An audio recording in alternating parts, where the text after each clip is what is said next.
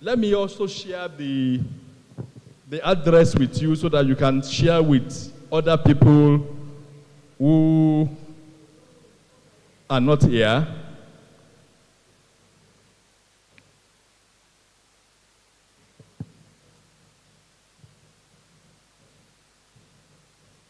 At Official Upgrade TV.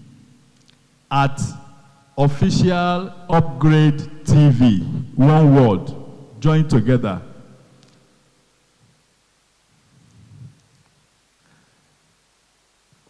I'm taking the microphone to one of my brothers who I believe was close to Baba Ayo Adebanjo during his lifetime, who can talk about him. And I'm talking about Mr. Folani to talk to us, who was Baba Ayo Adebanjo, the man whom we are celebrating today.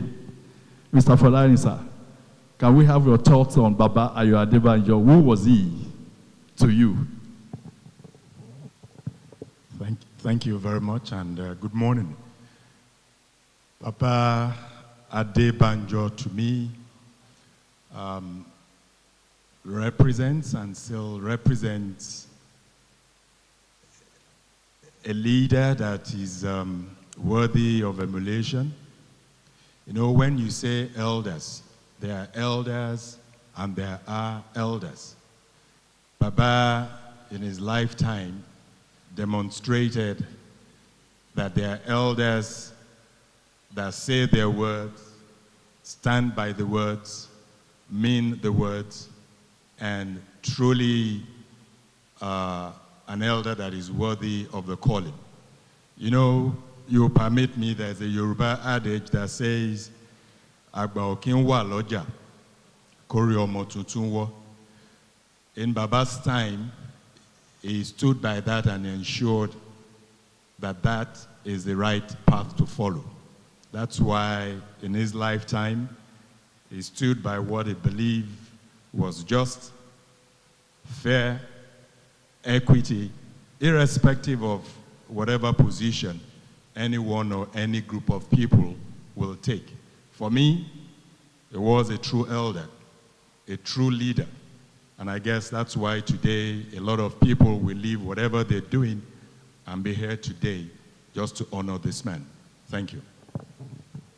Thank you very much, Mr. Folani. That was Baba Ayo Adebanjo in the views of Mr. Folani. Before the light was taken, Dr. Faponda was talking to us. And I'm going to take the microphone back to him. I want him to address the issue on the ethos and principles of Afenifere. What makes Afenifere stand out among all other political associations in Nigeria? What does Afenifere stand for? The founding motto of Afenifere was freedom for all, life more abundant. In those days, in the 50s, we are all living in the villages. We don't have much. The chance to do well is education. And the society was transformed radically. In fact, what we were able to achieve from 54 to 66, that Awolowo was in charge, Afenifere was in charge, is what we are still living on up to today. There was a little intervention in the UPN years. Jakande was in Lagos. Bolage was in Ibadan, and like that. So that foundation we have had, nobody else had it. And we are yearning for it to go back to that era. If you have to go back that era again, we will recover all the lost ground that Nigeria has taken from us.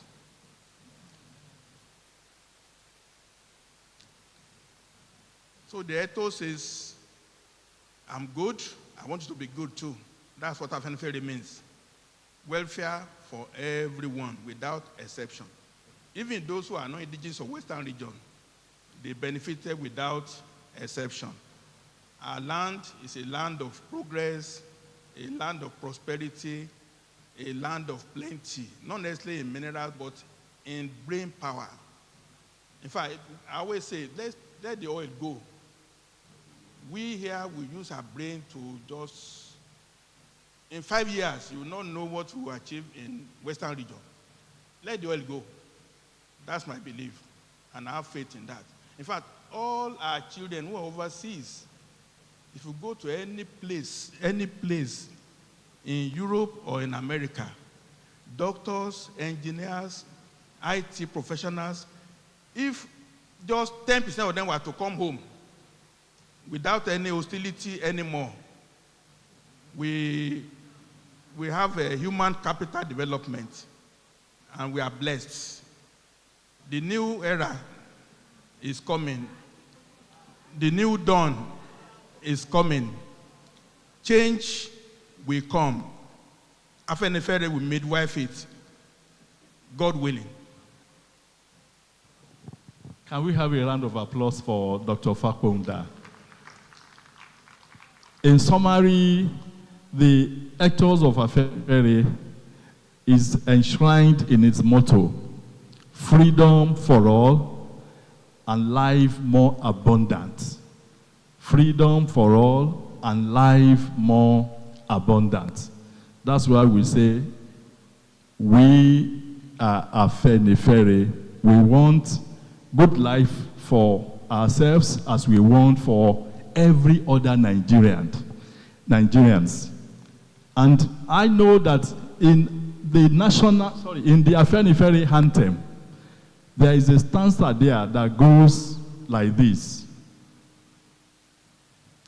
Batiberu labomo, Batiberu labomo. And he talked about that when he mentioned egalitarianism. That's what it stands for. That's what Afenifere stands for an egalitarian society. Thank you, sir. God bless.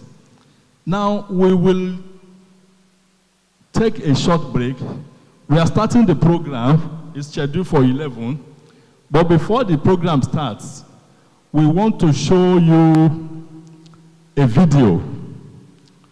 We are showing you a video right now on the life and times of Chief Ayo Adebanjo, the courage symbol, not only of Afenifere, but also of the nation. We want to have a short video that will chronicle his life and times. Are we set to go? Ms. Orijembola, who is setting it up?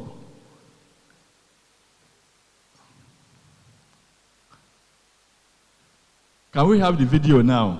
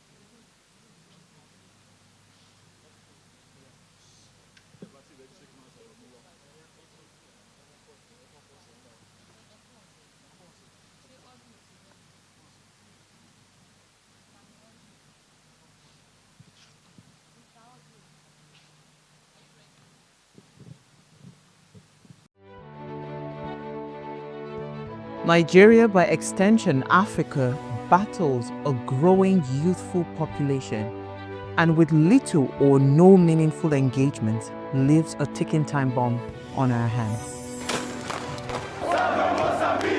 We are a blessed continent with great wealth, both in people and material.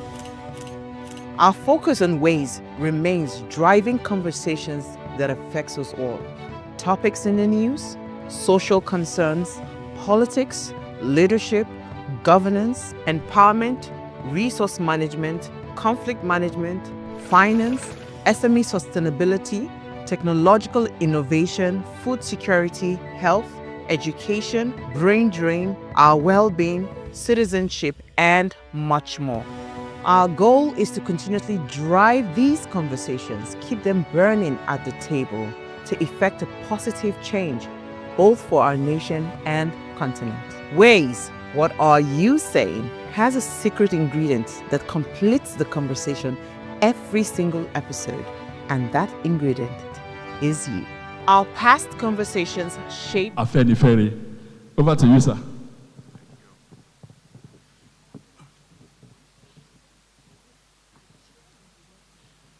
Good morning, all. KBSU, I'm happy the PG has just come in. You're welcome. Now, to talk about the great man, I'm not qualified. So I can only sketch up a little of who I saw from my small corner. The very first time, my PG, you're welcome. The very first time I heard of him, he stood up to the military. I was wondering, who is this man who would just stand up like that? How many divisions of the army did he have? He didn't have any. He stood his ground. I noticed him again in politics when they were talking of who would be governor of one place or the other. And I still remember what happened. I now had opportunity to interact with him at the national conference. I was a delegate, and he himself was the deputy leader. Chief Clark was the leader of the southern delegates. And it's good to have name recognition, because anytime he spoke, those who were opposing him will rise up, and he will stand his full height.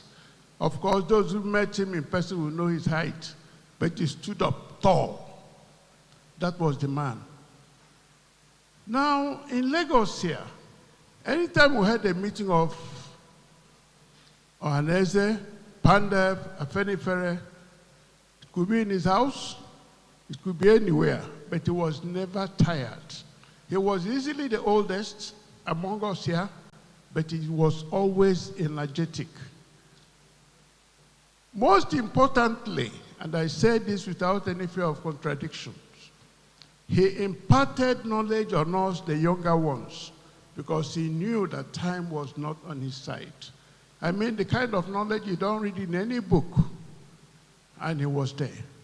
He told us what happened then, he told us what to expect. But more than anything, he was not a bread and butter politician. He was not into my stomach is facing where it can get food. He was into, this is where I stand. Quote me any day, this is where I stand. That was the man.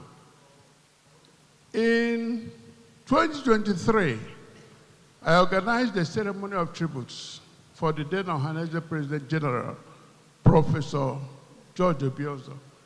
I just made a phone call to Chief Ayo Adebanjo and said, look, sir, we are doing so and so. Will you be able to come? He said he will be there. And he was there.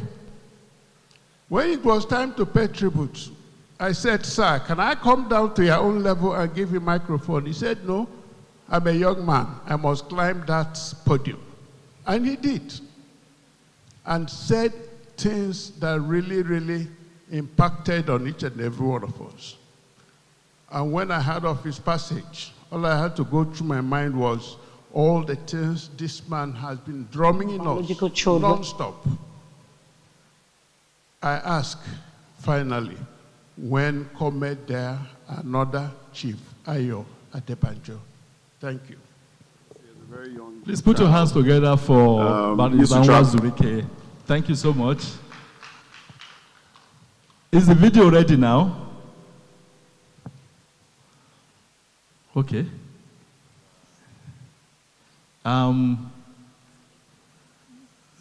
It's 11. Let's ask for.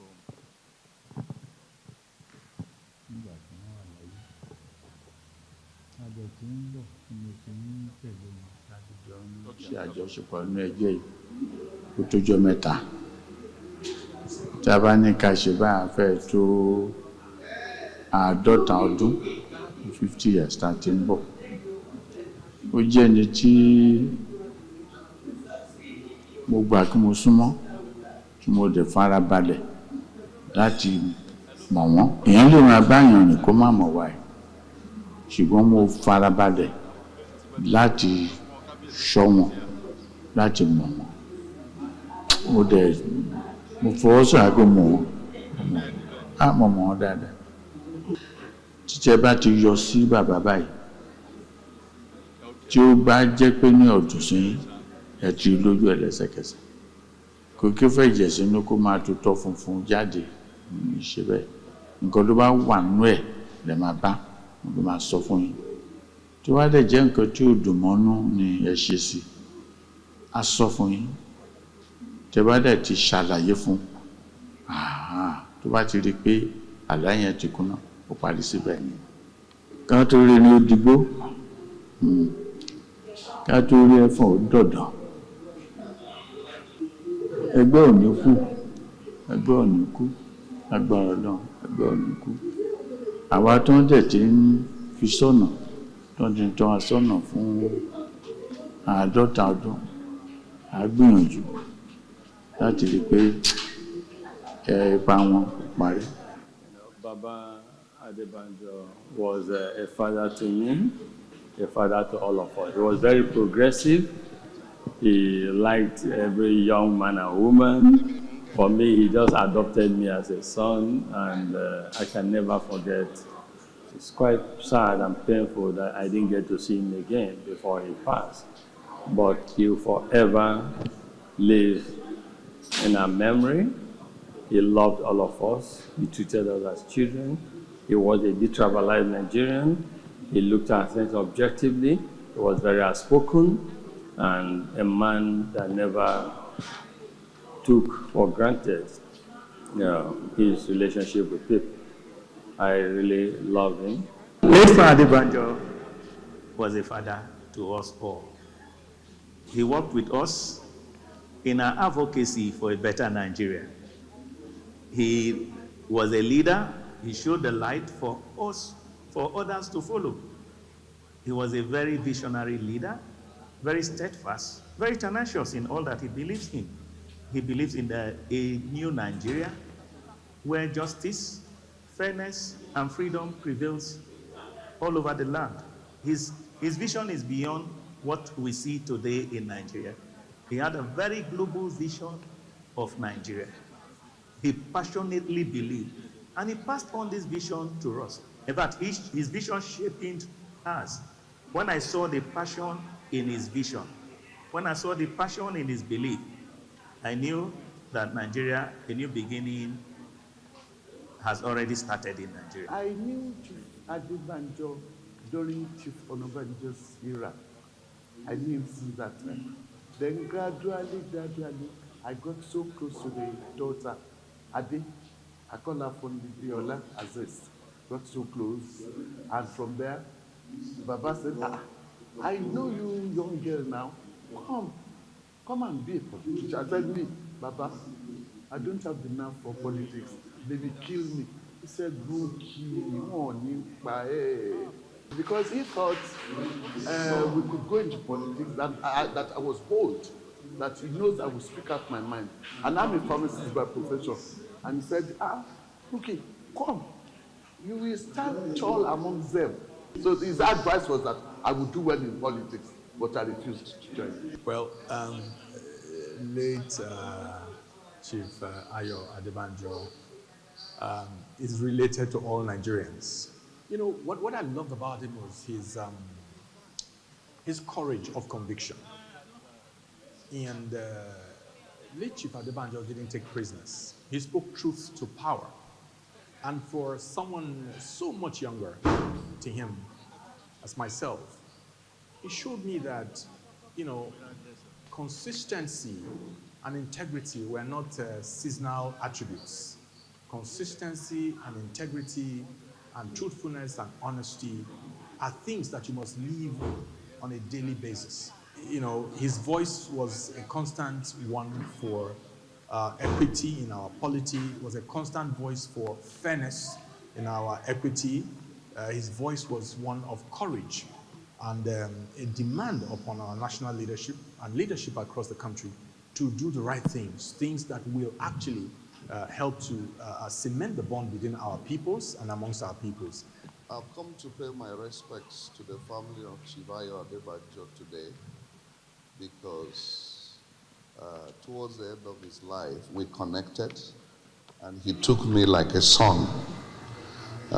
He had to come over to my state to visit me particularly, which has endeared him to me.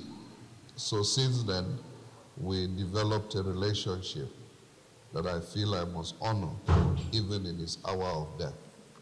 Yeah, the fact that at 96, he was still passionate about the nation that led him to live in Lagos at the age of 96, to fly all the way to Jos, to encourage me and to remind me of where we are coming from and the dreams they had as founding fathers of the nation has left me with fond memories of this great old man.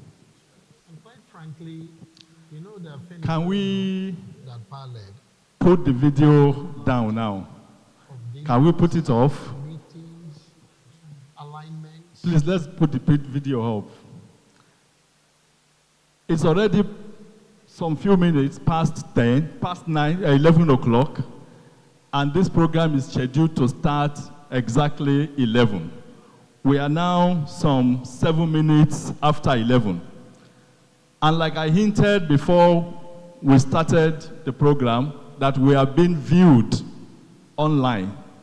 This program is being streamed live on YouTube all over the world. So we are going to strictly adhere to the program and the timing. So, distinguished ladies and gentlemen, Your Excellencies, we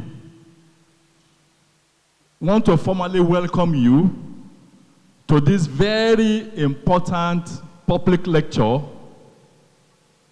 on the theme Afenifere, Identity, Ideas, and Ideology.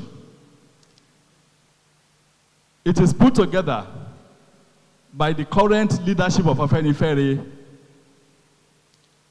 to honor the memories of our dear late leader, whom we love to describe as the courage symbol of Afenifere and indeed of Nigeria, Chief Ayo Adebanjo. As you are aware, Chief Adebanjo left this realm to join the Saint Triumphants on February 14 this year. Were he to still be alive, today will have marked his 97th birthday. And that is why the group Afenifere decided that on this day, the first ever public lecture to be organized by the group should be conducted in his honor and in his memory. The program we are starting now, others will join us as we progress. My name is Lanre Anjolaya. I am going to be your anchor for the program. And with me this morning is, let me hand over the microphone for proper address or proper introduction. Good morning, Your Excellencies, distinguished guests, ladies and gentlemen. It is my honor to be here in your presence for this wonderful occasion. My name is Rebecca Mautin Joyi, and thank you all so much for making our time to be here today. Today promises to be amazing. Thank you so much.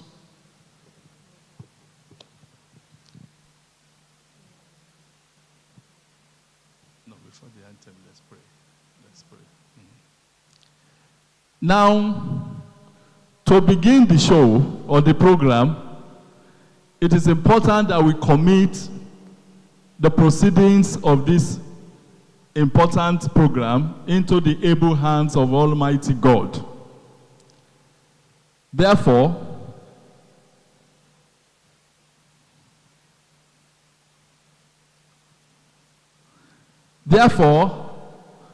may I call on Mr. Folarin Olujembola to lead us in the opening prayer.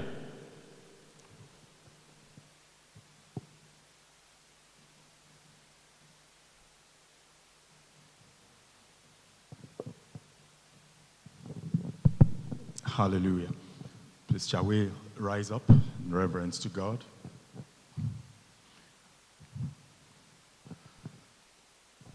Father, in the name of Jesus, we want to thank you for this day that you have made.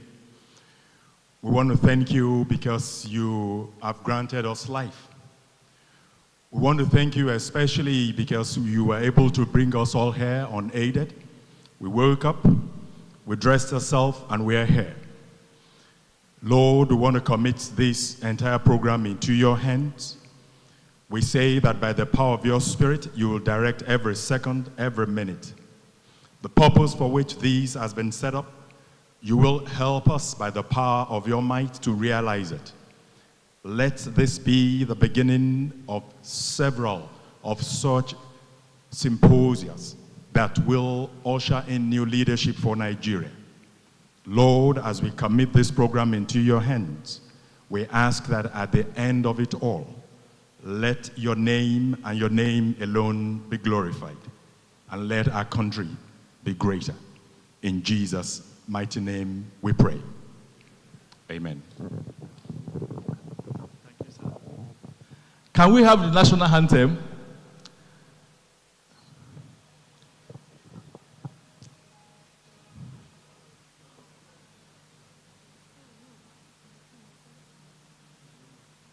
The national anthem, please.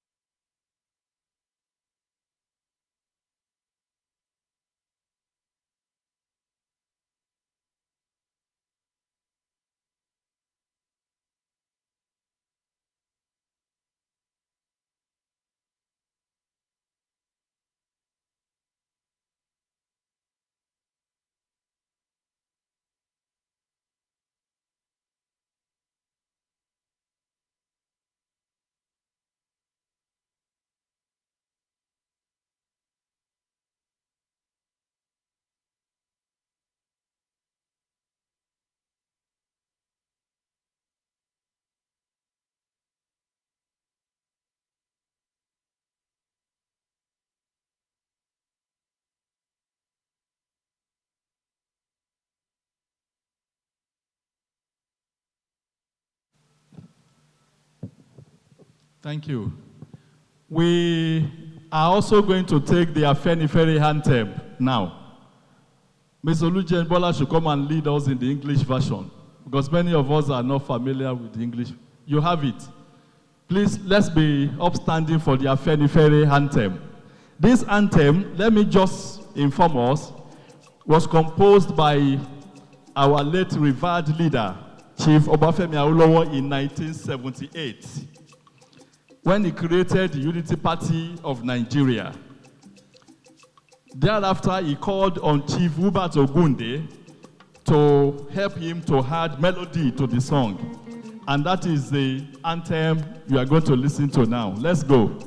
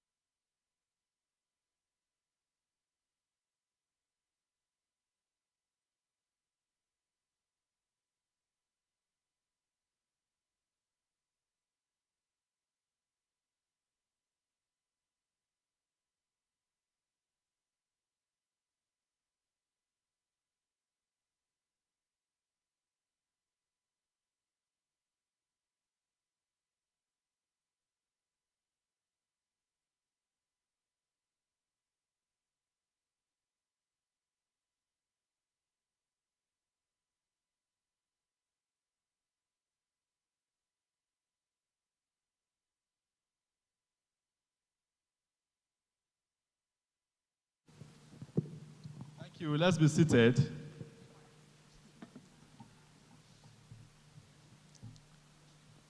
At this point, we begin to take recognitions and invite our speakers to the high table.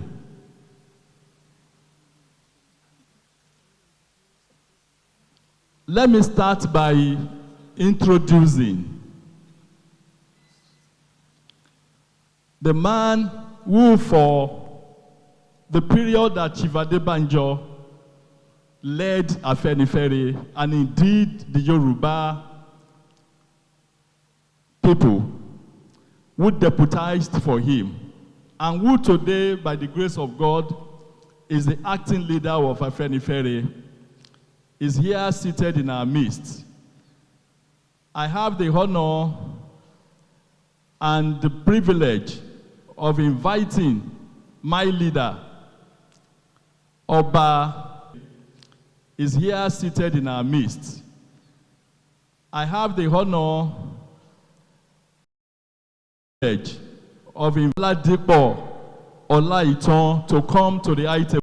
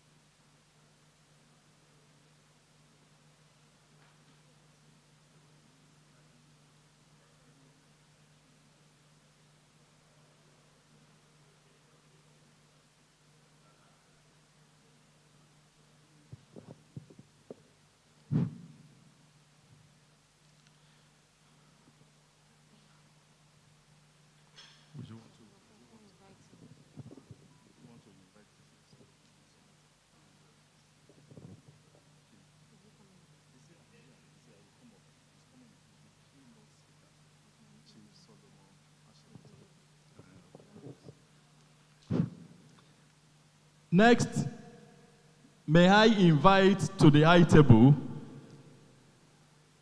another distinguished Nigerian who today is our keynote speaker, Chief Solomon Ashemota, SAN, to please come to the high table.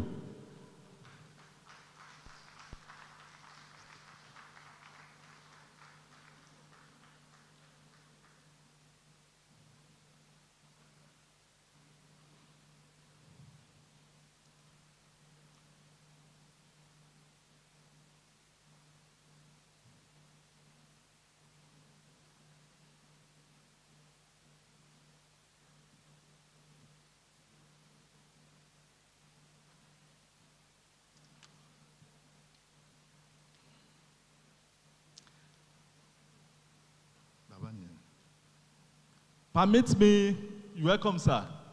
Yes, sir.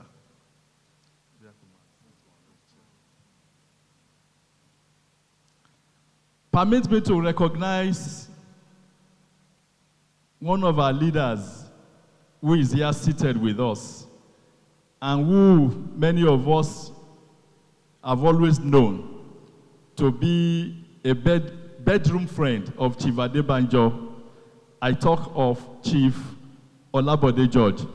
You are welcome, sir. We recognize you, sir. Thank you, sir.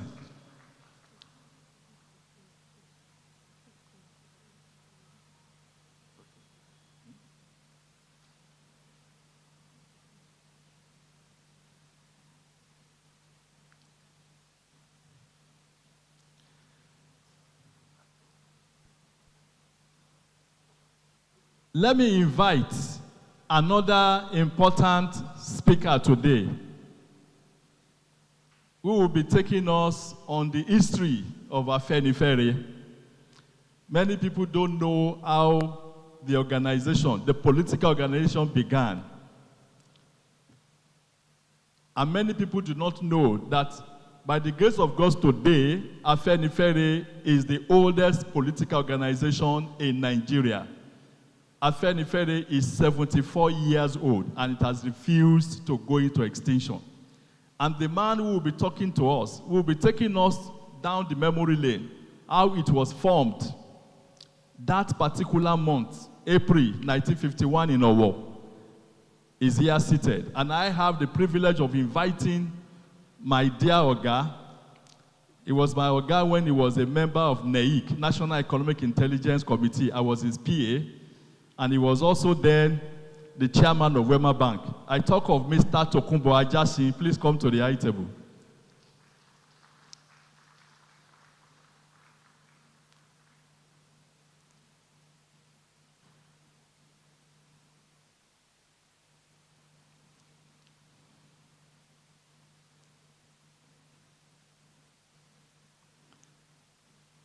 I recognize our elegant stallion, the amazing of a woman. I don't know whether to call her Chief Obi. I just want to recognize you, ma. You are recognized, ma. You're welcome. Next, I invite to the high table to speak on the life and times of our dear leader. Because part of why we are here is to honor this man who stood for truth, who stood for justice, who stood for peace and a united Nigeria during his lifetime. And the man who will be talking to us about Chief Ayo Adebanjo is more or less like his godson. I will call him his godson. And he is my own very leader, good leader in politics. Chief Shukwashoni Bada is my leader, and I invite, and he's also the national treasurer of Afenifere for as long as I can remember. I think since the time of Baba Ajo Adesanya, he's been the national treasurer. Chief Shonibare, you are invited to the high table, please.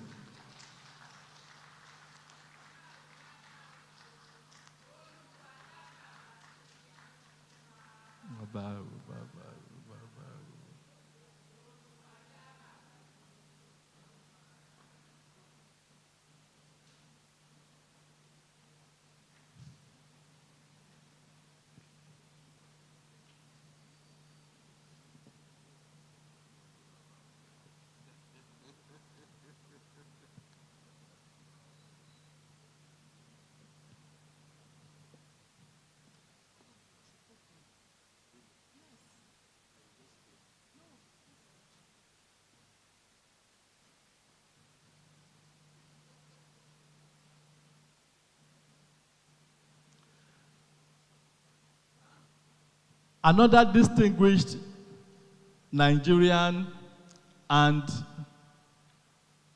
a very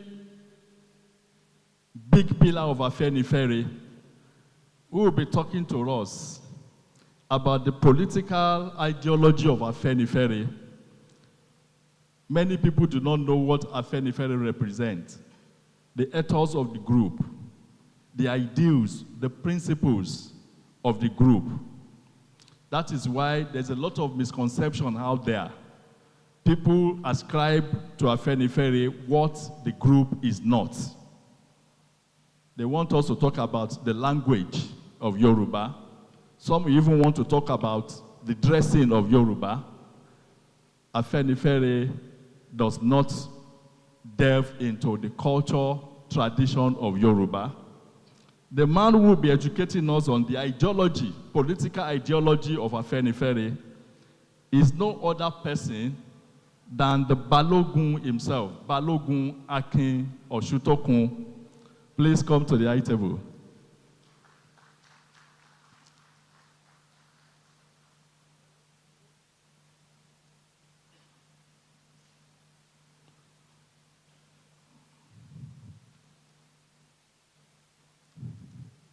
Welcome, sir. Welcome, sir. Yes, sir.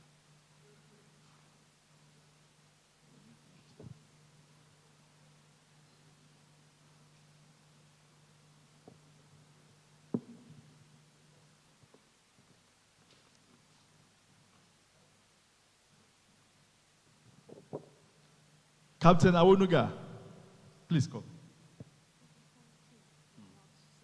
I know, there's people that we have to sit.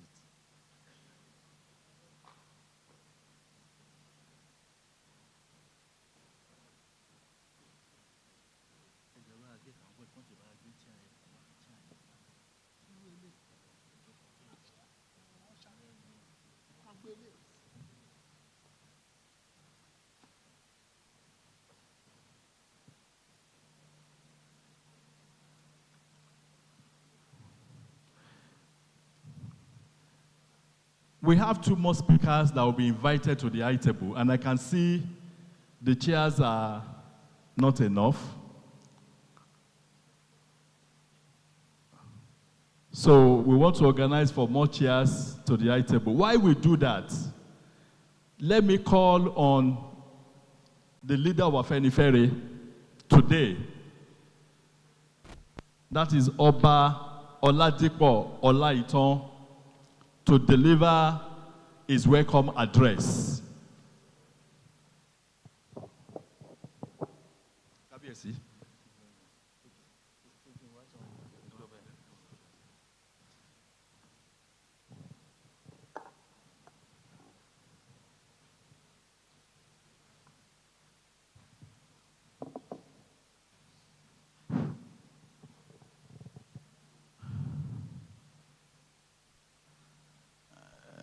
Thank you, everybody. I welcome everybody. I don't know where to start. I see my fathers here, my papas, my leaders, contemporaries here, ladies and gentlemen. But I will particularly make mention of Shubode George here, a true ally of my leader. I can see Obi Okwekesele here. one of the foremost Nigerians ever living, constant as the Northern Star. I can see Pandev leader here, our long-standing ally, a dependable ally. They are with us through thick and thin. We lost our dear over there too. We are coming over there to do the needful. I particularly also welcome the siblings of my leader. I can see Mrs. Aziz here. I can see Femi here. And I can see my own reverend here too. I can see Mrs. Ate here too. If I can, you know my reverend, trying to see you. Thank you so much for coming here today. It's a difficult task, yet very simple. Difficult in the sense that I wasn't expecting this to happen now. A lot of times we spoke with my leader, especially when he was on the sick bed. I would go to him and say, Papa, please don't go. Please don't go. He said, okay. You would say he was old enough, 96, but to us he wasn't old. We didn't want him to go. We believe that, I used to say, Papa, we are not ready. We can't hold on without you. No, we say you can hold on, you can hold on. I said, please don't go yet. Please don't go. We can't, I'm not sure we can handle it without you. He would say, don't worry, you will handle it without me. I was unbelievably very close to him. A lot of people may not know. He wasn't expecting to go that time. He used to tell me that his father died at 105, and he believed there was no reason he wouldn't make that as well. My own father too died at 105, so we used to say my father died at 105. He would say his own two died at 105. So we say, okay, it shouldn't happen now yet. So we used to say that. So it was like that. So when it came, it was like a rude shock. We didn't expect him to go then. But then, who are we? I took time to know my leader, took time to know him. I've been with him for almost 50 years, 50 odd years. So, I know him. I know him. I know him. It's constant as the Northern Star, whose true fixed and resting place, there's no parallel. He knew his mission in life, and he was committed to it. You couldn't sway him off it. It wasn't possible. You couldn't. Nothing could sway him off it. He knew what he was here to do, and he followed it. He couldn't be bothered what anybody else said. Sometimes we'll go to him and say, Papa, he said, don't worry, they will come back to us. He knew what he was there to do, he did it, and he has done it, and I'm sure he's with his Father, he's with his Creator now. But then, I still say we have a lot to do. He didn't believe that the job was done, even when he knew that it was time to go. He still believed that we had a lot to do. He believed that the crop left behind will stand together and work. I would be a little bit personal here, if you forgive me. Baba trusted some of us, very well. He knew that whatever happens, these people will stand. It's not an exhaustive list, but I will not be doing justice to him if I don't mention one or two or three. Baba trusted Chief Shonibare a lot, trusted him a lot. He believed in him, trusted him. He knew that whatever happens, he will stand. And I testify to that too. Also, he knew that whatever happens, she's not here now. Her Excellency Kofo Bokna Kerili. Baba knew her, trusted her, and knew she wouldn't waver. I call him Balogun Dodondawa Akin Oshintokun is there. He knew, we don't talk about my brother here, Ajashin, of course. I'm not sure if he has a choice. Then Shola Ebisheni is there. He lives right away in Ondo State. Papa will say to me, just call him. Tell him to write the message. That's all. You don't have to brief him. He knows what to write. And true to type, he will write it. You would hardly ever have any reason to check on what he has written. I can see Onokoya here too. Tunde Onokoya, a trusted person. And Mao doesn't like us to mention his name. Chairman of FCMB, he knows himself. I will stop at that. He knows himself. He doesn't like us to mention his name. But I will. It's Tola Mobuluni. It's there. If I have not mentioned your name, it's because I can't find your face. It's not that I don't believe that I trusted you, just as people have mentioned there. But then, ladies and gentlemen,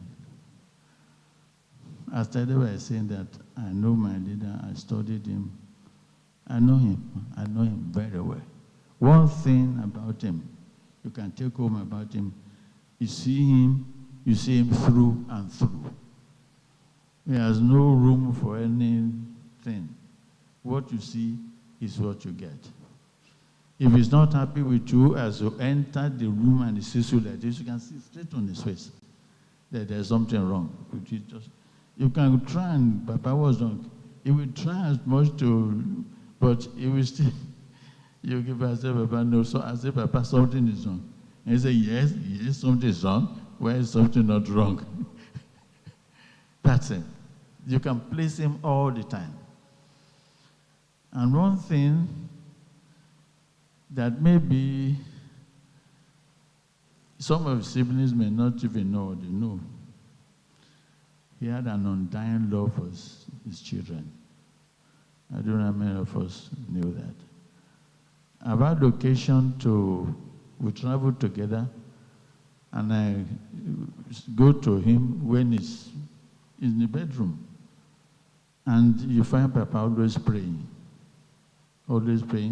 and mentioning the names of his children. Believe it. When he's praying, he'll be praying and mentioning names of his children and praying. I've joined him to do it several occasions. He has a particular person, and I will mention that one. He's so worried about that person, so worried about him. Papa, I won't say him or her. So worried. And I will say, Papa, it will happen. Don't worry. I took part in prayers with him, so I know him. I know Baba. I know him. It's not even a difficult man to know because it's as open as an open book. He has nothing to hide. Well, to Nigeria, you've lost a gem. You've lost a sincere advocate. Nigeria has lost a sincere advocate. Nigeria has lost a pillar that is difficult, very difficult to replace. So, the loss is not just to the siblings, it's not just to us here, but to Nigeria more than anything. And you always say this, I only owe you one bullet. That's it. When he wants to say something, Baba, take it easy, take it. Say, no, I only hold them one bullet. Meaning he was ready to die for what he believed in. How many of us would do that? You say, Baba, just let's wait a little bit. Let us see what is to go. He said, no, I know what's going to happen. And I'm going to say it. What is it?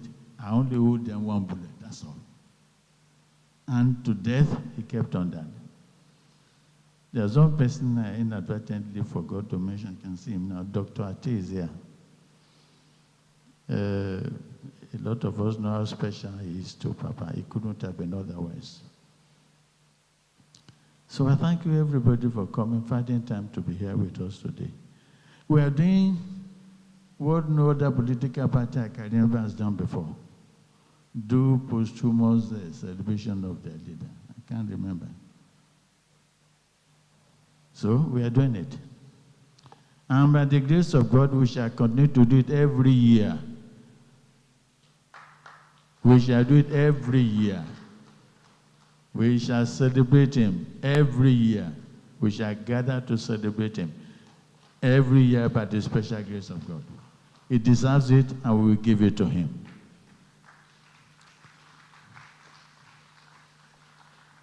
Well, ladies and gentlemen, there are fantastic speakers here. And we have one thing here. We have a stardom, a gallantry of gallant men. Papa didn't go without leaving people who would fight for him, fight for his cause. And they're here. And you shall see very soon that Papa has not gone anywhere. For some of us who have developed the sixth sense, I don't know how many of us here have developed the sixth sense.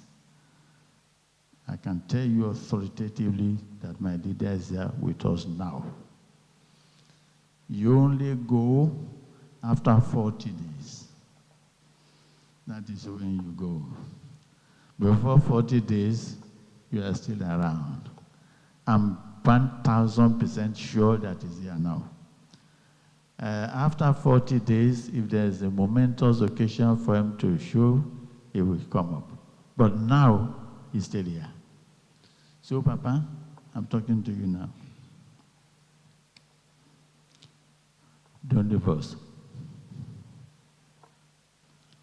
Stay with us.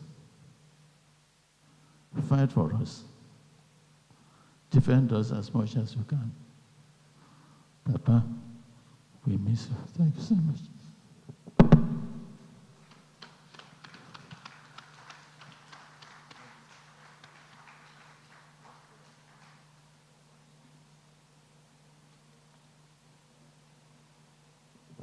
I think we can do better than that for the leader.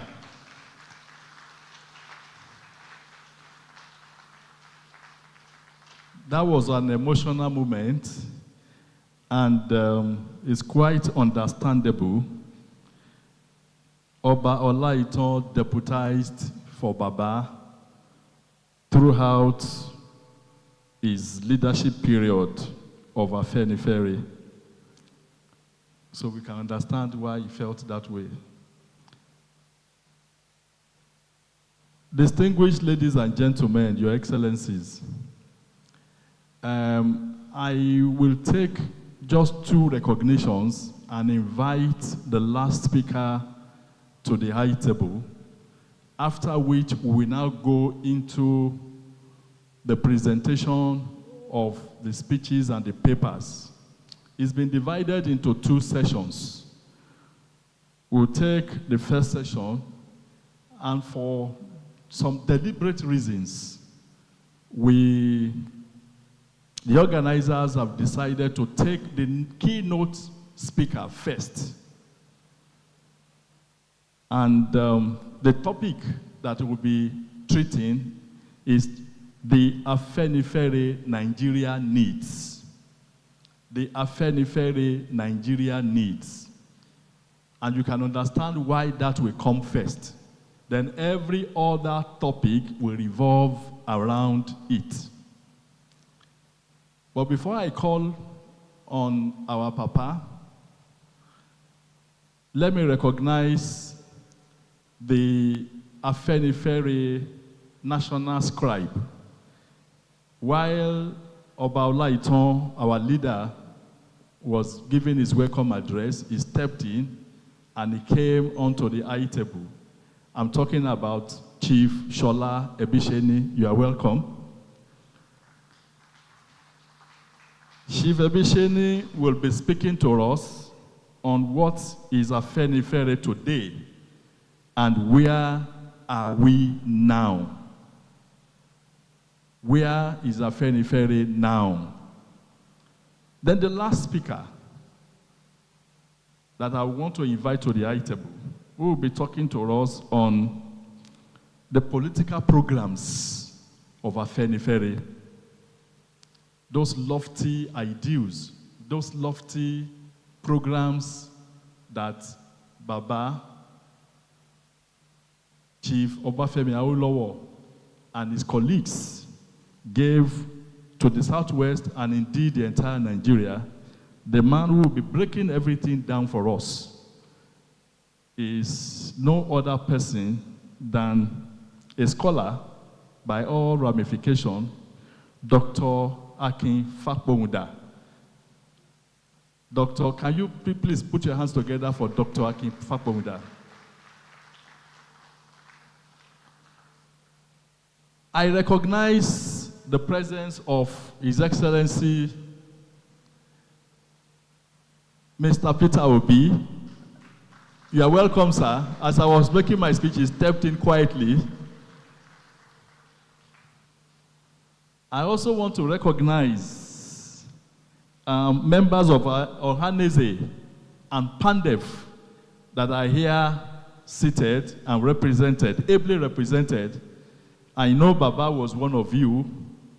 It was every time we are in a Afenifere meeting, he would tell us he was in Pandev, he was going to SLF, he was going all this.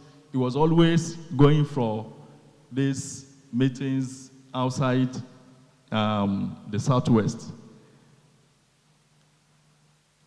There's a gentleman here in our midst who happens to be the chairman of Chief Ayo Adebanjo Funeral Committee, who is planning the final funeral rites for our dear leader. Many of you may not know, the funeral rites will be coming up by the end of this month, April 30 through the 3rd of May. Maybe before you go, and I trust my leader, Chief Shonibare, he will give more information about that for as many of you that want to attend the funeral rites of Baba. But we have the chairman of the committee planning the funeral here with us, and he is also the founder of Insight Communications and currently the chairman of diverse companies in the country. I'm talking about Mr. Abiodun Shobanjo. Mr. Abiodun Shobanjo. Thank you for coming, sir. We recognize you. Ambassador Dr. God knows Igato. Is it Igali? Sorry. Pardon me, please. Ambassador God knows Igali is the national chairman of Pan Nigeria Delta Forum, PANDEF. We recognize you, sir. You are welcome, sir.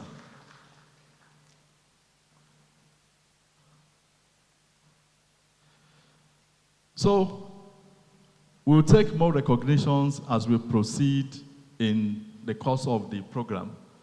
Let me invite to the podium to present his paper our keynote speaker. In fact, the media, some of them came to me, they said they are going to stream you live, and they are going to interrupt some of their programs in the studio to stream you live. And so they begged me that, is it true he's going to speak first? And I said, yes. Are we set, gentlemen of the press? Are we ready? So I invite Chief Solomon Hashemota to the podium. SAN. Welcome, sir.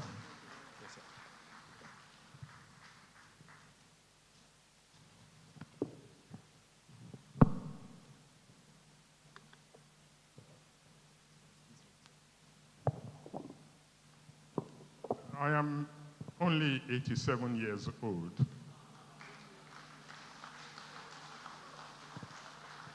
And I consider myself a Nigerian. I grew up in Jos in the 40s, 1940 to 1952. I started off in St. Paul's School. That was an Igbo school, and I learned Igbo language. My mother and her husband moved out, and I was sent to live with somebody else, and I had to move to St. Luke's School, which was a Yoruba school, and I learned Yoruba. During my time in Jos, growing up, it's not where you come from, but where you live. Are you a barrack boy? Because we know the barracks, they fight a lot. Are you from class quarters? Are you from Chickengeri? That's how we grew up. And I was, fortunately, one time a class quarter boy, and later on a Chickengeri boy. When independence was approaching, then nationalization started. It was then we began to see difference. The pyramids of cursing Granite disappeared. Till date, nobody has told us why. But I believe that it was the policy of government to divide us that was responsible for these pyramids to go away. Now, what is a policy? I read a book on Lugard's amalgamation, and he told the story of what it was. In fact, it was what he said, the Secretary of State said at the club, that he had licensed the well-conducted youth of the North and the Southern lady of means into a marriage. And he hoped that they would form a great federation, even though he wasn't too sure whether it would form a great trust. Don't forget, it was a monogamous marriage. Well-conducted youth of the North and the Southern lady of means. But eventually in 1937, South was split into two, into East and West. That was the beginning of our real problem. Why was the South split and the North was not split? Well, I'm sure the university people around will tell us, but I try to find out. I can't find any reason, except to concoct one myself, that they wanted a weaker South and a stronger North. I'm not too sure I'm correct, but logic tells me that that's what happened. Then, suddenly, you find a situation where we are now 36 states. We have a federal capital territory. Then we have 387 ethnic nationalities. We are completely divided. But look at America. America, they have all the tribes in the world. But you can see the way they react and see what is happening there today. So it is my view that had the military, my apologies to the general, not suspended political parties and ethnic association, we should have been much better. Perhaps we would have moved from the third world to the first world. But the decree that banned, started by Irunsi, Gowon did not set it aside, continued, and when they decided to have political parties, they decided on the shape. And I'm not too sure in making it clear today that some people don't want democracy in Nigeria. Don't be deceived. That is the problem.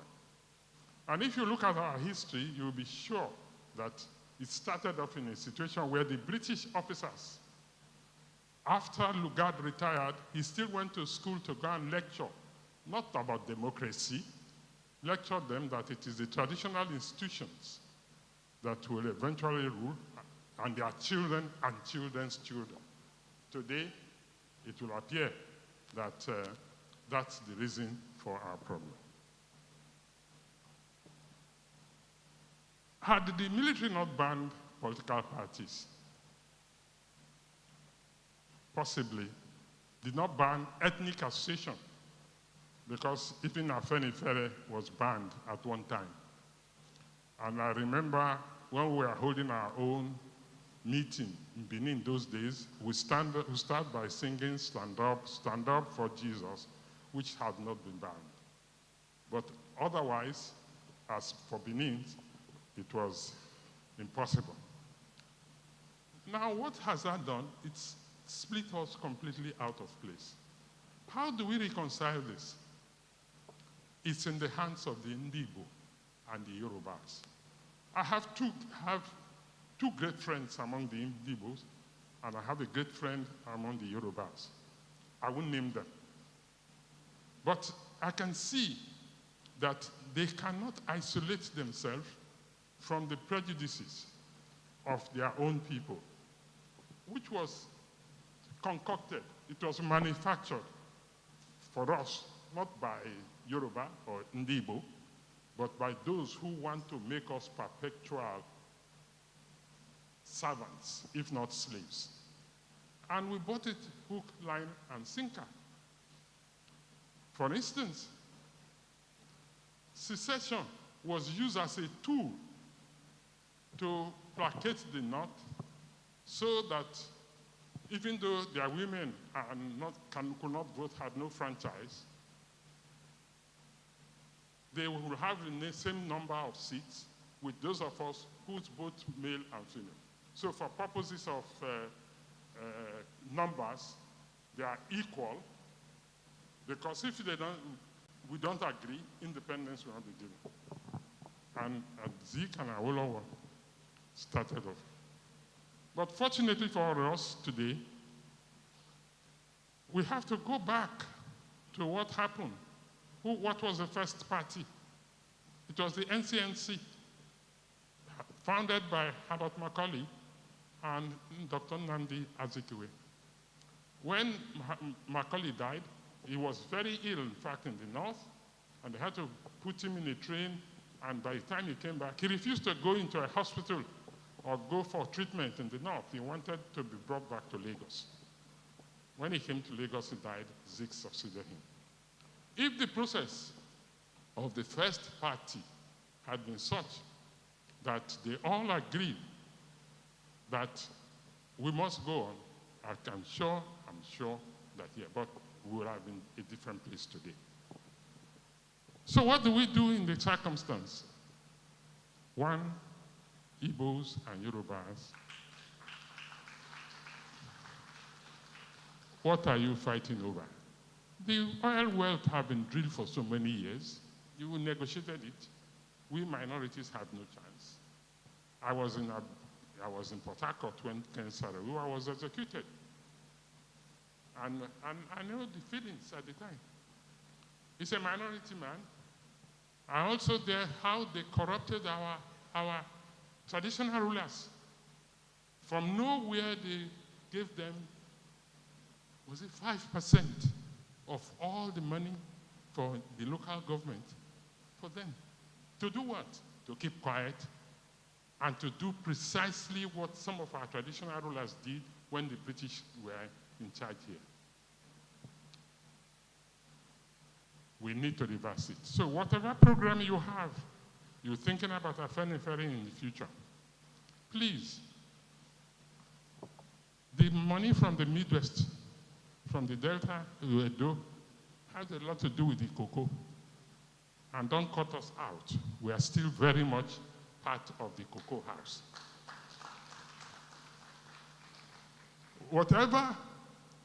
the Biafran people think they want to do. They didn't treat us of the minorities very well. Ayo was not treated nicely. But it was a period at the time. Now we have education. Now we have technology, all staring on us. It is time now we unite. Now what I have done in my paper is to recommend, because I was part of those who supported new breed politicians. I even helped to look at the Constitution to get it drafted. But there was something basically wrong. If you take a gun into a man's house and you threaten him and he surrenders and you take everything, your reasoning is blood. You cannot do justice to that same person you have thrown him away from his house.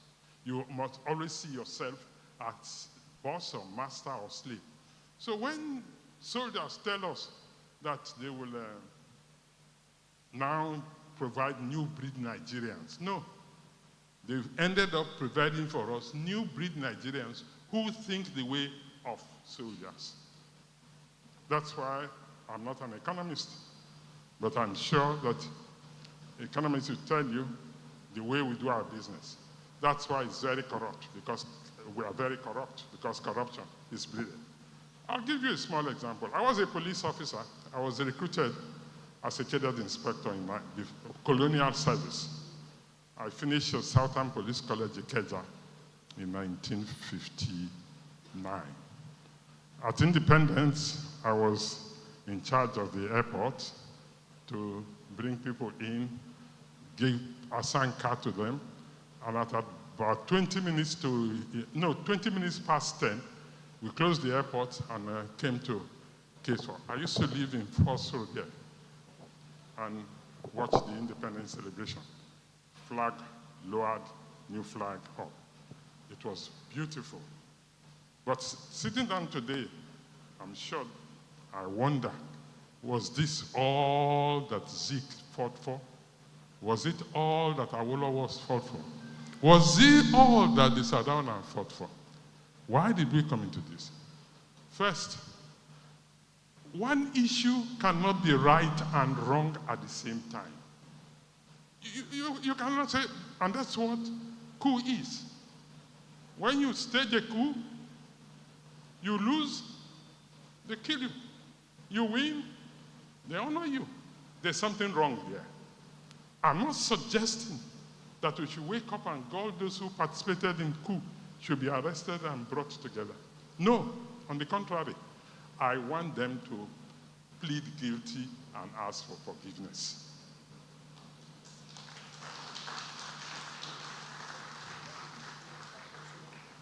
So I will plead with Yorubas. You got the civilization first. The Yoruba axis of Abeokuta, Lagos, and you had the advantage, even though the white people got to Calabar and Asaba. It was Yoruba here, Lagos, that. So when Lagos is now being turned, my daughter was born in Island maternity, but she's not a Lagosian. Why? Is that progress? No, it isn't. It's not progress. So the Yorubas have to sit down and understand that we are all human beings and we are weak. That the larger we are in Nigeria, the better for all of us. In fact, we should be thinking how Dahomey, Republic of Benin and so forth will join us. We see how the other people in the north will, Niger, this will join us so that we can have it strong. Not how we will break away. So please, I plead with those in authority. Release Carlo. What do you derive from it? I will also plead with them that, please, if you are from River State, I beg you, tell your brother or your sister that democracy is the best thing that has helped the world in the last 77, so many years since democracy was invented. Returning back to the old age of administrator will not improve us. So plead with them. In Igbo, yes, we all know the weaknesses. I'm a weak person, we all have weakness. When we are in the police, the man who knows how to go on the road gets a lot of money, and those who don't know how to do that are also happy. The man who gets is happy, the man who does not get is happy, because it's all a game of the mind. It's a game of the mind. You decide for yourself what you think is happiness. If stealing is happiness, then you go stealing. If honesty is happiness, then you are honest. So, in any case, where do we go after? How will you be remembered? I'm not a pastor. No, I'm not a pastor at all. I'm a Catholic, but I'm not a pastor. So, there was never any quarrel between myself and my friend who makes a lot of money, who marries 10 wives. I have only one. We've been married for 63 years. We look after ourselves like two old people. So I will plead with you major ethnic nationality. Hausa Fulani was an invention of the British. There was no Hausa Fulani tribe in Nigeria. They were going to, the colonial people were going to introduce us into democracy, so they had to have one demo, and that's how Hausa Fulani came about. I'm grateful to a Fulani man who recently called his clan and said, listen, we've had enough of this nonsense. Can you stop it? So I'll plead with you, Afenifere. I would have loved if after I've listened to everybody before I say, but I'm pleading. I'm here to say that the greatest harm which the military did to Nigeria was the question of banning political parties and association. And also to tell you, when you read here, about what the first political party in Nigeria, the first one, Awolowo belonged to it, H.O. Davis. I took over from H.O. Davis. After H.O. Davis died as the director of health, I became appointed director. So I know this history is sufficiently well, and I saw independent. So I will plead with you in modifying your program that you've had enough. They've taken enough of the oil. So let's look at it from the point of view. And when you sit down to decide what you want to do, make sure you don't talk about breaking Nigeria or talking about Yoruba alone. My father, Adun Asemota, was an action group man. My uncle, Dautin Ogeva, the first African UAC manager, became the first Benin senator, was an action grouper. Do you want to cut us off and make it a Yoruba affair? Please don't. Thank you very much. God bless.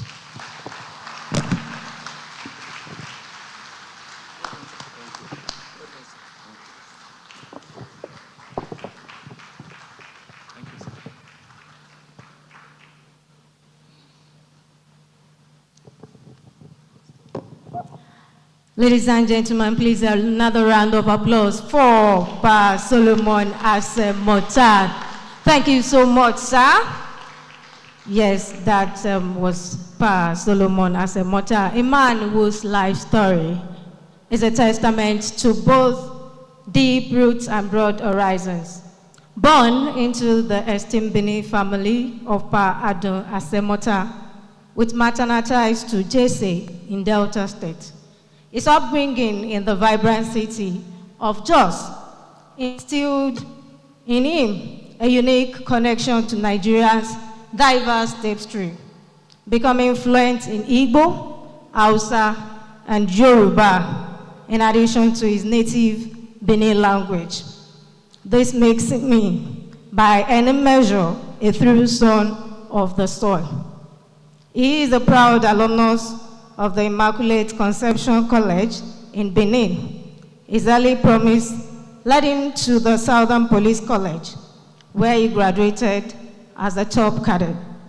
His early career was marked by significant moments, including the historic occasion of lowering the British flag on Nigeria's Independence Day while serving at Ikeja Airport. He further served with distinction as a divisional police officer and made history as the first aide-de-camp to the inaugural governor of the Mid-West region. Another round of applause for Chief Asemota. I think Baba Asemota has tasked us, Afenifere, to provide leadership, because according to him, Yorubas were the first to have civilization, and therefore it behoves on us to provide leadership along with other major ethnic groups in Nigeria. United will stand, divided will fall. We thank you, sir. We want to take more recognitions. First, we recognize the presence of Chief Oke Nwadinobi. He is the Deputy President General Ohaneze Indigo Worldwide. You are welcome, sir. Next is Major General Obi Abel Umahi. He is the President General Indigo in Lagos. General, you are welcome, sir. Chief Chris Igwe is a member of the Council of Elders of Indigo in Lagos. We recognize you, Chief Igwe. Mr. Omoyele Showore of the AAC and the Take It Back movement. You are welcome.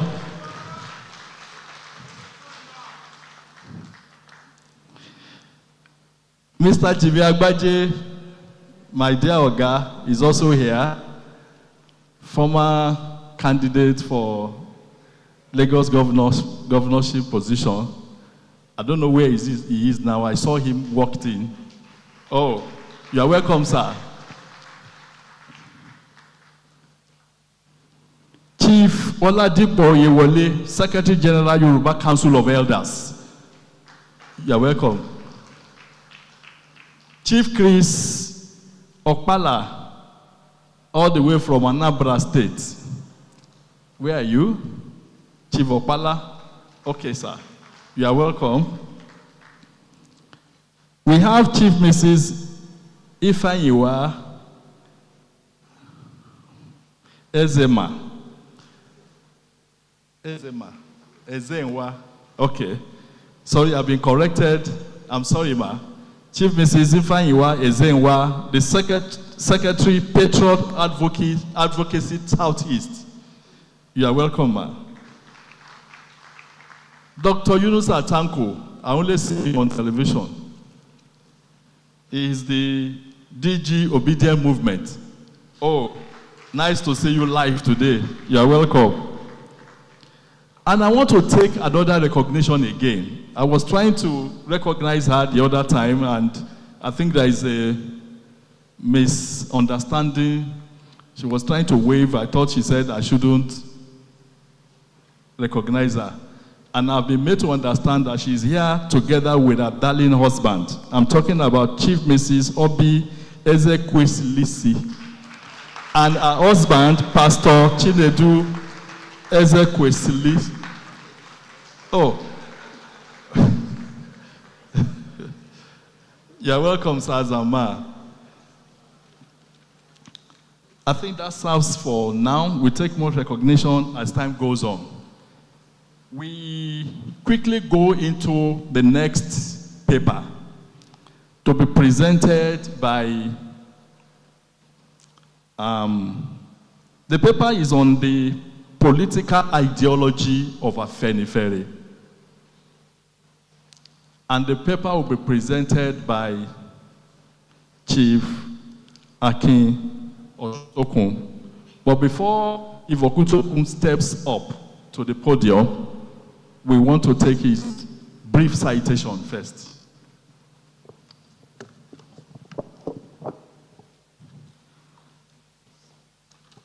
I have the pleasure to introduce our next speaker, who will be sharing with us the political ideology of Afenifere.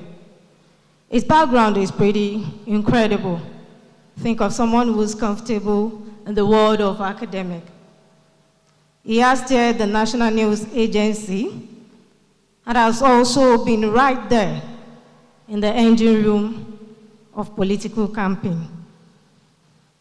His academic foundation in political science and mass communication from the University of Lagos paved the way for a dynamic career that has touched numerous critical sectors of Nigerian life. He has held significant leadership roles, most recently as the Director General of the Labour Party Presidential Campaign Council, and previously as the Managing Director of the News Agency of Nigeria, NAN. His expertise has also been sought at the highest levels of government, serving as a political advisor to the President. Furthermore, his intellectual standing is underscored by his fellowship in prestigious institutions like the Nigerian Academy of Letters and the Nigerian Institute of International Affairs. And his global perspective is evident through his engagement with the Economist Magazine's advisory panel. Ladies and gentlemen, please welcome Chief Akin Oshutokun. You're welcome, sir.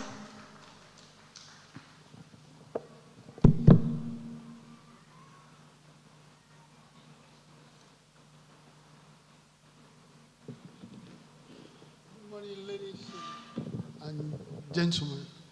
But I don't know if this has happened, but I don't think so. Maybe, I think we should honor the memory of Chief Ayo Adebanjo with a 1 minute silence.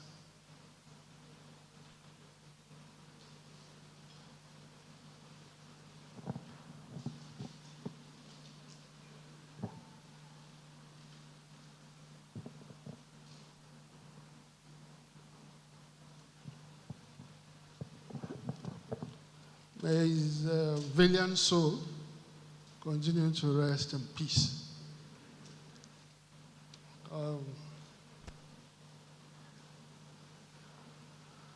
So,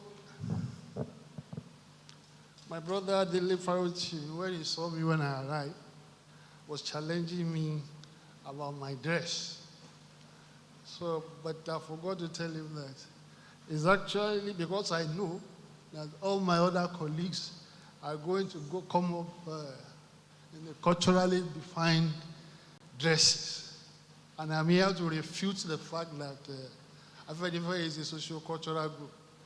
I think I'm most properly dressed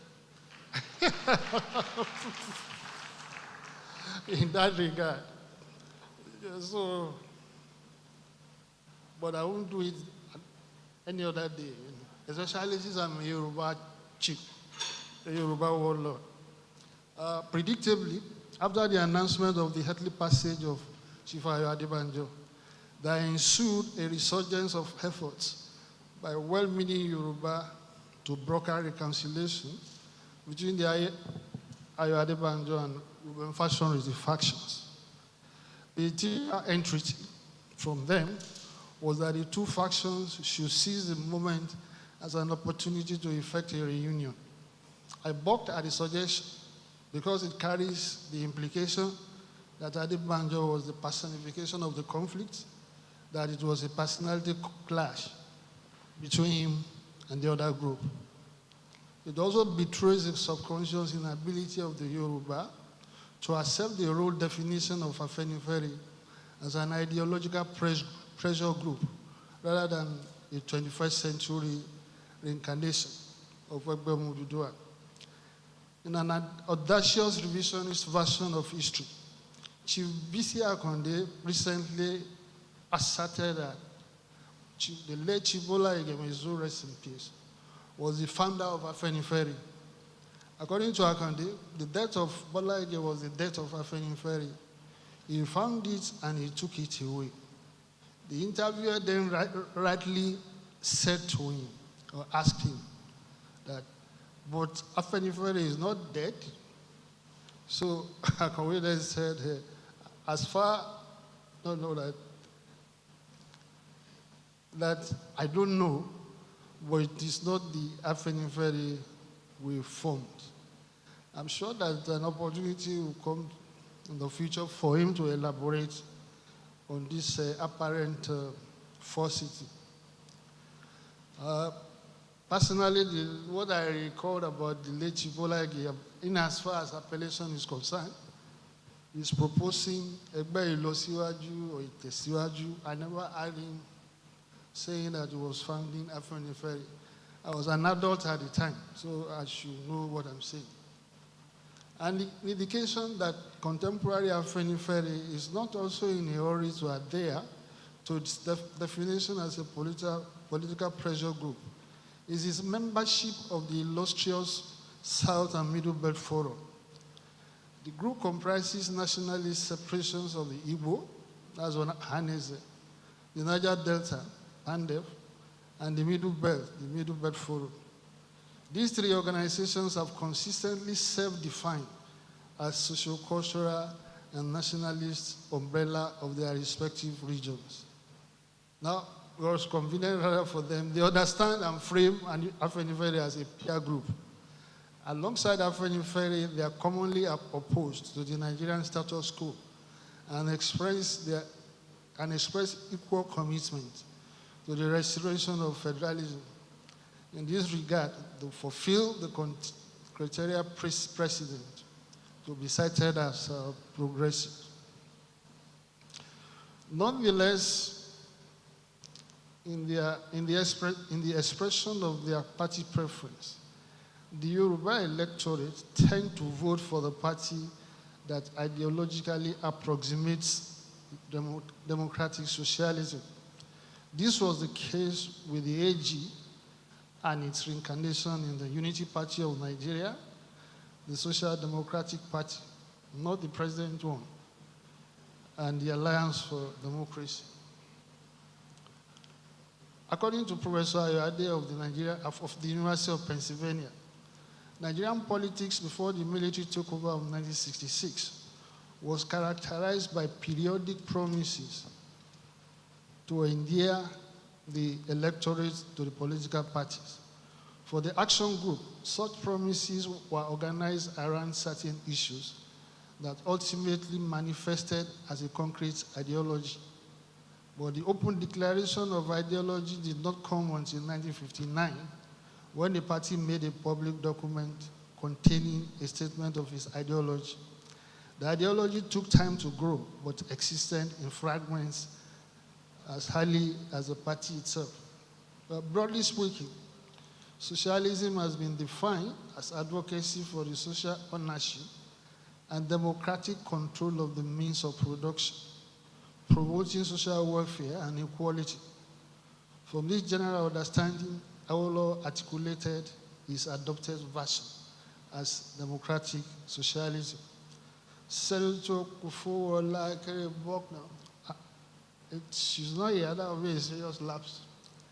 She lent the perspective that the inspiration for the adoption of democratic socialism came from Nigerian students who were in London at the time and saw the benefits of the program of the Labour Party to the people of Britain and wanted their own people to have the same benefits.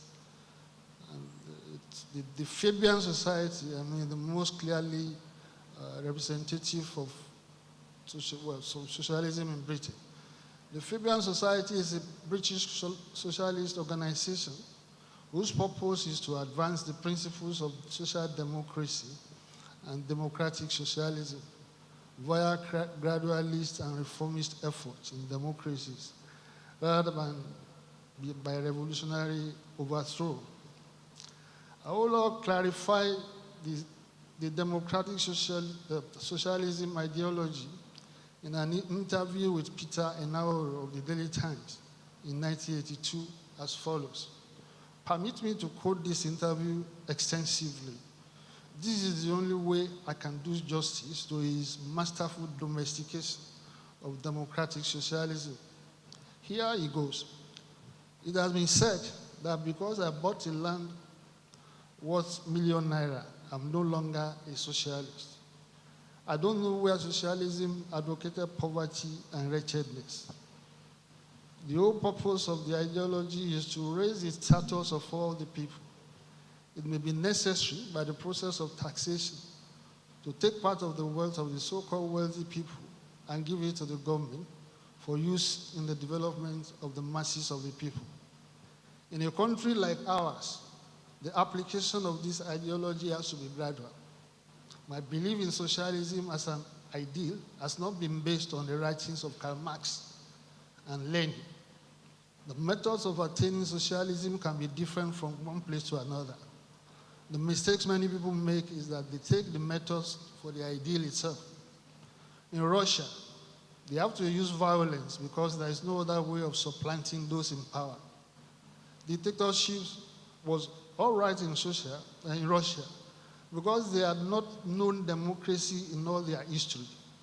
The same thing occurred in China. China had these warlords who had their own dominions and past emperors who were ruthless in dealing with the masses. Now, you cannot say the same thing about Nigeria. There is no homeless person in Nigeria.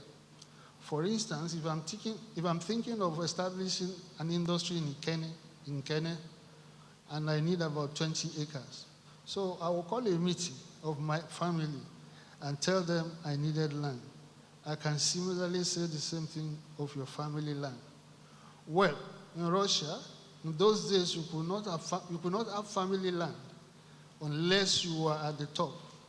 So the methods to be adopted here must be different. Furthermore, I do not believe in killing people in order to achieve welfare,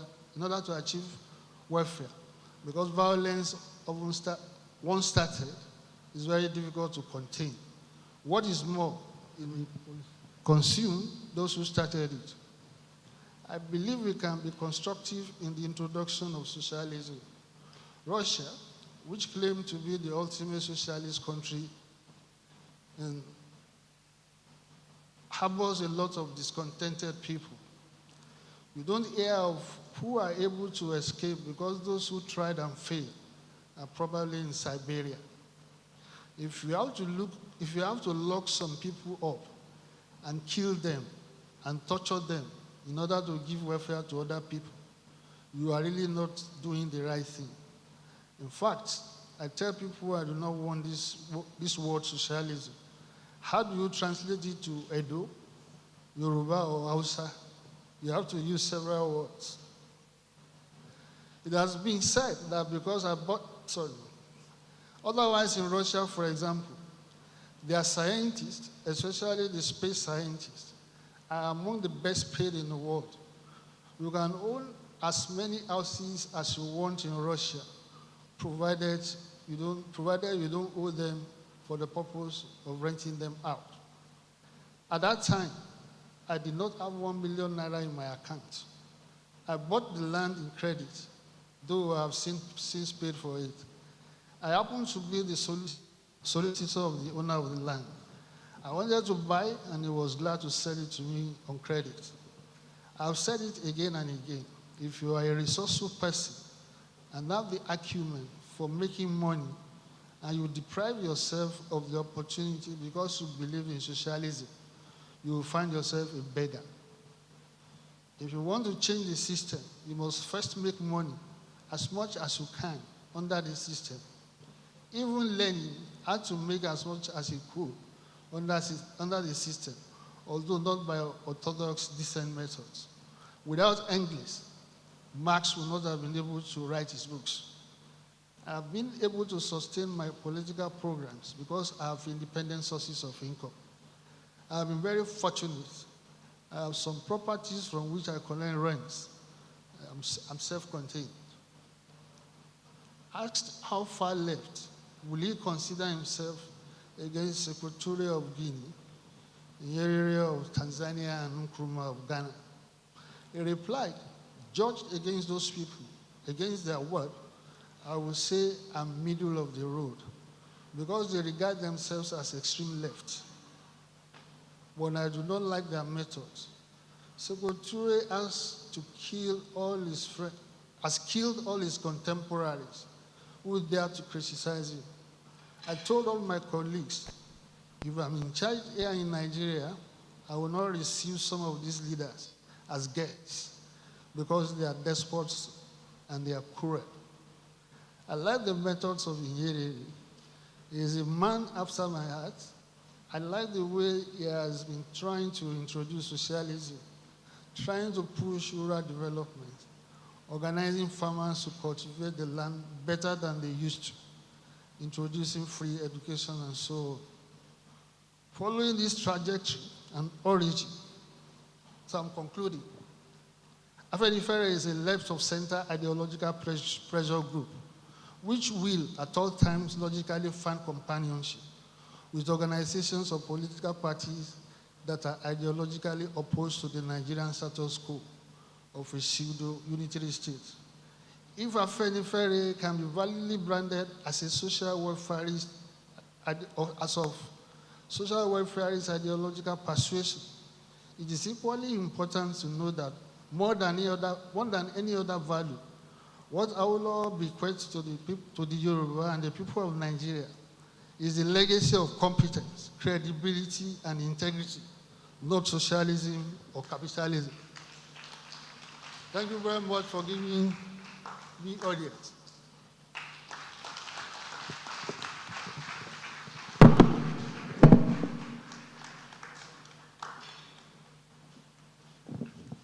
Thank you very much, Chief Akin Osuntokun. That was the political ideology of Afenifere explained. We appreciate you, sir. Without wasting time, we go to another beef of the program, which is the history of Afenifere. How did it all start? When did it start? Where did it start? And how long have we gone so far? To do justice to that topic is no other person. When I was ushering him to the high table, I described him as Mr., but I have been corrected. Like I said, he was my Oga. I was his PA when he was a member of NEIC and also the chairman of Wema Bank. But I've been made to understand that he's now a chief, a high chief for that matter in Ondo State, Owo. So to take us through the journey of Afenifere history is somebody who should know, being the son of the second leader of Afenifere, Pa Ajasin, Adekunle Ajasin. And I invite to the podium Chief Tokunbo Ajasin. Put your hands together for him. Thank you.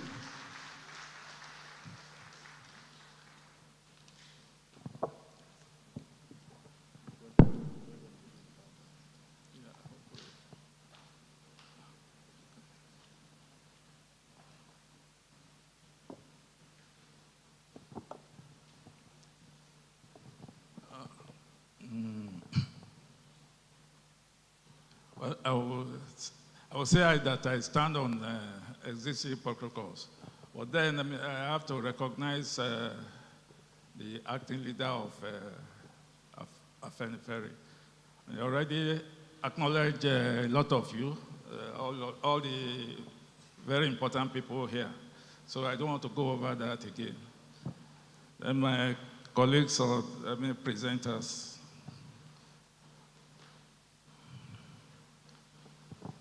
Yeah, preamble.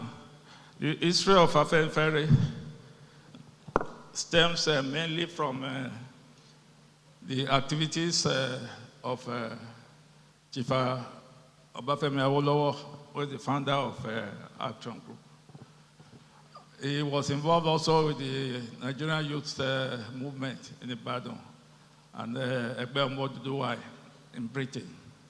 Chief Awolowo's interaction with students from Nigeria and other climes led to the founding of Egbe Omoduduwa.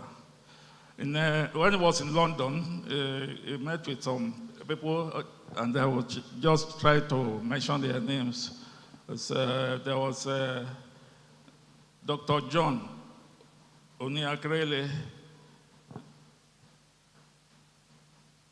Dr.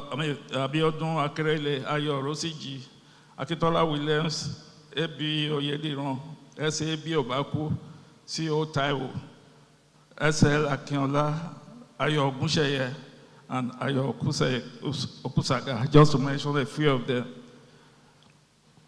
But when he came and joined when he joined the Nigerian youth movement, at that time, the principal figure in Nigerian politics was Abba Macaulay, who was the president of NNDP. But then NNDP was very popular in Lagos, and it started when they won almost all the elections in Lagos. Eventually, the Nigerian youth movement was formed by Agnes Ikoli, Obakinsoya, and well, sorry, I can't get the last name.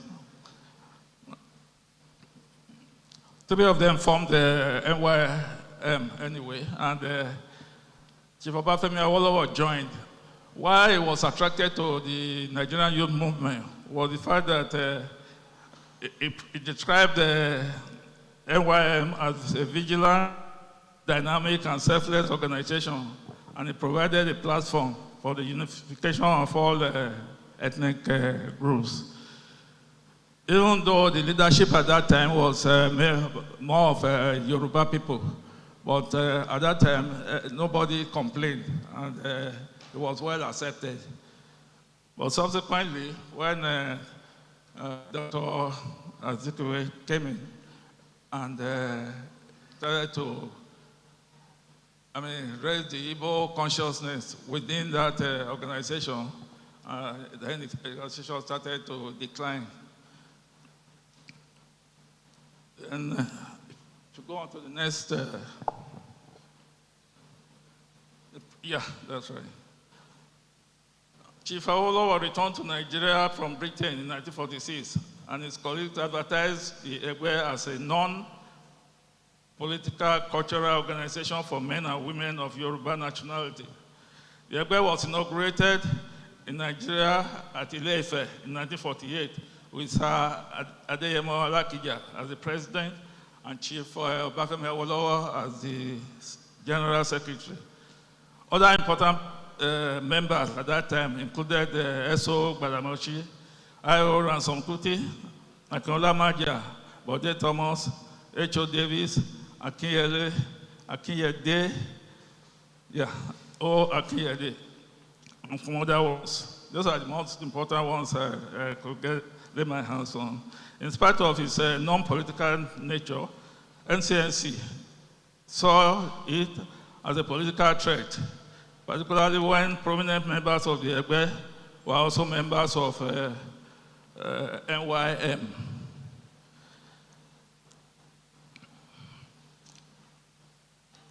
The organization, the NYM, like I said earlier, was because of the introduced tribalism into the organization, it started to lose its luster.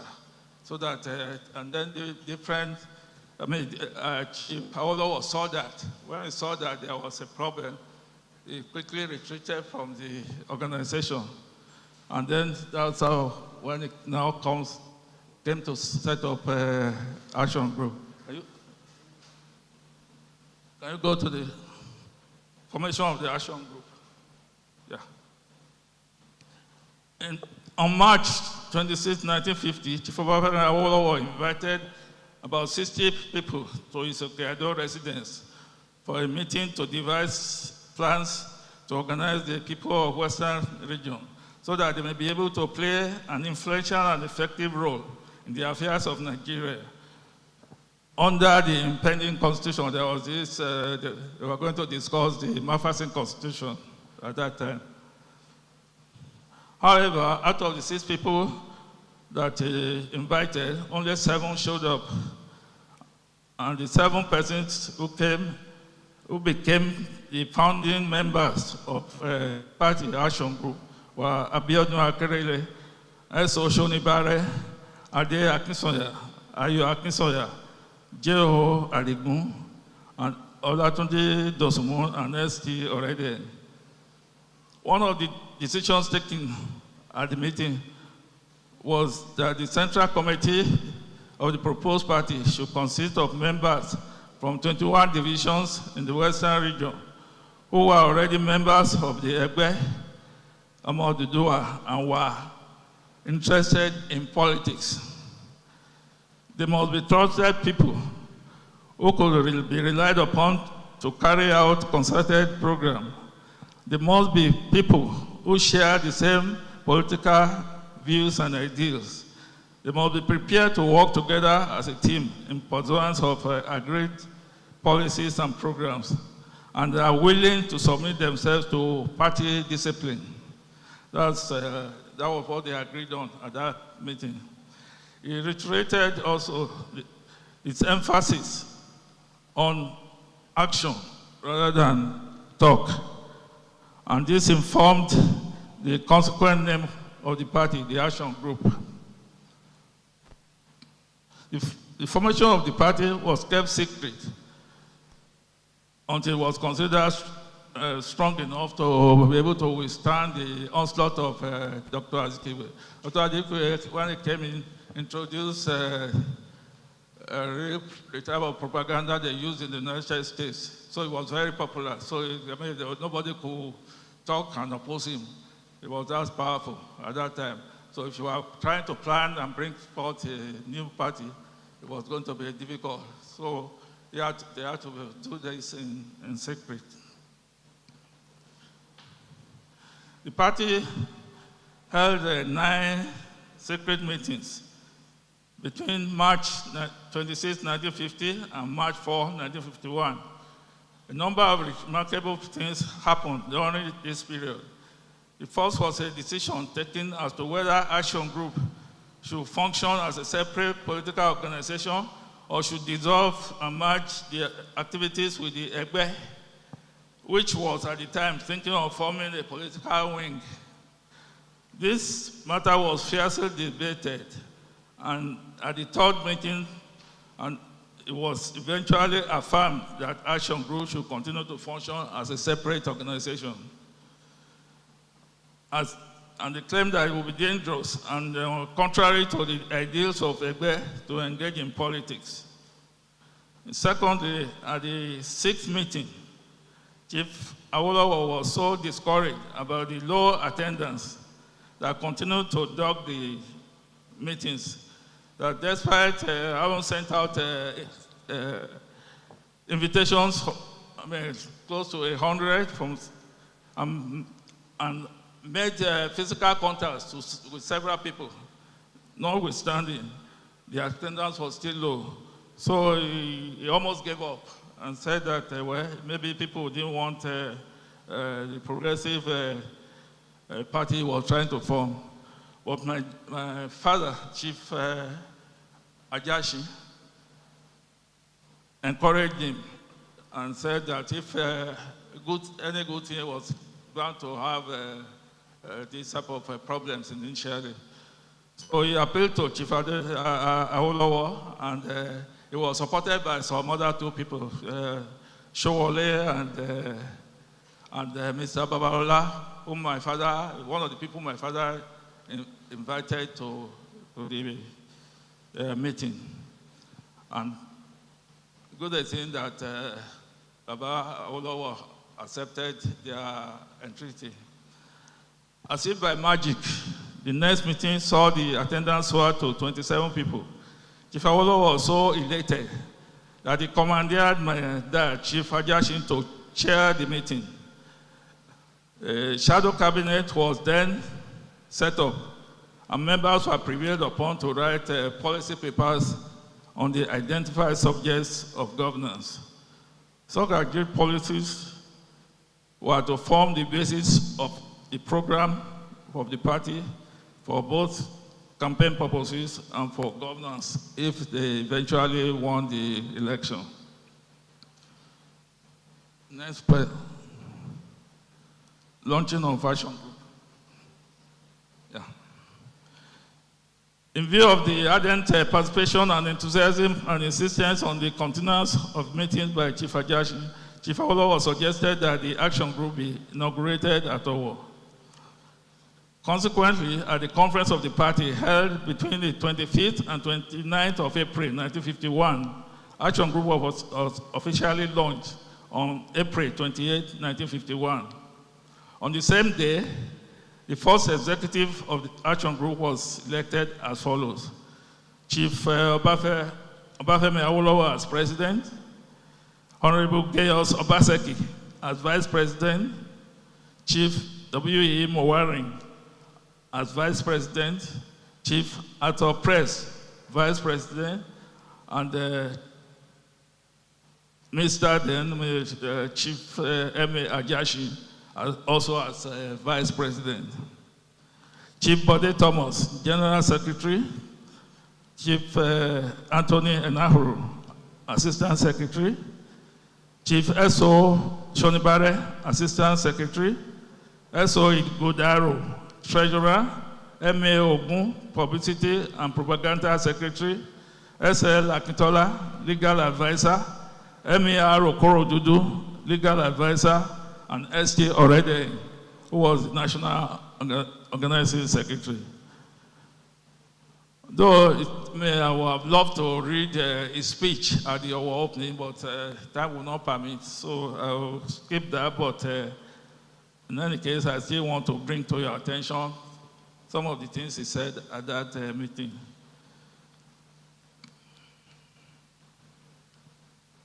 He said that it was, the meeting was supposed to, Action Group was supposed to bring and organize within its fold all nationalists in Western region so that they may work together as a united group and should submit themselves to party loyalty and discipline. The party was also to prepare and present to the public programs for all departments of government and to strive faithfully to ensure effectuation of such programs through those of its members that are elected into the Western House of Assembly and the federal legislature. The basic principles which have brought the members of Action Group together are summarized in the following motto: the freedom for all and life more abundant, which was aptly translated by Chief A.M.A. Akinloye to the catchy and appropriate Yoruba slogan of Afenifere. That's how Afenifere came about. It is a belief that people of Western Nigeria in particular, and Nigeria in general, will have life more abundant when they enjoy freedom of freedom from British rule, freedom from ignorance, freedom from disease, and freedom from want. And having agreed to these basic principles, the next step was to agree as to the common methods in the application of those principles. This was a very important step because even if they agreed on principles, and if they did not agree as to the methods of application, it would be impossible for them to work together. And therefore, the principles must be such that are just, and the methods must be practical. Next. The government of Action Group / Afenifere in Western region. In November 1951, regional elections were held in the Western region, Out of 75 seats contested, Action Group won 44. But that number was later increased to 49 when the House of Assembly was convened on January 7, 1952, because 5 of the 6 members of Chief Akinloye's Ibadan People's Party joined the Action Group, with Alhaji Adelabu Adegoke being the only holdout who joined NCNC. Well, it's this, if you remember, or if some of you, there's been a lot of dispute, particularly by the NCNC, that they won so many seats. But then what Action Group did was to state the number of seats and the names and the signatures of their members in the papers. But rather than do that, NCNC refused to do that. So it was obvious because they didn't have the number. So Action Group, if going by the history and going by the many books that have been written, Action Group won that election, notwithstanding what anybody could say. This was a stunning performance, considering the period of time between which then and the time the elections came about. Thereafter, and based on the results, Chief Awolowo became the leader of government business. The feats achieved by the Action Group in the 8 years it was in government is a well-known story for another day. Notwithstanding, permit me to mention a few. The House of Assembly introduced several policies which held out the Western region as the most advanced region in Nigeria.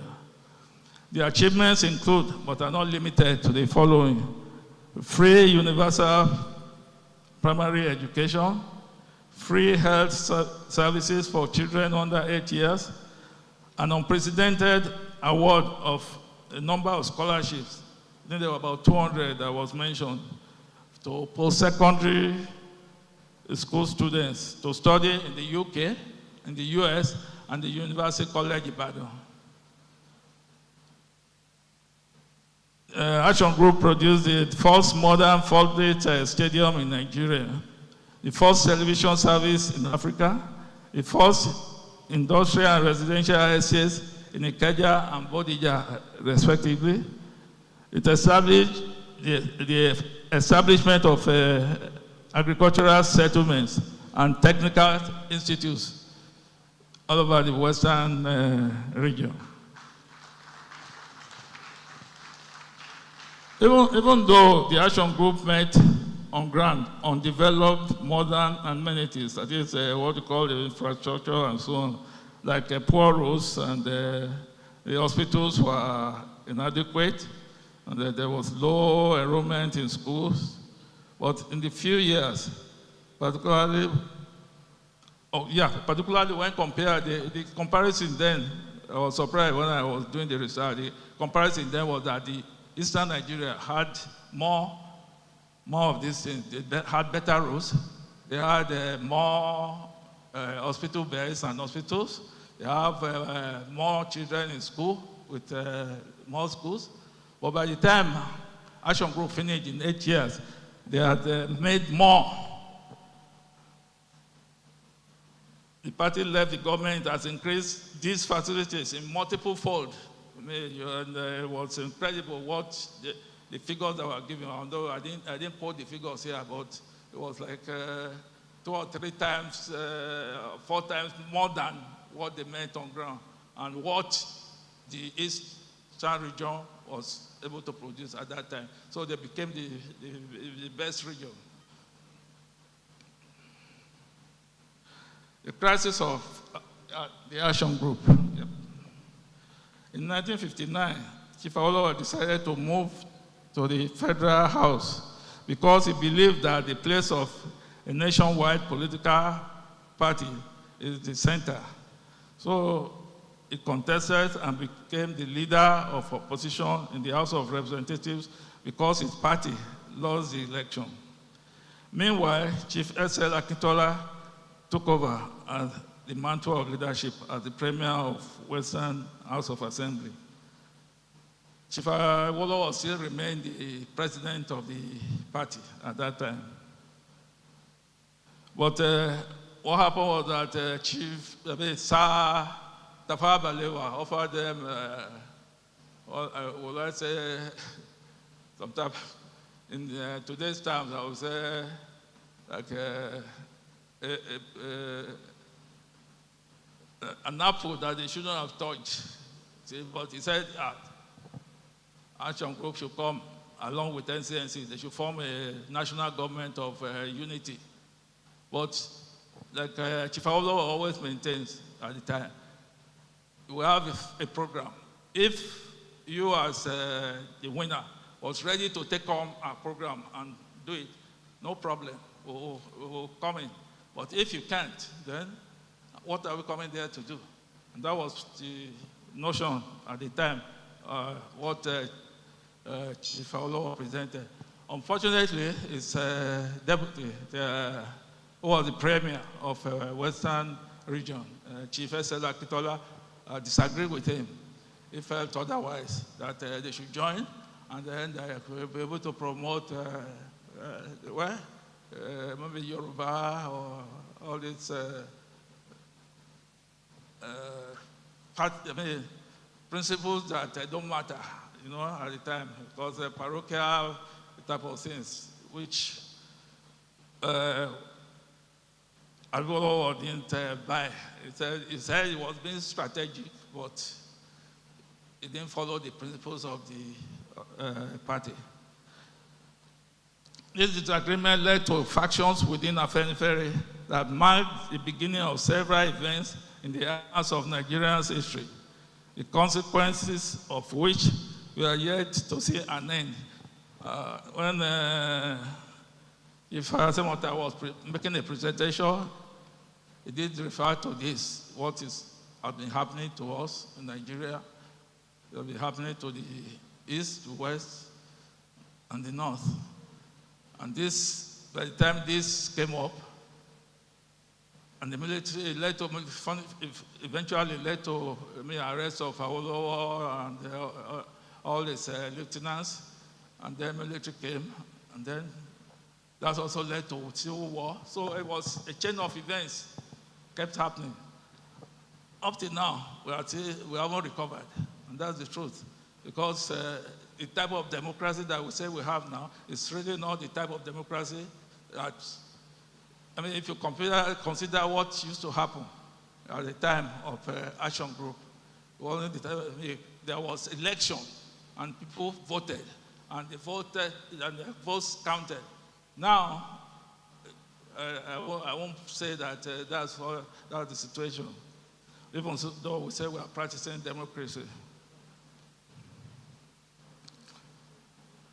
I cannot go into details on happens in the Western Nigeria in particular, and Nigeria in general, but suffice to say that the reverberation of this event is still with us today.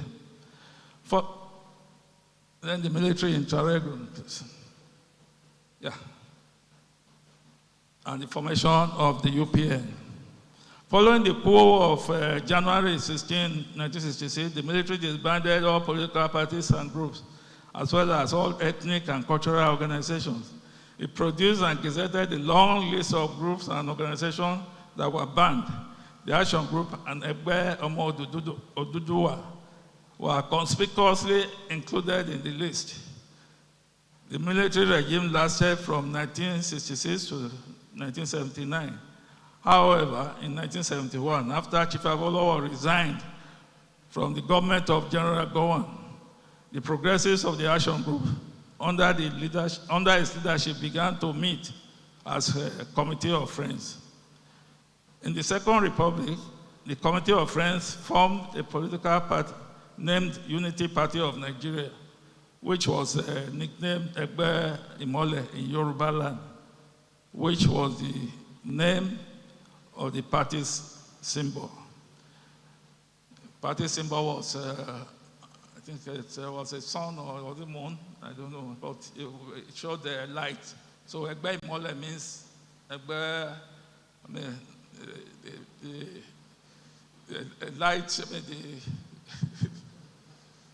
Pardon? The Party of the Light, that's what it meant. So that's what it was called at the time. But at that time, Afenifere was never used. So like Afenifere became muted.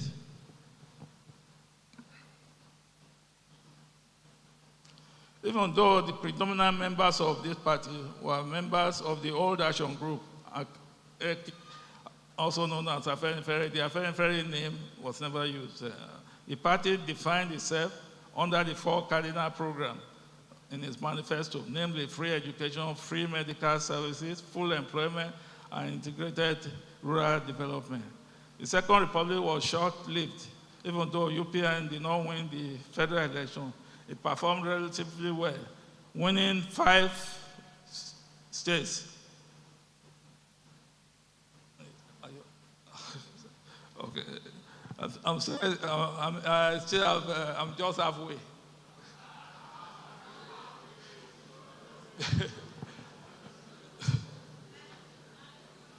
Can you give me another 10 minutes? No? All right. Well, let me just round up. Yeah. The next leadership chief. Let me go. There was the sudden death of Chief Awolowo, and Chief Ajashi was appointed as the leader of the group on July 4, 1987. When he was appointed, a few young elements they said they were Awoists, and even despite the fact that they were supposed to be meeting at Owo, they decided to meet, said they wanted to meet at Ikene, and they said they wanted Mrs. Awolowo to be their leader. But eventually that was resolved, and they started meeting in Owo. And when they started meeting in Owo, it was called the People's Consultative Forum. Then resuscitating and approving the name, okay. Then this is another very important point that I don't want to miss. Because they had I think at that time, Chief Okpadokun was the secretary of the Consultative Forum. And they had a working committee. The working committee was told to find a name, a proper name for the group. And that name, the committee was under Chief Bolaige, and they were meeting in Ibadan, and they came out with a name of Afenifere, because they looked into the list of those banned organizations. Afenifere was not banned, so I want to correct Chief Semota. Afenifere was one of the organizations not banned because it wasn't gazetted. So that's the reason that Chief Bolaige group said to take that name. Even that name was, they had to debate, they brought it back to Owo. It was debated and so on, but eventually they agreed to use the name.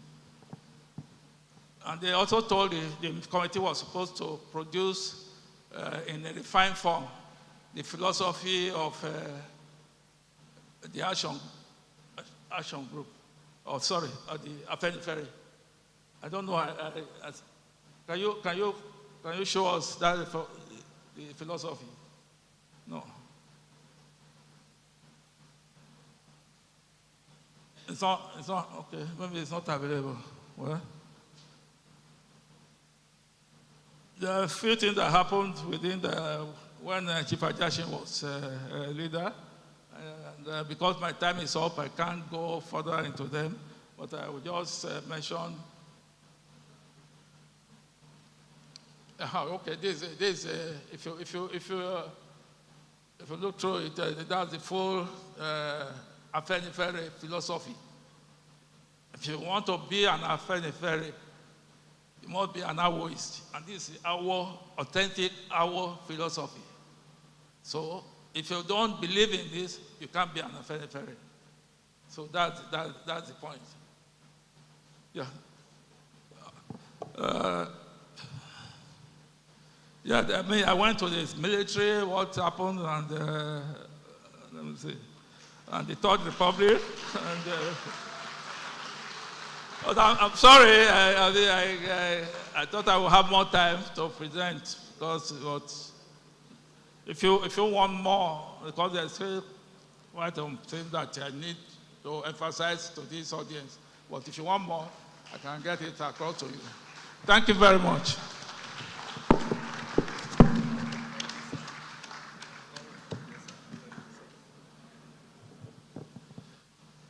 That was a beautiful and well-researched paper.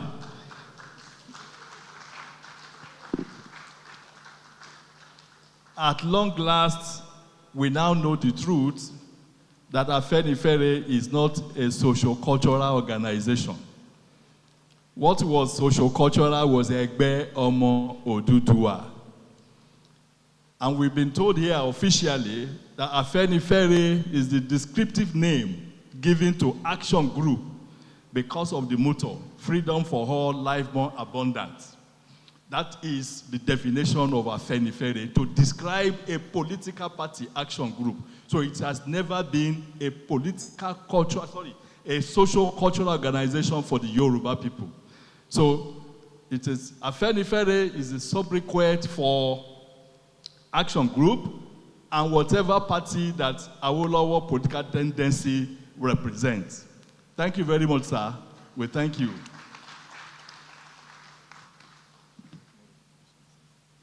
Thank you very much.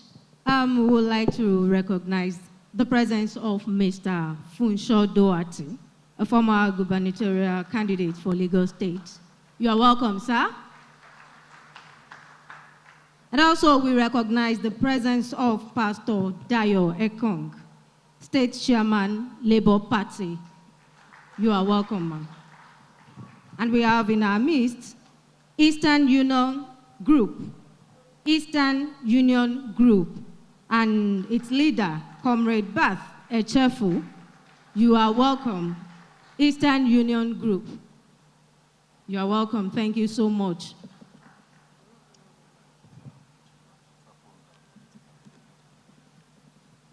Taking us further, it is with great pleasure that I introduce to you our next speaker, a distinguished scholar, an accomplished public servant, and a passionate advocate for the restructuring of Nigeria. He has served in various national institutions like the Federal Ministry of Agriculture, the Raw Materials Research and Development Council, RMRDC, and the National Agricultural Land Development Authority, NALDA. He was at the presidency as the Director, Space Sciences Office, from where he voluntarily retired in December 2000. He is the Executive Director, Aflon Digital Academy in Kuje, Abuja. He is a professional fellow of the Nigerian Computer Society and a member of the Computer Professionals Registration Council of Nigeria. Ladies and gentlemen, please join me in giving a warm welcome to Dr. Akin Fakbonda. You're welcome, sir. Thank you very much. I won't take too much time because I have the slides taken. But I must say that Afenifere is a different organization. Chief Adebanjo gave us a free way to think and to articulate issues. I think we might be the only organization that meets every week without fail on any issue that catches our fancy. And we're using technology to meet. You don't have to meet physically. And we are very effective because we have minutes. What I'm going to talk about, Director of Research and Strategy, is work in progress. We are still debating. Even we made 2-3 days, the last 2-3 days, we are still meeting. So some of the things I will say, we are going to dot the I's and cross the T's eventually. Just to let you realize that the programs of Afenifere, we are refining it. This is a defining moment for us. With the passing away of our leader at this time, we are being revigorated now to do something much, much better in line with the founding father of the Afenifere organization. Next slide. Okay, I have a paper on it. 32 pages. I'm not going to, it's just to show the headline. Next slide. Nigeria, this is how it was. This is how it was. And, well, 1966, everything was truncated. Next slide. 1966, 68, 1970 was a defining moment. The kind of industry that Afenifere put into his being to author 3 books. If you take the books, I had to read the books afresh in the last 2 weeks, even though I've had them for years. We are used to type in computer these days, but to be doing manuscript writing those days and to produce the quality of work, thinking about how Nigeria should be. The man, even in that, deserves applause. If you can, please.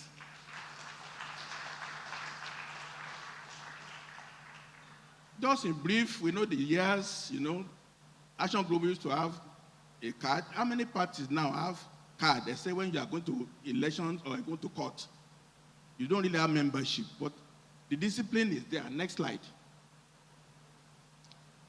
Where the mission is being expressed. Next slide. Things done under before 1966. Next.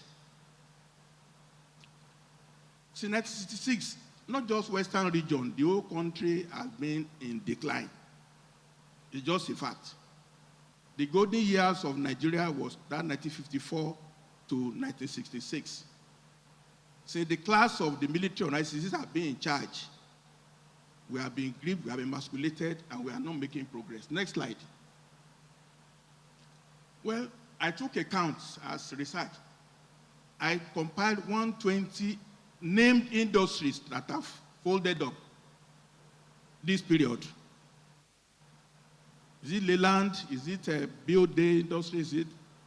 So many of them. I have a list in my paper. Next slide. This is the book. I believe all these books ought to be reproduced by Afenifere because I know we don't read. And we celebrate that we are ignorant. You don't want to read. We shouldn't be celebrating that, oh, Nigerians don't read. If somebody takes time to put 400 pages of ideas on paper in 1966, during the war years, and then we don't want to read, we are just, I can't understand what kind of human beings we are, honestly. I can't understand. This book was purchased for 4 Naira 50 kobo. I wrote the date, 26 January 1977, I bought this book during first act. Next slide. Okay, this, in fact, the one problem of Africa, need for ideological reappraisal was lectures given University of Cape Coast. 3 consecutive weeks, I will give a lecture. How you could read this to really understand that we are just failing in all respects.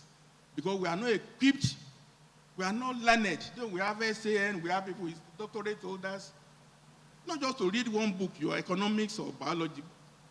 Be a wide, educated person on all subjects.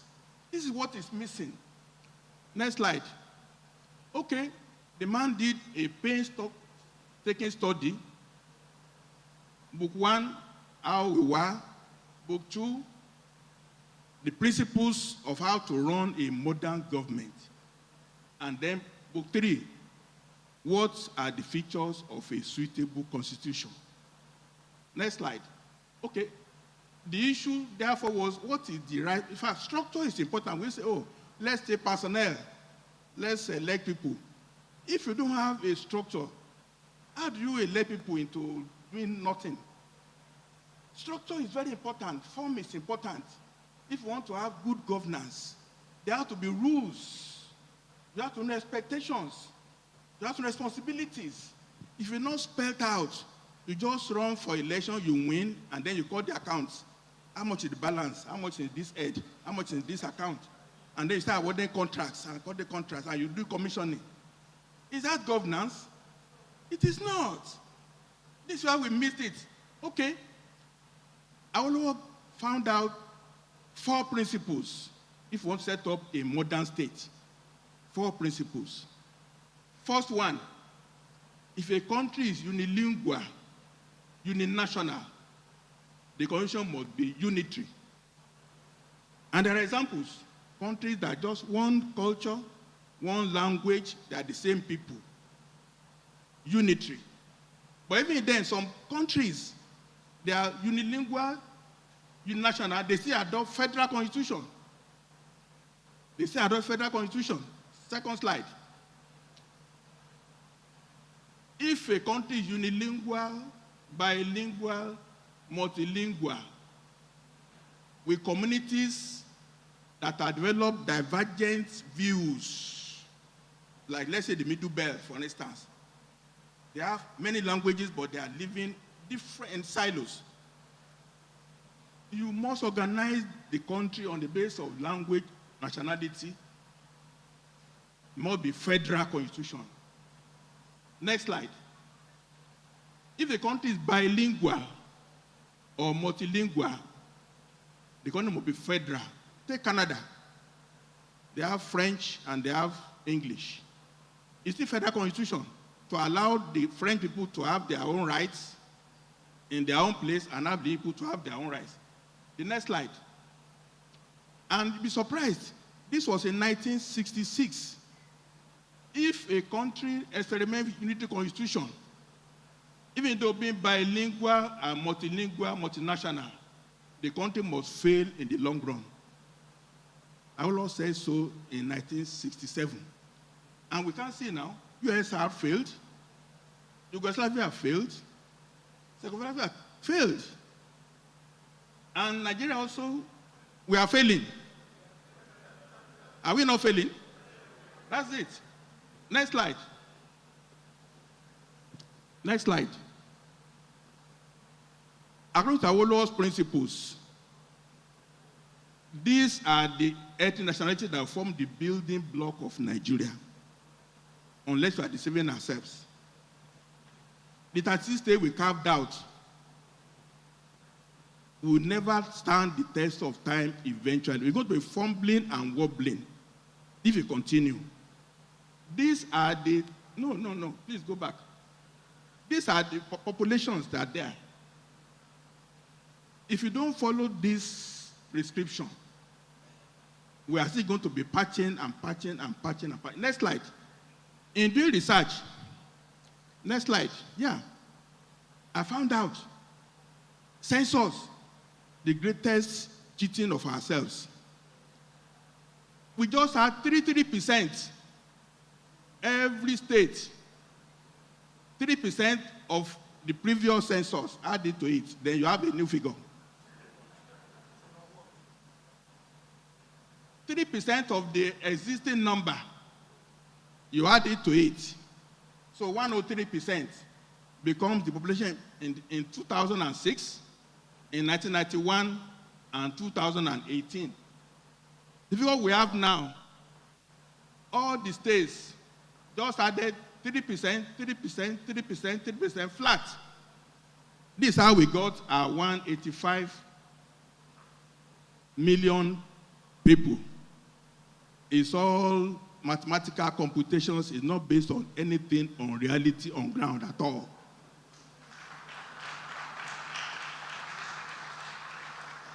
I checked it out, get the figure of the various years, and just for each state, just add 3%, you get the new figure. 3%, you get the new figure. That's how it is. But don't see me and say, we know we are 250 million. Is that not a joke? Next slide.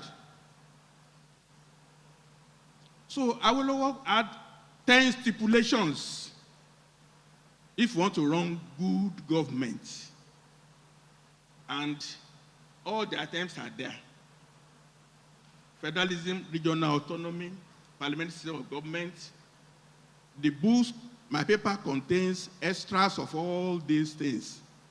But these are the 10 principles that must guide you to set up a foundation for a modern state where everybody will feel respected, will feel worthy, everybody can contribute, no cheating of anybody. Next slide. So these are the books. Detailed particularizations and justifications are in those books. I wish Afenifere would take it upon itself. At least these two books, they are not so, just under 200 pages each. If we produce it, raise money to give people to read. We must do reading culture, not just to read stories and poetry and all that. These are serious books to be read. We need to popularize these two books. My recommendation. Next slide. So, well, call for action now. What Afenifere do now? Awolowo has gone. Adebanjo has also gone.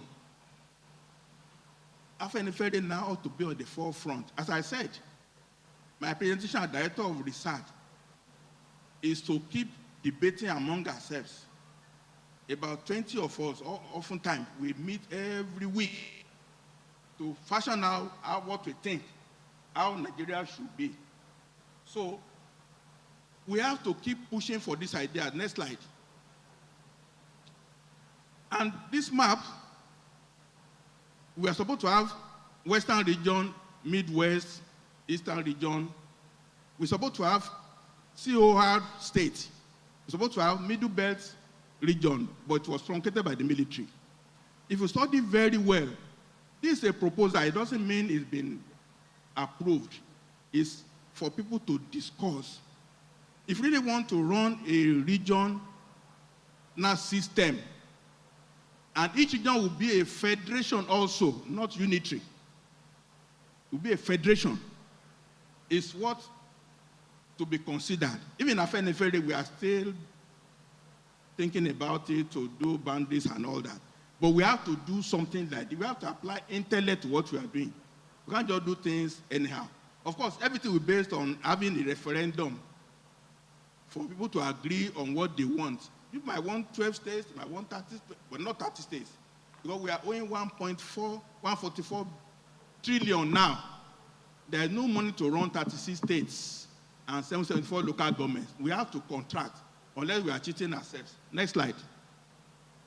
Well, if we are to apply the same principle to, let's say, Western region, other regions will do the same. I've done the research. There are 26 subnationalities in Yoruba land. Ijebu, Egba, Ijesha, Ondo, Ekiti, Elaje. Those ones are qualified to be subnationalities to be on their own. Yeah. Again, this is products of, we just have to think. We can't just be static. We have to think and apply solutions to our problems. If we are to be in Western region again, we will not create just states anyhow.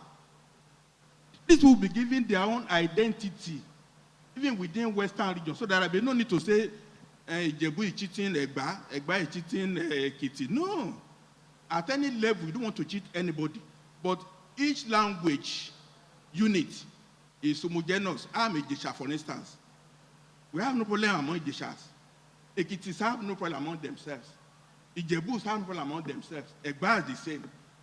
So it's easier to manage if we change this configuration to reflect who we really are.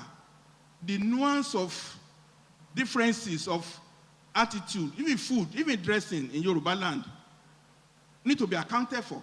The same thing in Eastern region, the same thing in the South, the same thing everywhere else. We need to put our thinking cap.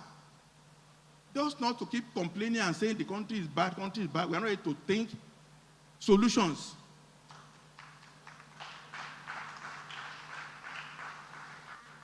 Indication now, relay race, the baton has dropped. Awolowo tried to do something, the baton dropped.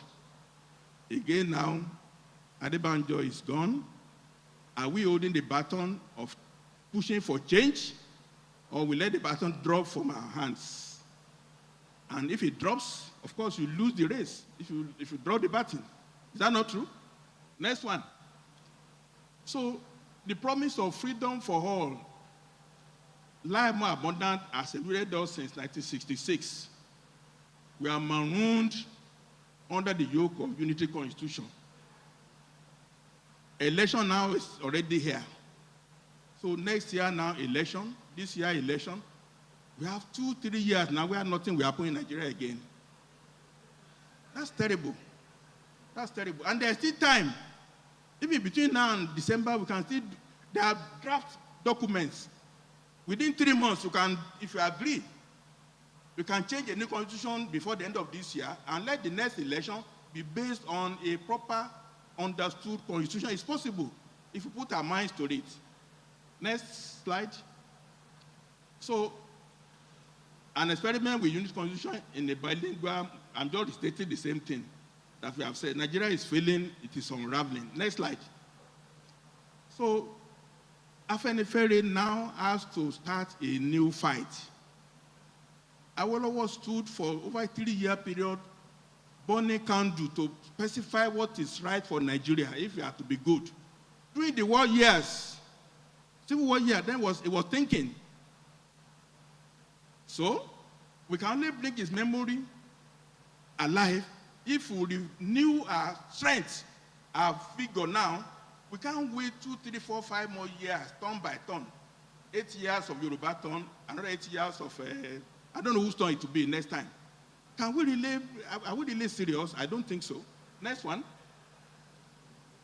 So, as director of research, there's a document. It's not yet been discussed thoroughly in Afenifere, but Afenifere is to generate ideas for the country. That's what I see my role. We have to generate ideas. We have to debate it more. There's a draft now, a bill. What we have now is Decree 24 of 1966. It's an annex. It's an attachment. You can change the cover again and say, remove the annex and put a new annex. If you agree on what the form of the new constitution will be, there's a draft bill to that effect, and there's a draft constitution to that effect too. If you are willing to just remove the phobia from our lives, just embrace change and be open to progress, rather than just say it's witchcraft, it's the enemy. You know? It's not the enemy. We are our own enemies. The draft is there. So this old man is gone.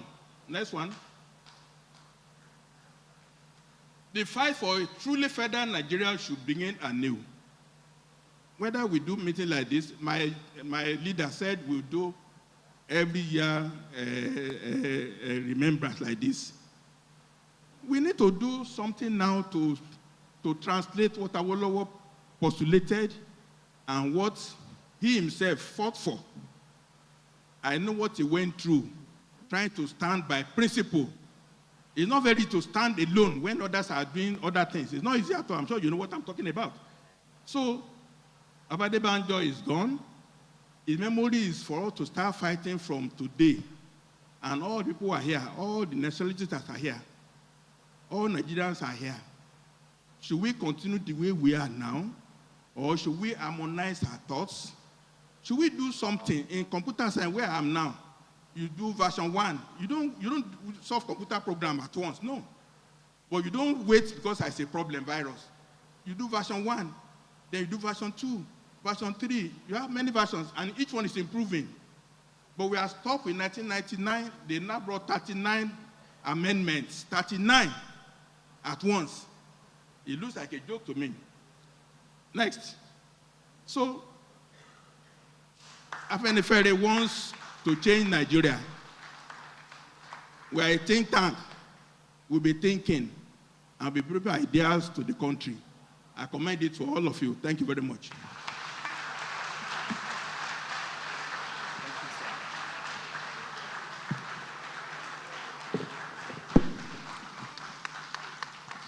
Another well-researched paper. We thank you, Dr. Fakbounda, for that brilliant presentation.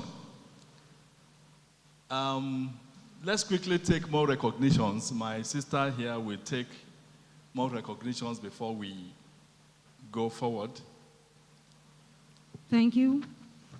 We are pleased to have the presence of Ogbeni Rahuf Aregbesola, former governor of Osun State and former Minister of Internal Affairs. Thank you so much for joining us. You're welcome, sir. Right now, we are going to go on a short break for just 15 minutes before we now come back for the second session, where we'll be taking more presentations. I'm told that snacks are going to be served to your extreme left and also to the extreme right, whichever is convenient for you, just for 15 minutes. Then we resume the session. Thank you for your time.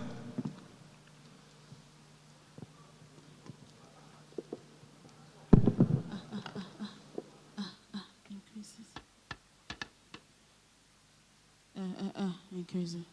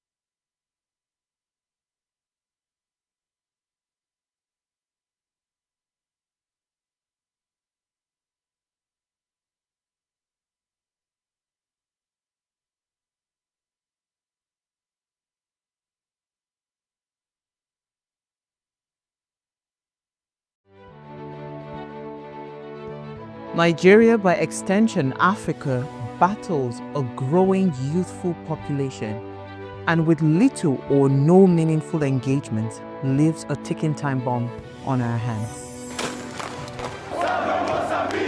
We are a blessed continent with great wealth, both in people and material. Our focus on ways remains driving conversations that affects us all. Topics in the news, social concerns, politics, leadership, governance, empowerment, resource management, conflict management, finance, SME sustainability, technological innovation, food security, health, education, brain drain, our well-being, citizenship, and much more. Our goal is to continuously drive these conversations, keep them burning at the table to effect a positive change, both for our nation and continent. Ways, what are you saying, has a secret ingredient that completes the conversation every single episode, and that ingredient is you. Our past conversations shaped our yesterday. To shape our tomorrow, we must keep talking. So, I want to hear you. Be a part of our live conversations Mondays through Fridays. And let's all have our say. Imagine the world where the voices of the youth finally get the spotlight they deserve. Welcome to Ways Breakfast, the groundbreaking show where young minds unite together to tackle issues that truly matter. We're flipping the script on traditional morning. Imagine the world where the voices of the youth finally get the spotlight they deserve. Welcome to Ways Breakfast, the groundbreaking show where young minds unite together to tackle issues that truly matter. We're flipping the script on traditional morning talk shows, and this is your chance to hear the youth speak out. We're not just skimming headlines, we're diving deep into the heart of topics that impact us all. From politics to governance, tech innovations, mental health, and trendy social issues. We don't just discuss, we ignite conversations that inspire change and spark action. Join us every morning for fresh, young, and vibrant perspectives that empower. Life is made up of moments, some that fill us with joy, others that test our strength. Welcome to Heartlines. This is our space to explore the highs and lows of human connection, the love, the heartbreak, and resilience that shapes our life. From relationships to friendships, parenting to partnerships, and so much more. Every week, we share stories and conversations that define us, navigating love, separations, the struggles of parenting, dealing with anxiety and managing the pressures and stress of life. Real conversations that bring us closer, helping us heal, grow, and connect. So join me Mondays through Fridays at 10 p.m. for Heartlines, the show where we'll connect hearts, have real conversations with real people, one story at a time.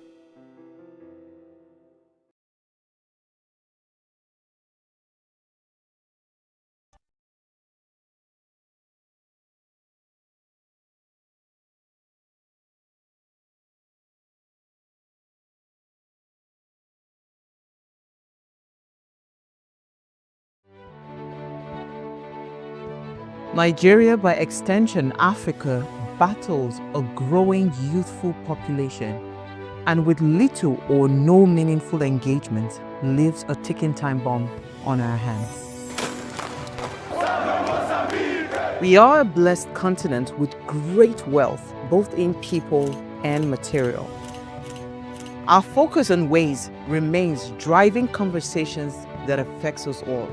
Topics in the news, social concerns, politics, leadership, governance, empowerment, resource management, conflict management, finance, SME sustainability, technological innovation, food security, health, education, brain drain, our well-being, citizenship, and much more. Our goal is to continuously drive these conversations, keep them burning at the table to effect a positive change, both for our nation and continent. Ways, what are you saying, has a secret ingredient that completes the conversation every single episode, and that ingredient is you. Our past conversations shaped our yesterday. To shape our tomorrow, we must keep talking. So, I want to hear you. Be a part of our live conversations Mondays through Fridays. And let's all have our say.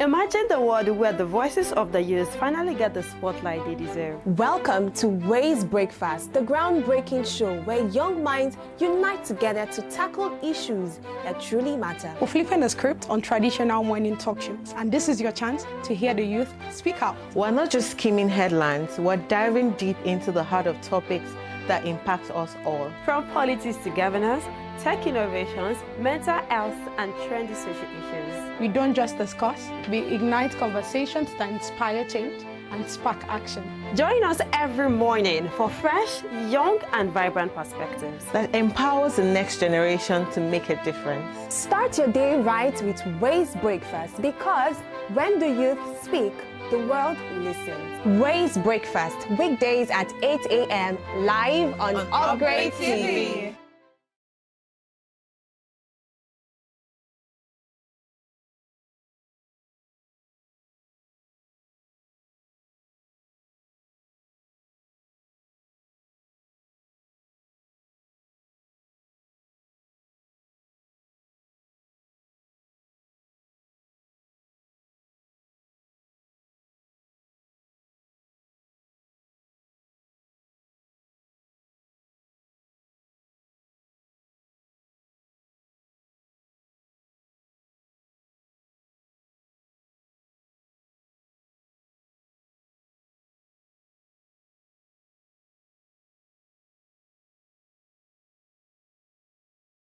Life is made up of moments, some that fill us with joy, others that test our strength. Welcome to Heartlines.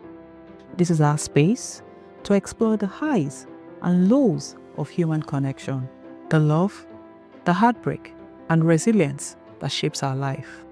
From relationships to friendships, parenting to partnerships, and so much more. Every week, we share stories and conversations that define us, navigating love, separations, the struggles of parenting, dealing with anxiety and managing the pressures and stress of life. Real conversations that bring us closer, helping us heal, grow, and connect. So join me Mondays through Fridays at 10 p.m. for Heartlines, the show where we connect hearts, have real conversations with real people, one story at a time.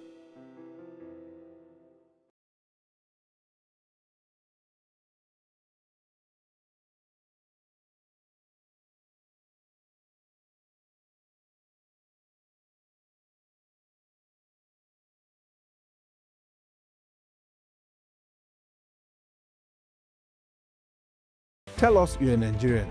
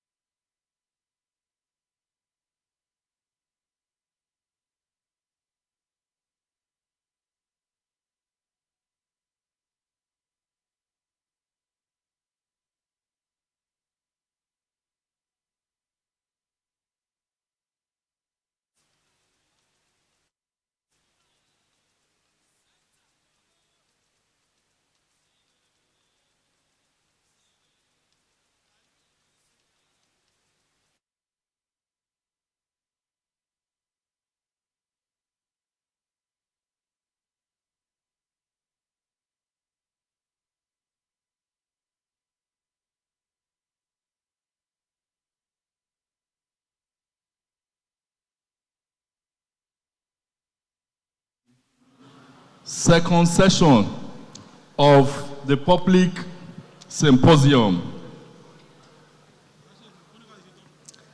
Can we have our speakers back on the high table? All the speakers should please come back to the high table, please.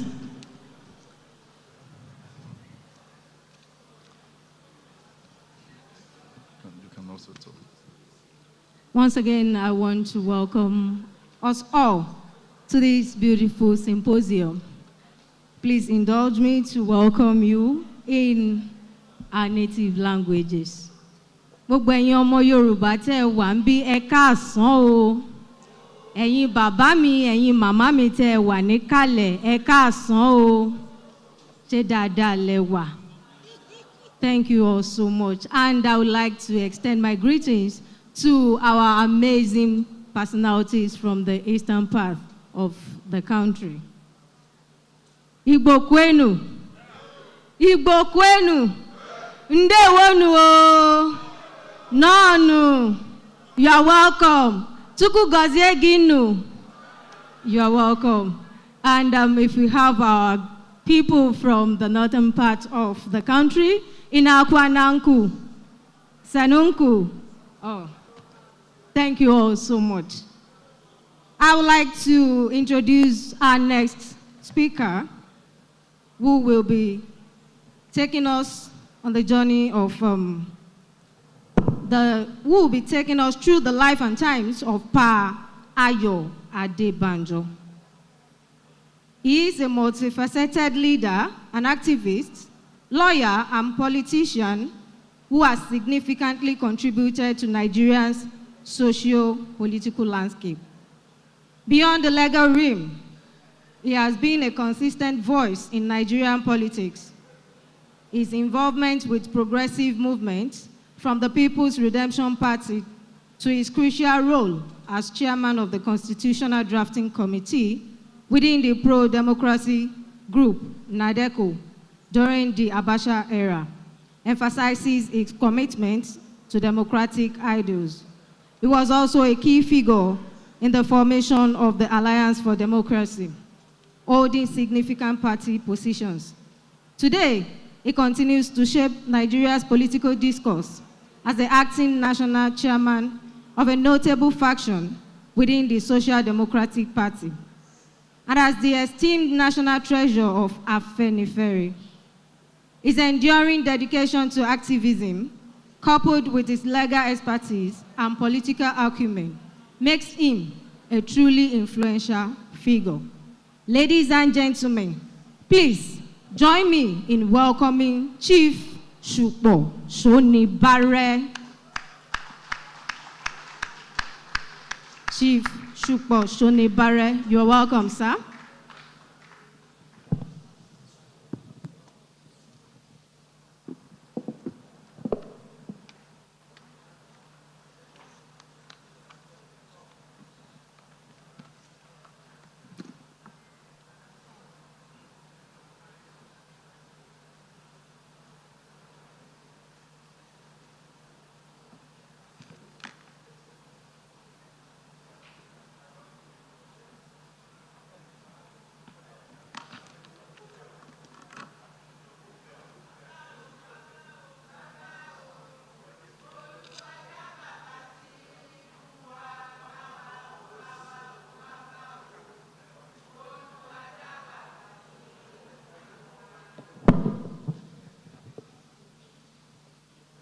Your Excellencies, distinguished ladies and gentlemen, well, that kind of rendition was the rendition that they used to chant at our older leaders, and maybe one is getting towards that age group when really, I suppose they too were in their 70s when we saw them as being older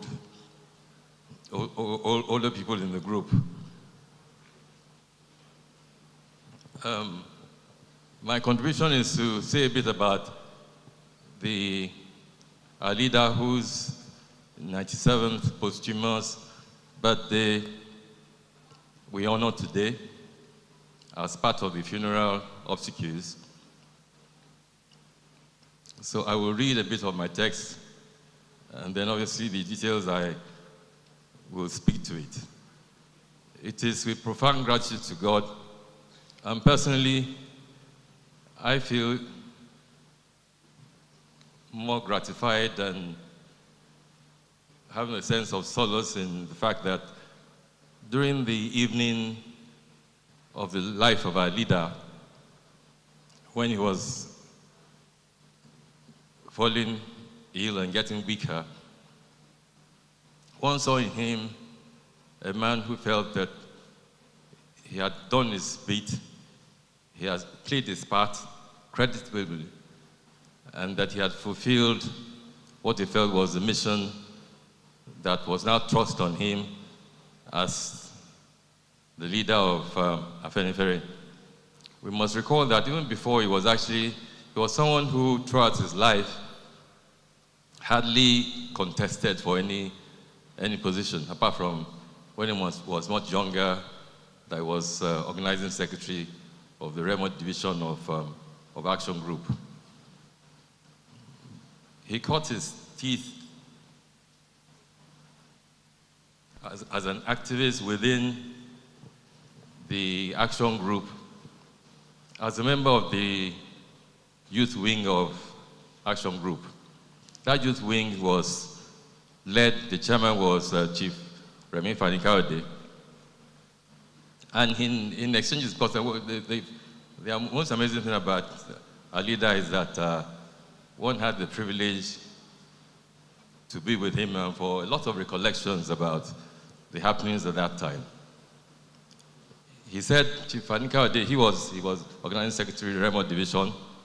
Alhaji Daudu was Mr. Daudu at that time, organizing secretary in parts of Lagos, and several organizing secretaries.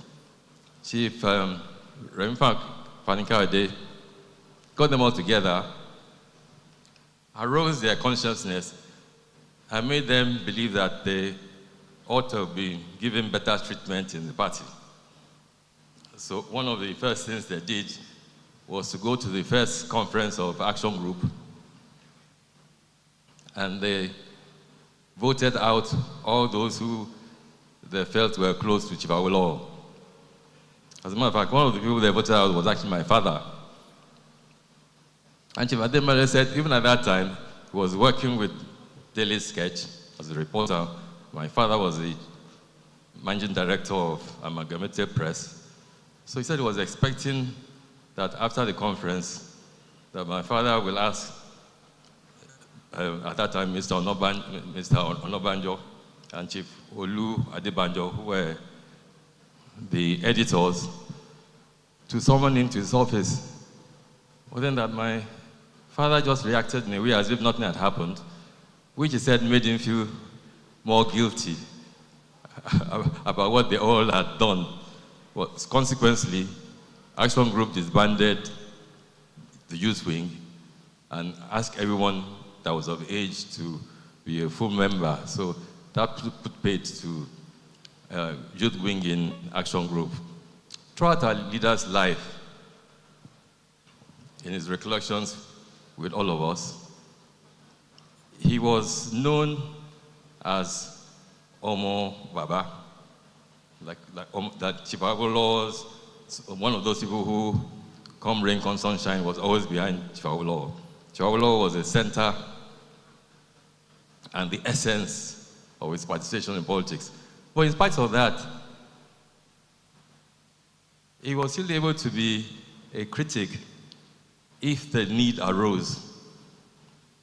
One of the instances in which our leader was a critic was during the days of UPN, when there was an issue of second term for governors when it arose. The rumblings at the back amongst members was that, no, this governor should not be given second term. But the leadership of UPN felt that not giving the governors second term will be a destabilizing issue in the party and that it will divide the party. So Chief Awolowo and the leaders wanted a second term. So at the conference I think was at the Surulere, the National Theatre, I think in 1970, I have 1980. Before that conference, Chief Adebanjo had gone to the leader to tell him that he didn't think it was a good idea to give governors automatic ticket to contest. And they had a discussion. Chief Awolowo gave him the reason why he thought it was the best way for the party to move forward. Then they went to the main event. Then during the main event, there were some people raising objections about giving governors second term. So Chief Adebanjo too raised his hand to raise objection. And Chief Awolowo told him that, Ayo, I told you this, I've explained this thing to you in private. Then Chief Adebanjo retorted that, yes, my leader, but I also gave you my opinion in private. And that was the kind of person our leader was. Our leader was someone that we heard all the attributes that was read out about what was an essential AOIs, I would say, which they had said that was one of the policies and essential ingredients of what action groups stood for, what UPN stood for, and what those who are being subsequent leaders in Afenifere extol. These virtues are virtues of dedicating one's participation in politics to selfless service and the service of the collective. It requires consistently staying in camaraderie with those who are along with you on that journey. You will find that most of those who were the original associates of Chief Awolowo, particularly those who endured the division, the schism during the action group schism, particularly those who endured and stayed, remained as comrades, remained as associates throughout the life of Chief Ayo Adebanjo. So one of the ingredients which he represented was being consistent in your political belief. And then he espoused the issue of integrity. Chief Adebanjo could have been part of government. There were several offers throughout his lifetime, but he felt issues, and each time he tells you all that he's trying to achieve, he always points to Chief Awolowo as the reference point, as the main figure that he draws his notion of the persona of the person who should be in politics. And these were focusing on issues, focusing on having met and agreed on a particular agenda, a particular program, and making sure that that program is for the good and stability of the entire country, of the people who we are representing. He, in his lifetime, as we all know, was a man that was not acquiring wealth for the sake of acquiring wealth. He was comfortable, and his comfort came from his exertions in legal practice. And he did some business, particularly during the time that the military were were in place. I think there was a time that he was importing cement during the time of the military government. His only home is his home. He was in Surulere, then when decided he was going to move to a plot that had been allocated for him. He sold the house in Surulere and was the resources of that transaction that he used to build his house in Lekki. His other house is his main country home in Isanyo-Ogbo. So in celebrating the life of Chief Adebanjo, we must recognize in him a real breed of politician who remained steadfast in his principle, who remained and resisted the temptations of political expediency, and who dedicated his life to the service of the people. It was a beacon of hope for the younger generation. I'm sure there are a lot of younger people here who have had interactions with him. We know that the first thing he attempts to pass on is to encourage the young people and a lot of women to participate in politics. Integrity was a central core of the values Chief Awolowo tried to present and suggest for a stable polity. Chief Adebanjo, throughout his life, represented that notion of integrity. There was never any scandal. Well, there couldn't have been, because I mean, he was not even angling to be part of any government. He said to me at one time that the only government that he might have been part of would have been if Chief Awolowo himself had emerged at the center, then he would have been quite willingly participated in Chief Awolowo's government.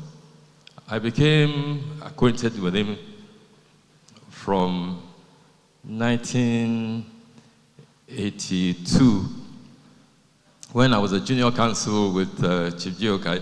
Ajayi, and we were handling the election petition of Chief Adekunle Ajasin. He was one of the party lawyers that was coming to join us in court. So that was when I first met him. Then later on, we became closer during the struggle for democracy in Ideological times, through to AD, the formation of AD in Abuja. But we see, one thing with our leader is that as much as he's a very engaging leader, he is a leader who also challenges. When you're going to hold, even if it's just a normal banter with him, we better be prepared, because some of his thought process and some of the things he will throw at you will be fairly animated banter. He also showed us that part of a way of sustaining a political group is for a core group within that group to have the essence of comradeship. Chief Awolowo established that need, and Chief Adebanjo continued to carry that need. He's someone who will not only attend events of members when they are hosting events. He's someone who actually will also even attend the events of relatives of members. He was such a social, friendly leader, in spite of the fact that he may have been adversarial in nature to you the day before. The following day, if he knows that you are having an event, or if he hears that you're unwell, he'll be the first person to come to your home. So it's a great, a lot of us will miss his presence because he was if you look at all the leaders we've had, Chief was probably the only one who can, in engaging with you, can be adversarial.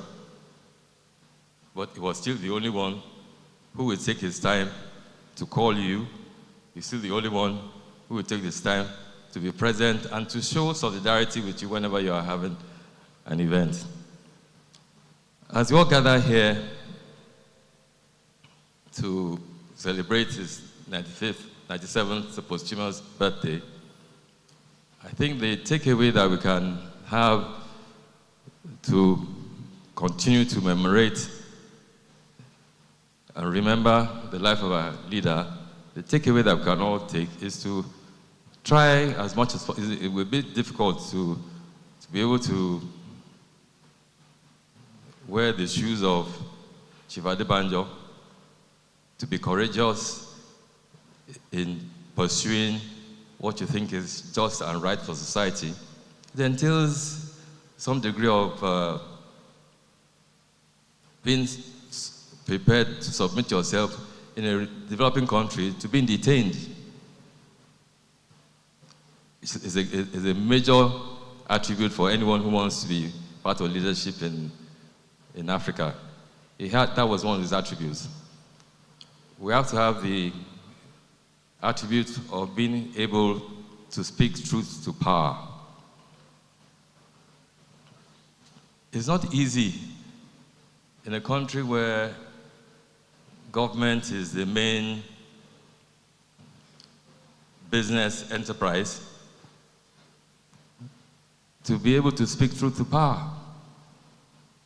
So it takes a particular character to be able to fulfill that role. And that role is essential in any developing country that you want to avoid having a dictatorship. The essential role. The other attribute of Chief Ayo Adebanjo is that he was a man who believed that the essence of governance is the development of, well, I suppose in the old days we'll say man, but it will be development of human being. So his political belief, like the political belief of Chief Afenifere, is centered on that as the essence of participating in politics, as the need of what one needs to do if one is participating in politics, and that politics should not be a predatory vocation for any of us, and that we must be able to reject and condemn prebendalism whenever we see it being adopted as a system of governance. It shouldn't be something that we just accept as being, well, because it was done before, well, that's the way you have to run government. We must begin to interrogate, as he did, things, the ills and things that are wrong in our society. So I hope a lot of us, and in this I'm referring to a lot of the women, because I think that when the women saw the list of discussions, there were issues that why are there not many, are there no women in Afenifere, why are not many women added onto the list? It's something that we would have wished to have been done. But you know, as Chief Adebanjo tried, we are trying to recruit women to come and join us.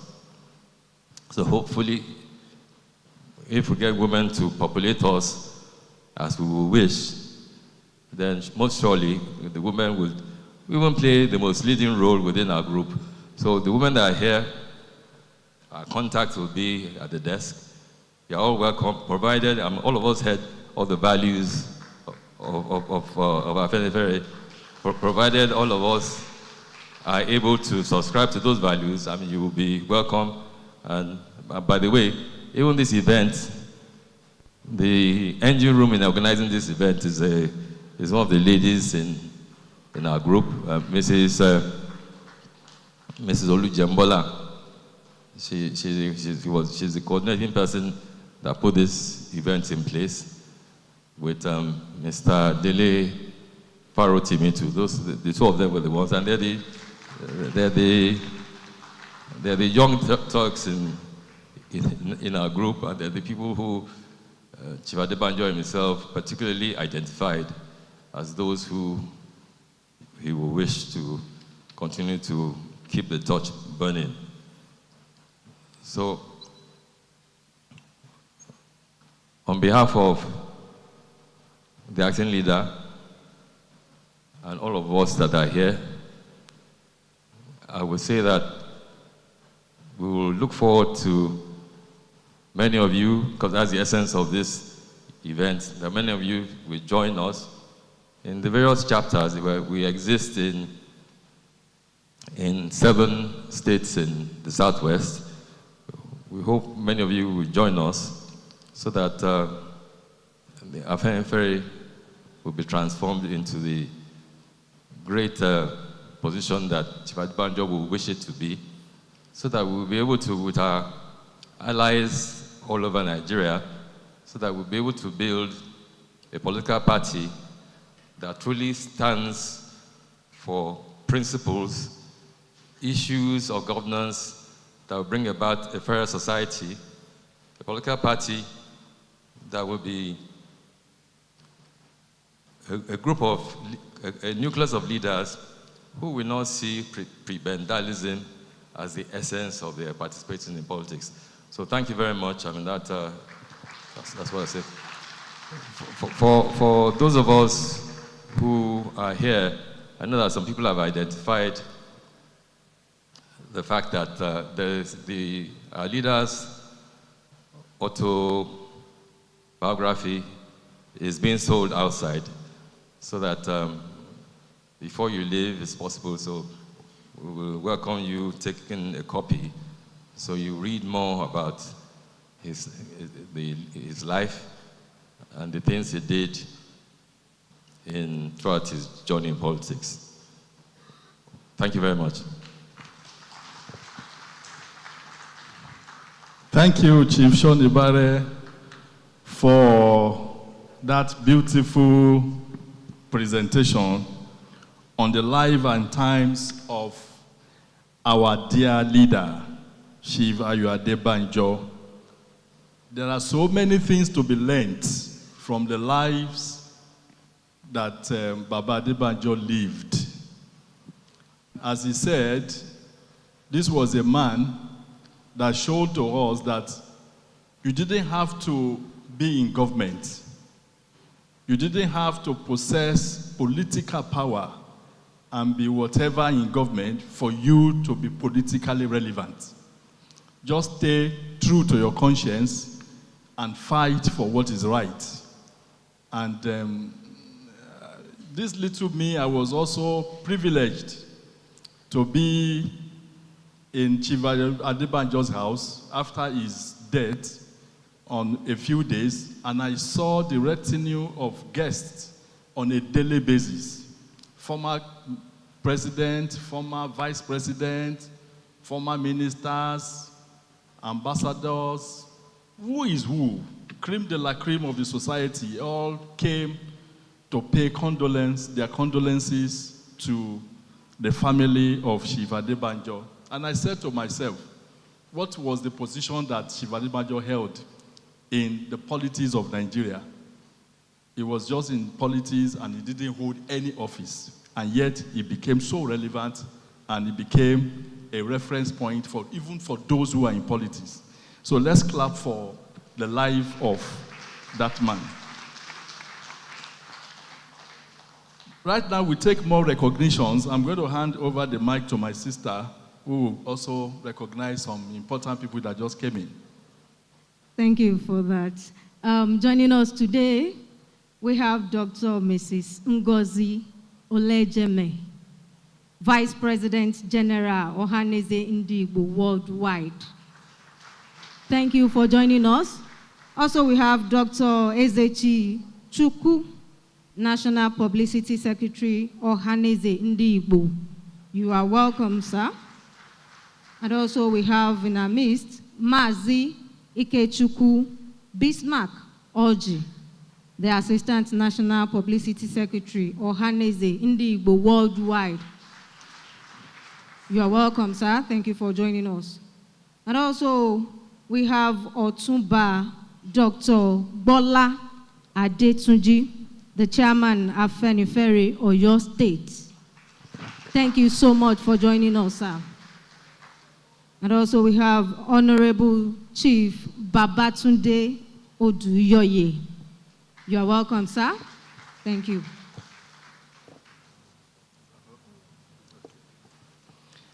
Now we take the next paper, which is on what is Afenifere today and where is Afenifere now? Where are we now? To present the paper on that topic is no other person than the General Secretary of the group, Chief Shola Ebisheni. Chief Shola Ebisheni, can you please come to the podium, sir?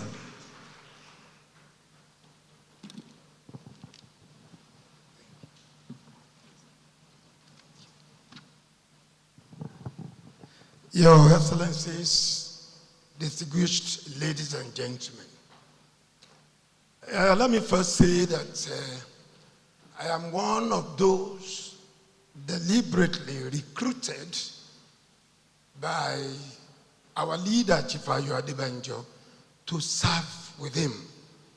Before he appointed me the Secretary General of the organization in 2021, I have not held any position in Afenifere, though I have been a member of the National Caucus. There are so many things Baba told me, and some of which he might not even have shared with anyone. For instance, before I go on, when Peter Obi came to Ibadan at the inauguration of his presidential campaign, I'm sure Dr. Bola Adetunji of Oyo State will bear me out. We were at Premier Hotel in Ibadan, and I went to Baba. Bola Adetunji was there, Toyin Falade was there, Mama Doherty was there, Prince Matiminu was there, and I asked him, Baba, what was your role in the 1963 treasonable felony trial? He was shocked, and I asked him further, your father was arrested while you people were in Ghana.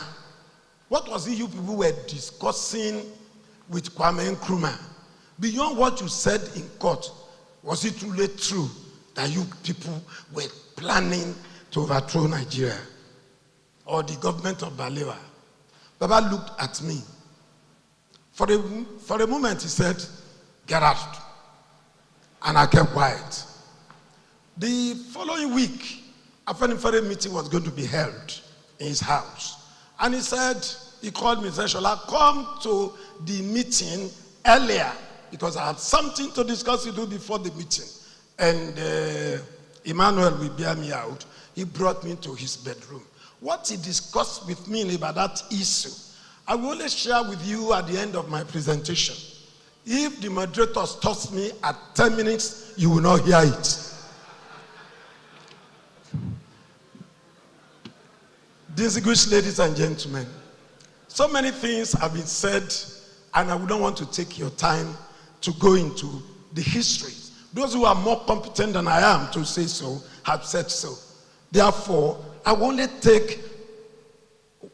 speak to you about what you know, and therefore, I may not particularly read from my text here. It was a defining moment for Afenifere to determine where a Yoruba personality like Asiwaju Bola Ahmed Tinubu was contesting and for Afenifere to root for a personality of Igbo extraction and said that was our candidate. It was not that easy, but it took a personality like Ayo Adebanjo to get all of us to agree on that.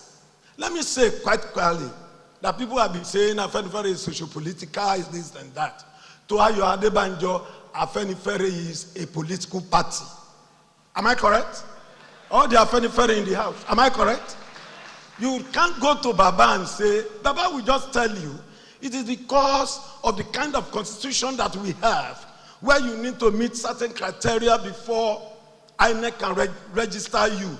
He said, therefore, Afenifere is a political party. And to demonstrate that, at every point in time, Afenifere had never been non-partisan.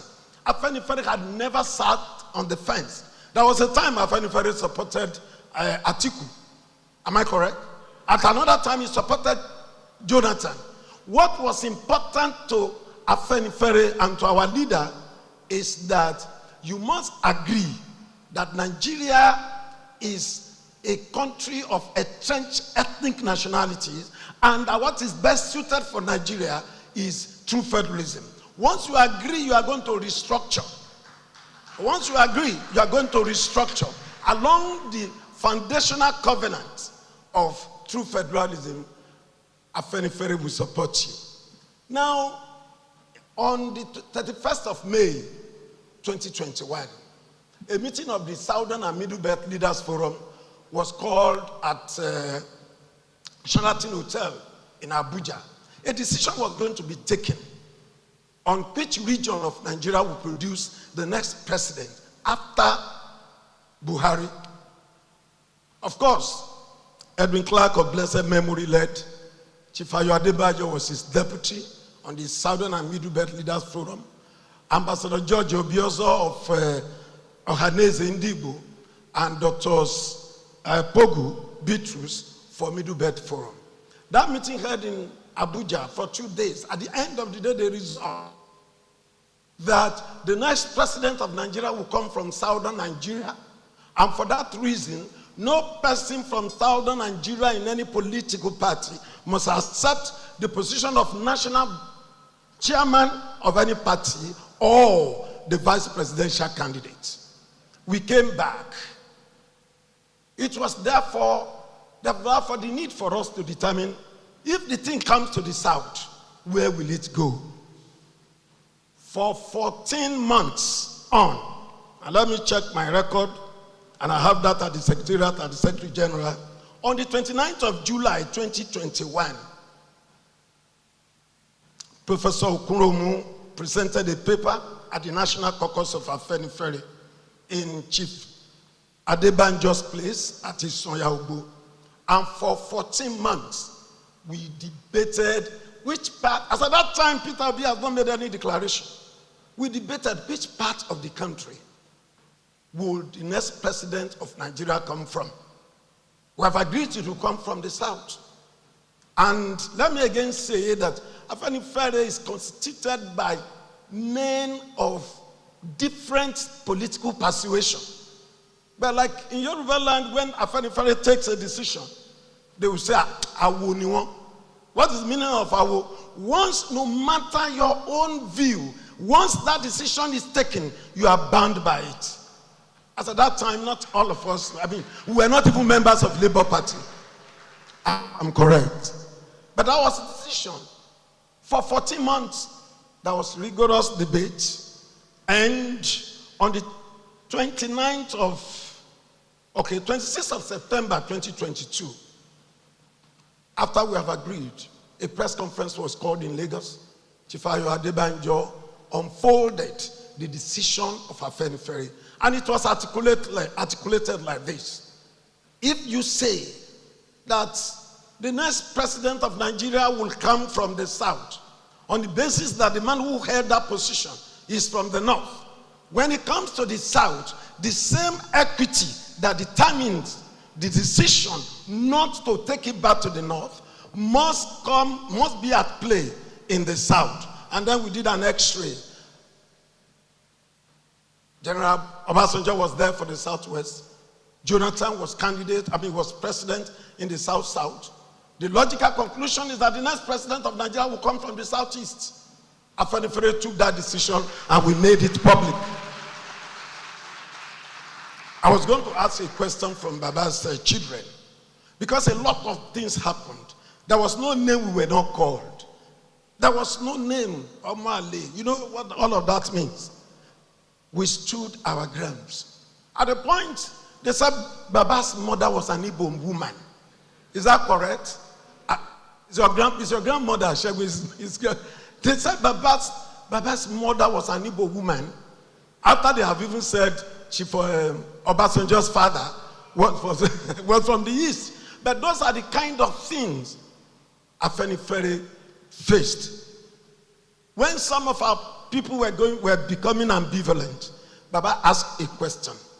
He said in the NYM, where all of them were Nigerian Youth Movement, he said there was a time to take a decision between Ernest Okoli and Akinsoya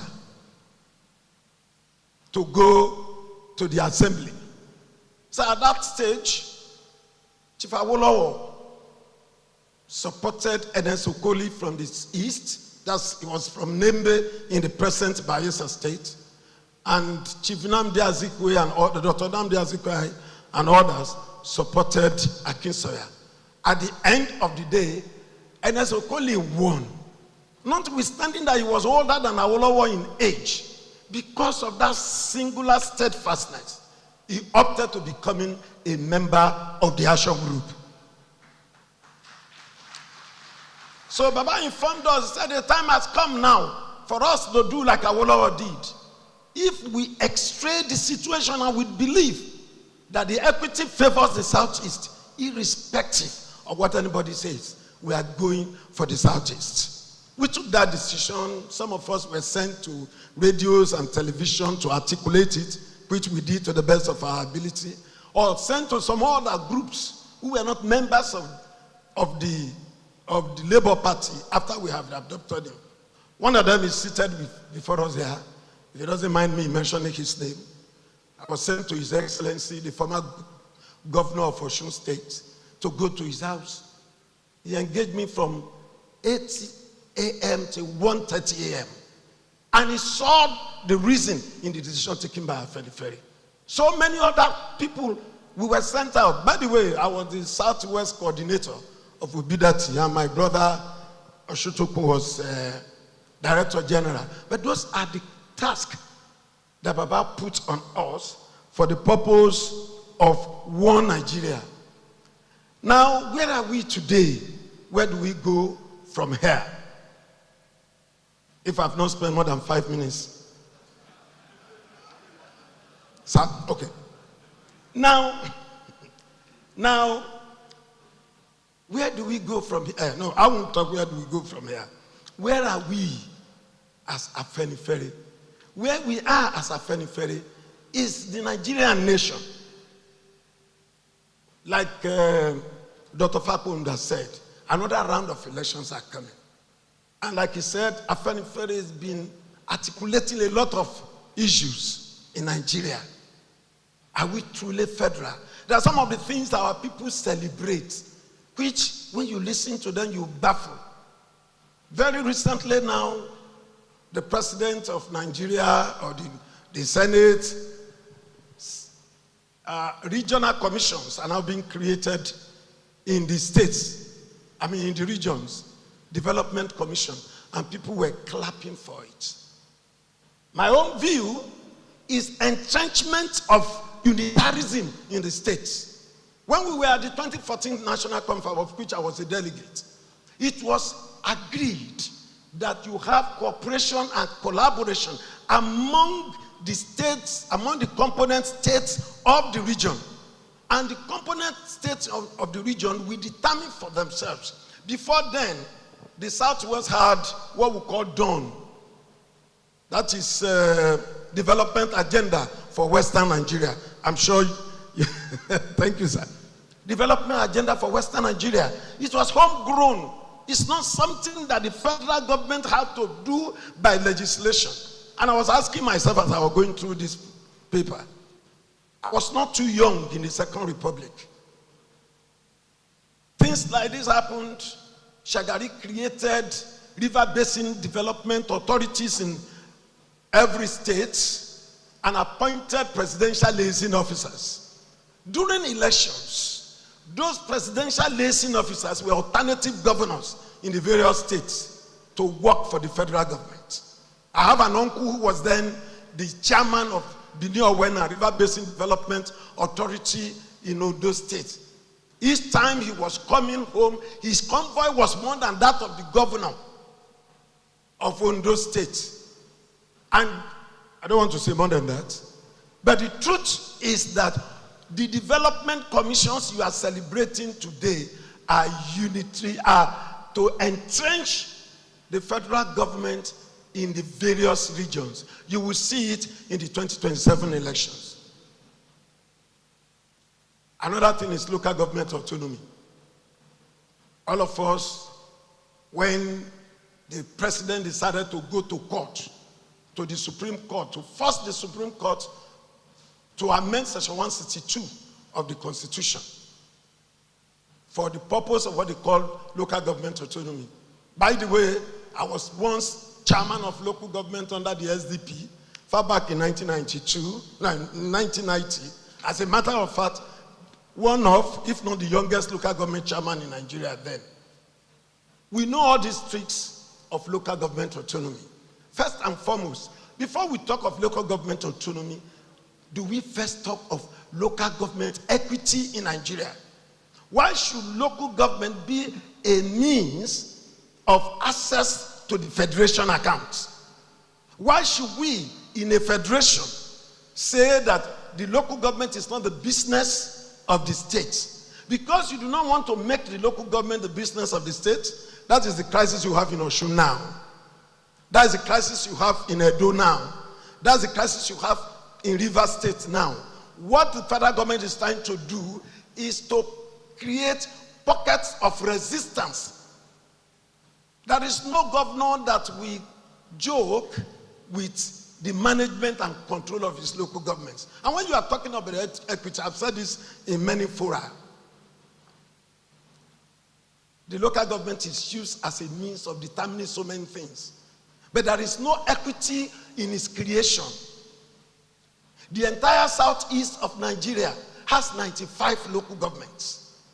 Yet, if you pick Katsina, 34, you pick Jigawa, 27, you pick Kano, 44. Those three local government, states in the northwest have a combined number of 105 local governments. If you are a man from the southeast and you want to contest election, and the primary is based on local government basis, before you start that contest, you know what your situation is going to be. And it's not just, it's like that everywhere. Thank God, His Excellency, the governor of Osun State is here. Or the former governor, pardon me. In Osun State, you have 30 local governments. I'm talking of Southwest now. By population and size, and I say that authoritatively, Ondo State is larger than Osun. Ondo State has 18. Ekiti has 16. If you combine both Ondo and Ekiti, they are 34, and Osun alone is 30. For the purpose of revenue allocation, Ondo State is an oil-producing state. Now you take revenue from the derivation account. The money that goes to local governments, which is about half 500 million naira monthly, is such that all Osun needs to do is to appropriate money for the extra 12 local governments against Ondo State. So whatever Ondo State takes out of derivation is rubbished. Go to the southeast, to the south-south. Rivers State is bigger in size and population than Akwa Ibom. Akwa Ibom has 31 local governments. Rivers State has 23. What is the parameter? Kaduna is the largest local government, state in the north. Kaduna has 23. Katsina, that was carved out of Kaduna just recently, has 34. And Jigawa, that is taken out of Kano, has 27. And Katsina has 23. Distinguished ladies and gentlemen, if we are talking about restructuring for the purpose of true federalism, what we advocate in Afenifere is that there must be all-round equity. The logic of federalism itself is based on fairness among the federating states. Finally, my story. Before you send me away with your claps, let me tell you, let me finally say what Chief Ayo Adebanjo told me. Baba invited me, because I must say this, Baba invited me into his bedroom. He said, Shola, what was on your mind when you asked that question? I said, I have read all the books of Awolowo and all of it, but that is missing. What was the truth of the treasonable felony trial of 1963? Baba now looked at me. He said, Shola, I read your column in every Tuesday in the Vanguard because I can see you understand Nigeria. He said, we never had a gun. We did not even have a knife. He said, but what we have is knowledge. He now said, ask those other political parties in the First Republic to show you their blueprint. He said, what they are afraid of is our blueprint. We did not stage any coup, we did not plan. He said, why will we plan when we are Democrats ourselves to overthrow government by non-democratic means? He now took me to the Bible. He said, our people perish without knowledge. So that's the fear they have. Distinguished ladies and gentlemen, I thank you for this small opportunity for us, and to say that my mission is complete. I will have no local standard to go anymore from here. I thank you. God bless you. Thank you, sir. Well done. Just in time. That was Chief Shola Ebisheni, the National Scribe of Afenifere. We thank you for that beautiful presentation. Distinguished guests, ladies and gentlemen, please once again a round of applause for our beloved speaker. Thank you so very much. It is my pleasure to recognize the presence of Pastor Dr. Olajuinu L. Olayemi, the chairman of Afenifere in Ekiti State. You are welcome, sir. Thank you for joining us. And also we have Prince Elias Matthew. Matiminu.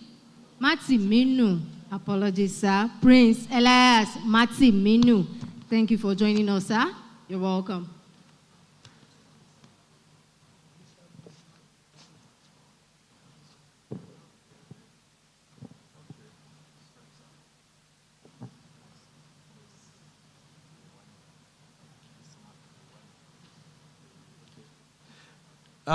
Sorry, we have just been told that we have another distinguished Nigerian, an accomplished economist, Mr. Bismarck Riwani. Oh, I can see you there. You're welcome, sir. Thank you for coming. Thank you so much for coming.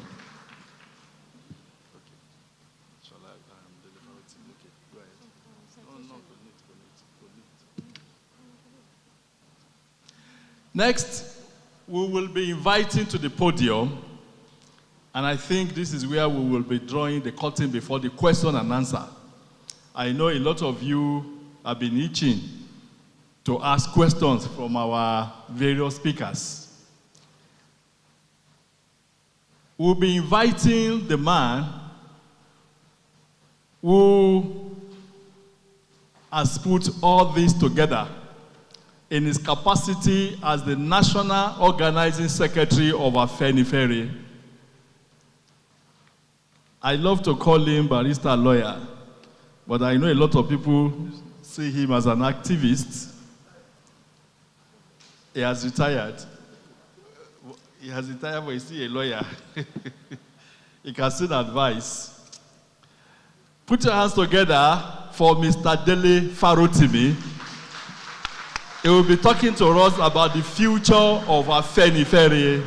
Thank you.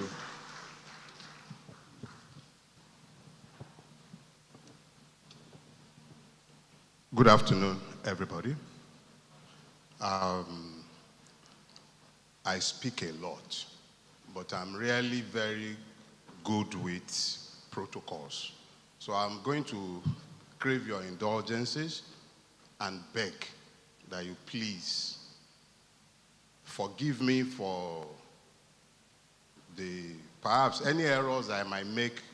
Forgive me. I would love to stand on the existing protocols. But even as much as I might want to do that, I am compelled to recognize some of our elders who are sat here. I recognize Kabiesi, the acting leader of Afenifere, about Olaiton. I see Chief Bode George. I see our father from the Yoruba Council of Elders. And I see a former governor of my state, Ogbeni Rauf Aregbesola, and I do see a whole lot of elders sat here, and my leaders who are also here. Baba Ajo, enough respect. Good evening. Good afternoon, sir. Now, before Baba Adebanjo died, we were already talking about this symposium. And what informed the need for those discussions were the misunderstandings that were already attending and dogging the path of Afenifere. Not long before Baba's demise, I took the role as the National Organizing Secretary of Afenifere. A few weeks after Baba passed on, it became imperative that even with his passage, attempts must be made to ensure that the clouds, so to say, that has beclouded the people's understanding of Afenifere, his ideology, his history, and especially his role in Nigeria to be cleared up.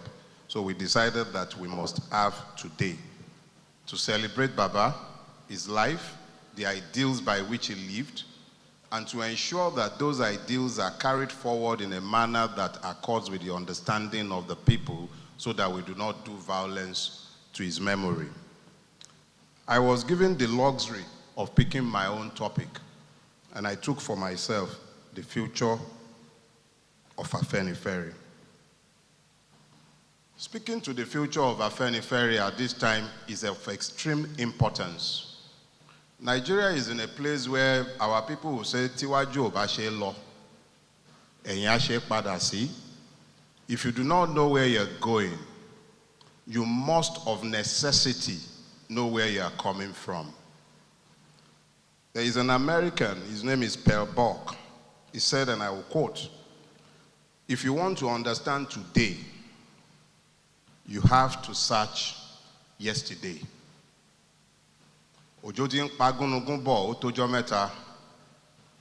This rain has been beating the vulture for a while. But what rain has been beating the vulture? When Afenifere came into being 74 years ago, it was in response to emergent scenarios within what is today Nigeria. There were challenges that were already threatening the corporate existence of that imagined country. It hadn't even gotten its independence at the time. There was talks of a unitary system. There was talk of separation. Federalism was the middle ground position, and it was put forward by no other than Chief Obafemi Awolowo and the Action Group. Today, you needn't look too far away. When you look around Nigeria, you find that the foundational problem we have today is that everybody is being forced to wearing the same size. So it's become a one-size-fits-all. The prescription of the center must always be accepted. So instead of having the multiple nations that were battered in this space, what we have today is one behemoth that has made life almost impossible for everybody. So what is the relevance of Afenifere in today's Nigeria? One of the first things that have happened to us as a collective in Nigeria is the destruction of common platforms. Almost every organization that could be made available for the people to chart a course out of the mess that we've been plunged into have been systematically destroyed. But I believe that Afenifere has a role in the future, if there is going to be a future for Nigeria. In the first place, Afenifere is going to be at the forefront of putting pressure on this existing system that has discounted the place of citizens. In discounting the place of citizens, it has also assured that the judicial system has been destroyed. The destruction of the judicial system has guaranteed that the law does not rule in Nigeria. These guarantees have assured that each and every Nigerian, wherever they may come from, whether they be Yoruba, Igbo, Fulani, or even Ijaw, have been left with devalued lives. We live in a country today where persons hauling arms around are euphemistically referred to as hunters. Exactly what game they are hunting in the Nigeria that we have found ourselves in today, we do not know. We live in a Nigeria today where even though we claim that we have a state, nobody's lives are safe. People sleep sometimes, one eye open, or perhaps with both eyes fully opened, simply because the state has failed in its most basic of duties, which is to protect the lives and properties of those who are trapped within its territory.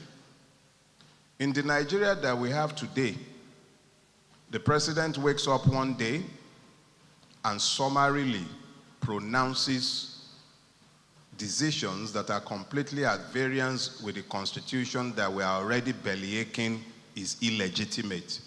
So even the basic adherence to basic principles, where we know exactly by what rules we are governed, is already lost. I can recount each and every one of the many reasons why we all need to band together, but that will not address the subject I've been given. The subject is, what is the role of Afenifere in all of this? I'll remind you, in 1993, after Abacha had taken over, I believe that was on the 17th of November, 93,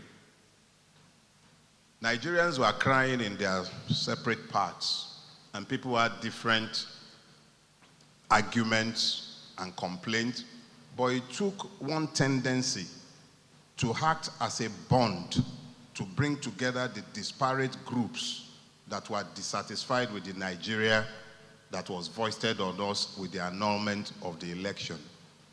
That group was Afenifere. It was the dominant group in what became NADECO. Where we are today is worse than where we were in 1993. History has come full circle. Between 1993 and 2023, you have 30 years. But in those 30 years, the exact same thing that precipitated the crisis in 1993 has happened again in 2023. The will of the people stopped mattering. When the will of a people do not matter, the very foundation of society is threatened. Afenifere's duty in this season is to help the Nigerian people to find a way to recognize the commonalities of their affliction so that they are not speaking at cross purposes even when they ought to be speaking to free each other or acting to free each other.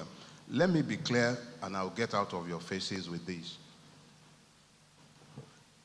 When we allow the distractions that are usually employed to take hold, instead of speaking to our freedom, we would ultimately speak to our divisions. Those who profit by reducing our capacities as human beings, it's not even talking about our capacities as citizens. Our capacities as human beings are constrained by what we have allowed to happen to us. So it is critical that Afenifere offers everybody a platform. Now, please, it doesn't matter what part of Nigeria you're from. Those people before me eminently have made clear to you, Afenifere was not founded for the Yorubas. It was founded for Nigerians. It was founded to save us from ourselves. We are asking you that just as we made ourselves available as a platform in 1993, if you look at where we are today, you shouldn't need us to tell you that there is a critical need to come together again, find common purposes as Nigerians, because that's where we are today, and then look for a way out of where we are. Chief Ayo Adebanjo spent his life, the better part of his life, over 70 years of that, committed to this ideal. He never walked away from it.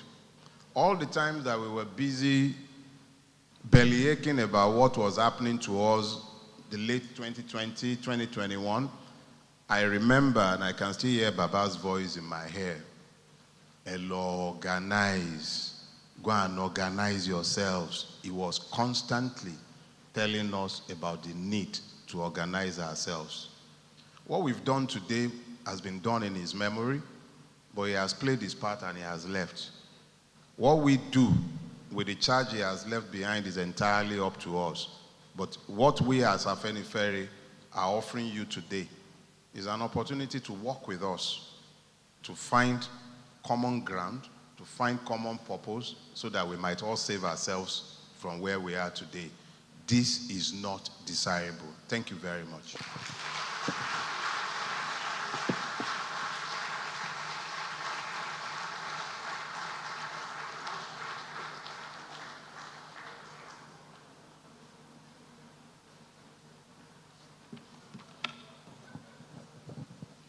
Thank you, the National Organizing Secretary of Afenifere, Barrister or Mr.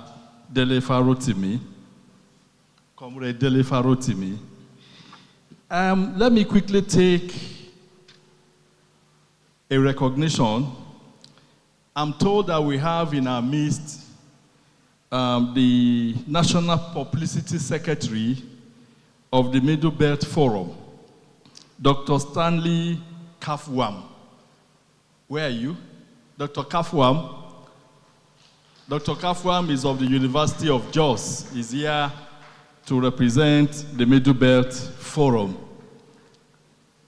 Right now, we want to watch a tribute, a video on the tribute for our leader, Chief Adebanjo. But before we do that, I would like to call on our leader, our father in Lagos. He's been sitting patiently and quietly with us since the commencement of proceedings, since we began, and he's been patient and waiting. It would be good for us to also have a word or two from him. Because like when I introduced him as one of the bedroom friends of Baba Ayo Adebanjo, and I'm talking about Chief Bode George. Let's have a word or two from you, sir.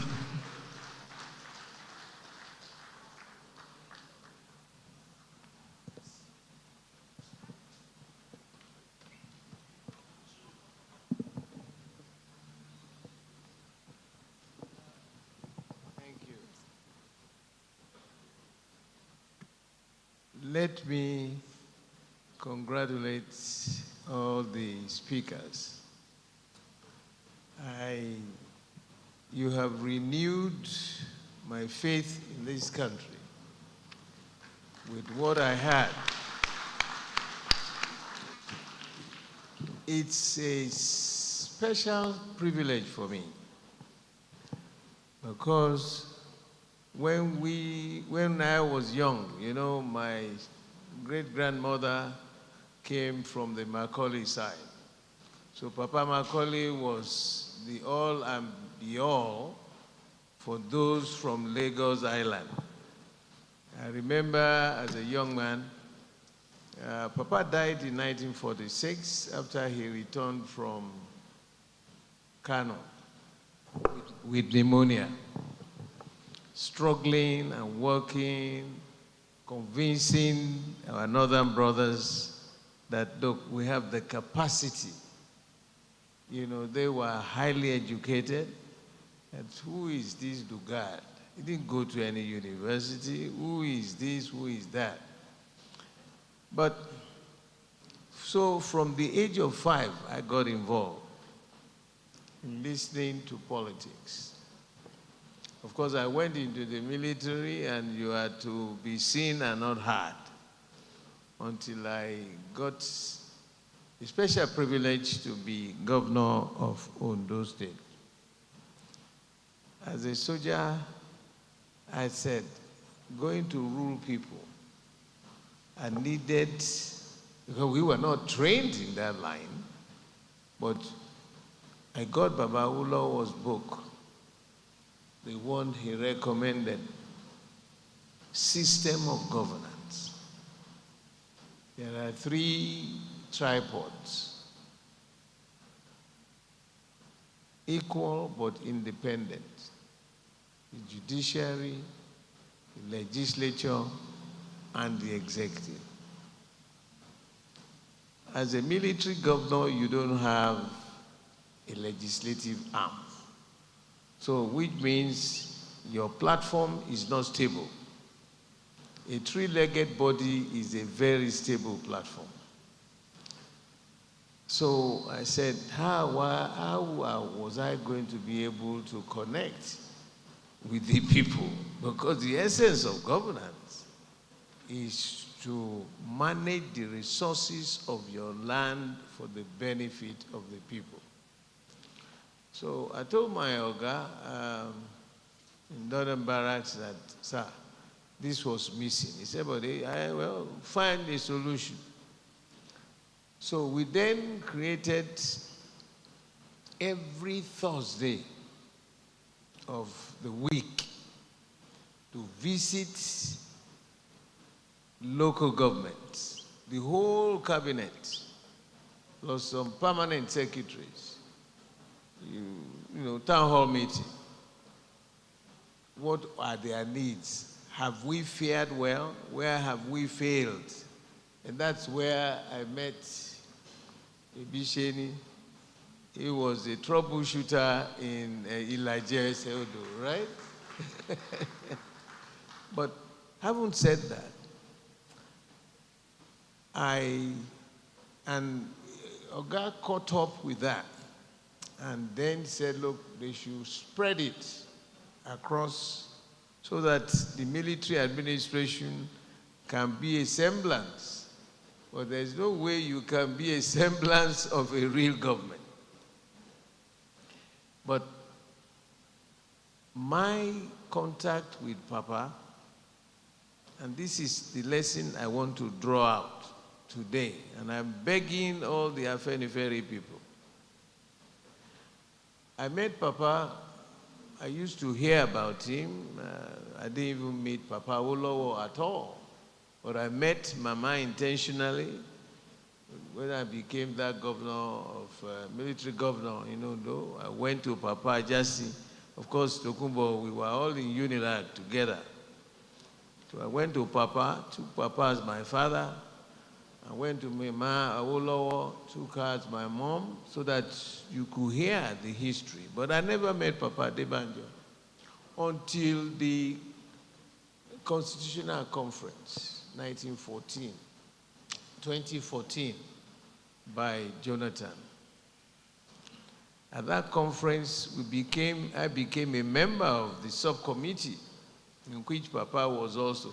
Papa Ajayi, Olaniwun Ajayi was also a member. Chief Alaye was So I remember one night, we got in there, they called for a meeting.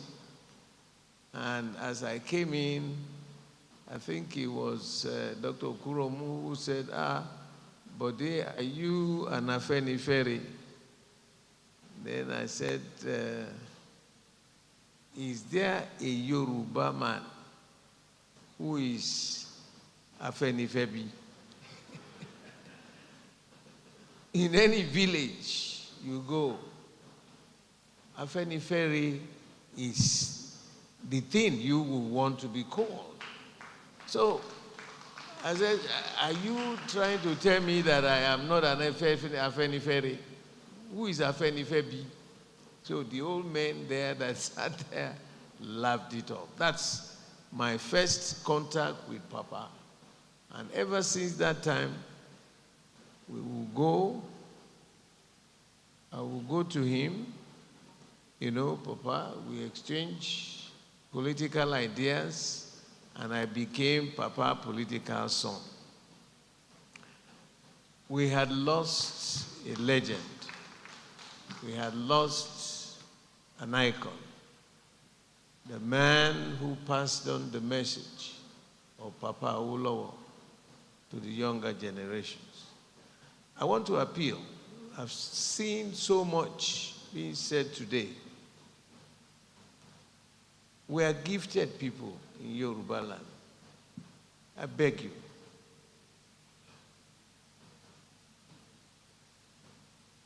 Don't totally take this as a political issue. The Afenifere. Make it that symbol. The details that you highlighting there to be the message to all Nigerians. You know, recently, last week, people were coming. I'm sure you listened to the Fulani group, the northern people, saying, you see, we are accusing the southerners that they are now killing our Fulani people. And then, of course, from the south, you hear people from Ondo, from Ekiti, from Osun, saying that, look at the Fulani people are killing our people. Foul. Something is not going right. I hope the president will come back from his Paris and listen. There is no shortcut to this power. Let him look back into history. I remember very vividly, I was in Form 4, 1962 crisis, when Papa Awolowo addressed the National Parliament. His address was directed at the Prime Minister. And I quote, he said, Mr. Prime Minister, you claim you want to establish, what do they call it? Where Majekodumi went, state of emergency in Western region. He said, I was there in the parliament in Western region. The inaugural, you know, they had just finished the election. Papa said, I was in the chambers when two crazy people got up. The first one was from Ogbomoso, who is the town of your friend. That's referring to Tafabale. He was referring to Akitola. That the guy jumped on the table, grabbed the mace, was going to smash it on the head of the speaker, and he missed. He said then the second one came from Ajegunle.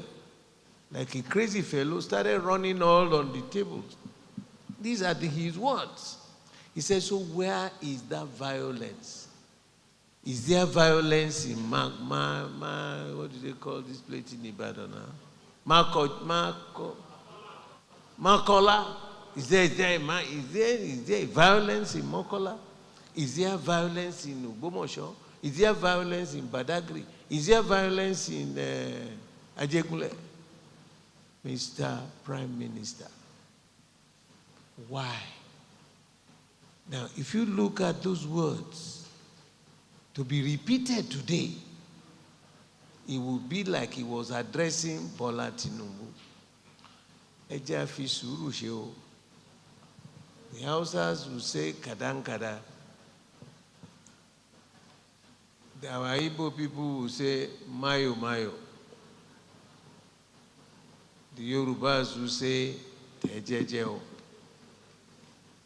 It can be better, but please don't associate this doctrine, this philosophy, this brilliant expose to being this political party. It should be sold, the future. Listening to my brother, the lawyer, let it be the doctrine to be sold to the minds of the younger generations coming. We are not sitting well at all in this country. I beg you. And I enjoyed it. I thank you for this opportunity. Thank you very much.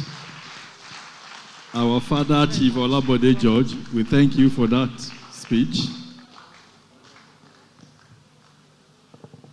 Distinguished ladies and gentlemen, one of the speakers is pressed for time. He's supposed to board his plane back to Abuja any moment from now, so he would like to take his leave. But before he leaves, he wants to know if you have any question for him. And I speak of Dr. Fakponda. If you have any question for Dr. Fakponda, he gave a speech on the political programs of Afenifere, and he was the one that showed us all the PowerPoint presentation. Does anybody have any question? Members of the press, do you have any question for Dr. Fakponda before he takes his leave? Okay. Dr. Fakponda, you are permitted, sir. Yeah? We are not going yet. We are not going yet. You have a question for Dr. Fakponda? Okay.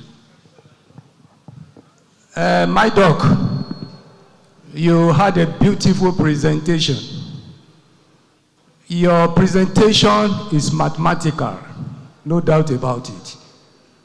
But the present situation in this country, one can ní sùúrù. Sùúrù ìgbà wo sígbà wo? How long will that sùúrù be? With all your mathematics you quoted to us, is that peaceful as it is today? Do we continue to have peace, or we sit down and discuss this issue? If, peradventure, they are not ready to discuss, thank you.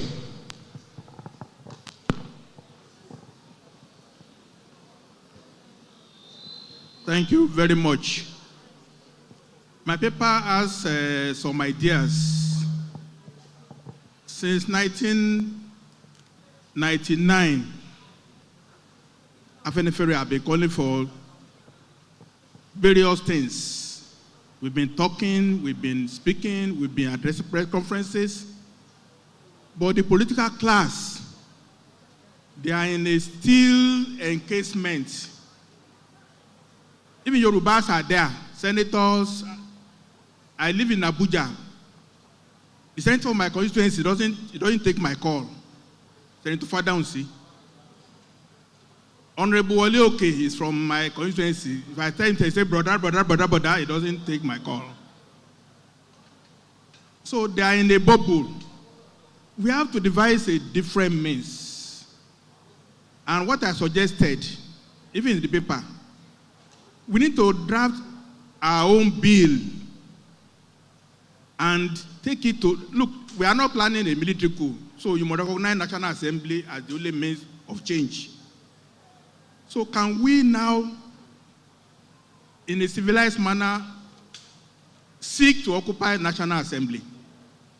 If we have well-dressed members of Afenifere and others, we'll be allowed in. Let's speak to them, not just with using editorial in Tribune, in Punch, or whatever. Let's go and face. Why can't we go and meet Akpabio? Why? Why can't we? Let it be on record. I know the Petros went to see the president. He told them that, oh, he's not interested in politics. They want to do economics. The economics is the tax bill. What is the tax bill? What we are talking now? So this body, Afenifere, is strengthened, and my leader is here. We need to work in concert to actually go and engage them one-to-one, not just speeches or conference. After today, we leave. We have to do more, and we have the next 6 months. Once they start sharing money for elections, 100 million for form, and to be a delegate, collect $20,000, $10,000, nothing will happen.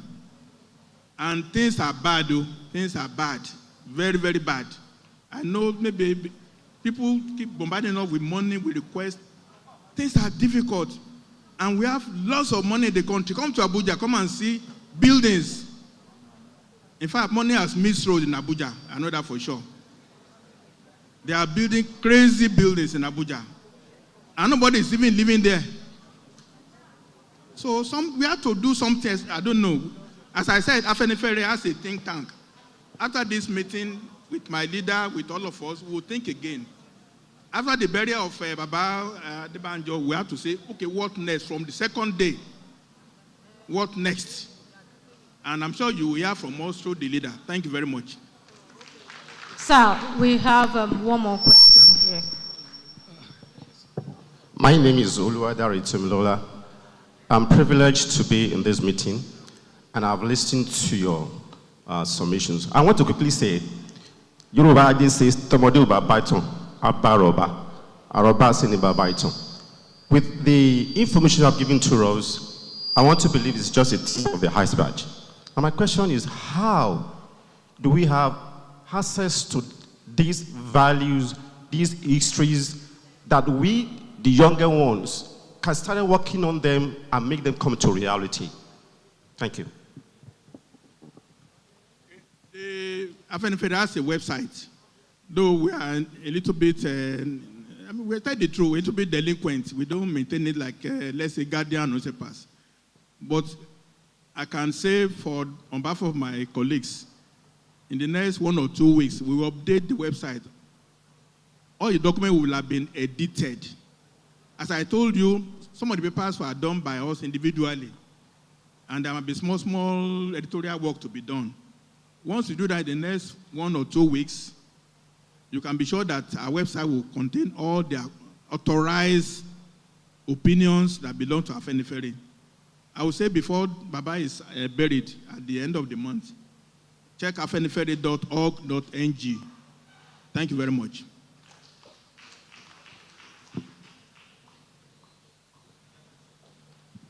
We wish you safe journey back, sir.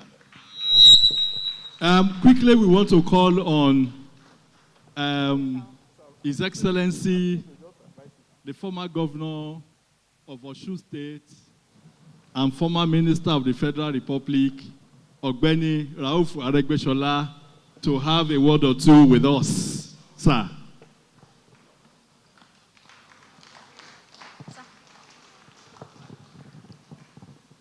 It's just to Egon, good day, sir.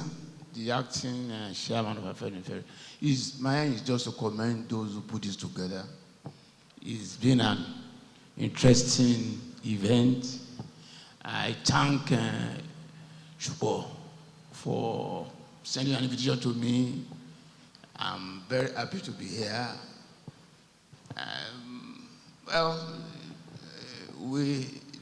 Let's sing this song together. There is a victory for all. Victory. There is victory for us. In the struggle for Africa, there is victory forward.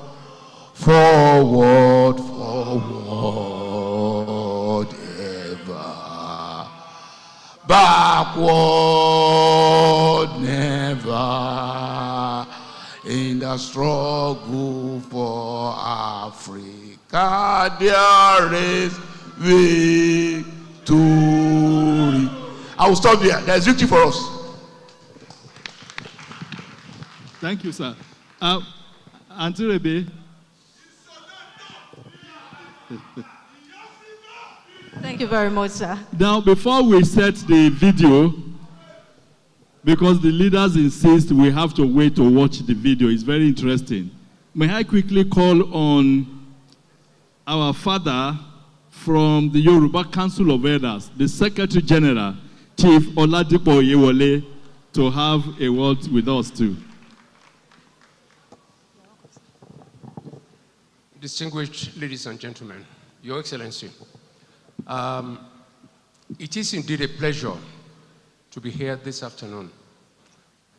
And it's a pleasure to listen to a map, a working map for the way forward. I'm leaving this hall with a very heavy heart because so far, it seems as if we do not know where we are going. In that respect, I have had a small chat with the Secretary General of Afenifere. We have work to do. It is not only Afenifere that is going to do this work. The Yoruba Council of Elders is committed to handing over a better Nigeria to my children and my grandchildren, and of course, your own grandchildren and your great-grandchildren as well.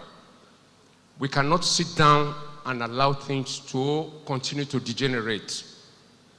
When I was growing up, if I said anywhere that I was the son of so-so-so, oh, they gave me respect. If I traveled out of this country at that time, and I'm very serious, and on my word of honor, I got things done. Today, the level of decadency that we are in does not allow us to move forward. What are we going to do with the corruption in Nigeria? That is an area that we need to pay attention to. Baba Ayo Adebanjo, we heard today that he sold a house in Surulere to build a house in another place. He could have gotten the money in other ways. Kini nkan ta fẹ́ ṣe, ta fẹ́ sọ pé ọmọlúwàbí, the ọmọlúwàbí ethos, to continue it amongst ourselves. We will leave this place with food for thought. Let us think about it. Ọmọlúwàbí ni wá. Baba Aregbesola, ọmọlúwàbí kọ́ lẹ́ ń preach. Aha, gbogbo apápátá, a gbọ́dọ̀ padà sí ọmọlúwàbí ethos. And that means character, it means integrity. I congratulate you, and I want us to continue to work together. Thank you so very much. Thank you, sir. Thank you very much. Before I call finally on somebody else, may I recognize the presence of Pastor Itua Igodalo, the senior pastor, Trinity House, and one of Baba Adebanjo's children in our midst. Pastor Igodalo, you are welcome, sir. You are recognized.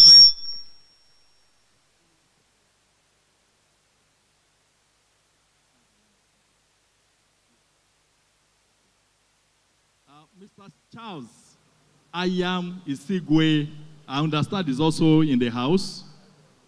Can you stand up for recognition, sir? You are welcome, sir. We recognize you.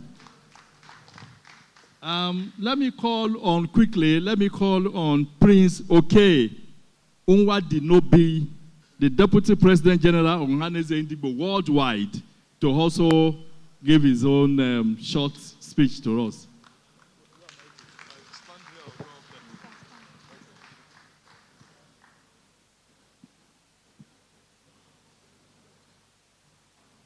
The leadership of Afenifere, very distinguished ladies and gentlemen. I'd like to start by saying a big thank you to the leadership of Afenifere for inviting Ohaneze Ndigbo to this event. Because of the respect we have for the organization and also the incredible respect we have for Pa Ayo Adebanjo. Our organization has sent quite a good number of us as members of the National Executive Committee of Ohaneze to represent the organization. We are very thankful, and I must tell you that coming here today has done two great things for us. The first is that it's given us the opportunity to truly understand better than we thought we knew. We have a better understanding of the organization by the name Afenifere, its role and the importance, not just to the Yoruba people, but to Nigeria. The second is that we have come here today to celebrate one of our own. We regard Chief Ayo Adebanjo as one of our own. And why do I say so? Today, you are celebrating the 97th posthumous birthday celebration of the life and times of Chief Ayo Adebanjo. And you're marking it with the inaugural Symposium. Celebrating the life and times of Adebanjo, to anybody here, will say is not a one-event affair, and we are glad that what you're doing marks the beginning of a series of activities to celebrate him. We claim him as one of us because we share, while he was alive, he shared common values with some statesmen, and it transcended not just from the very old statesmen, their generation, but it transcended to younger generations. And I can assure everyone here that from our side of Nigeria, we admire him because of what he believed in, because of what he stood by. And the more important aspect is that he developed himself and presented himself to become a role model to so many of us. And we would like to thank the family of Pa Adebanjo.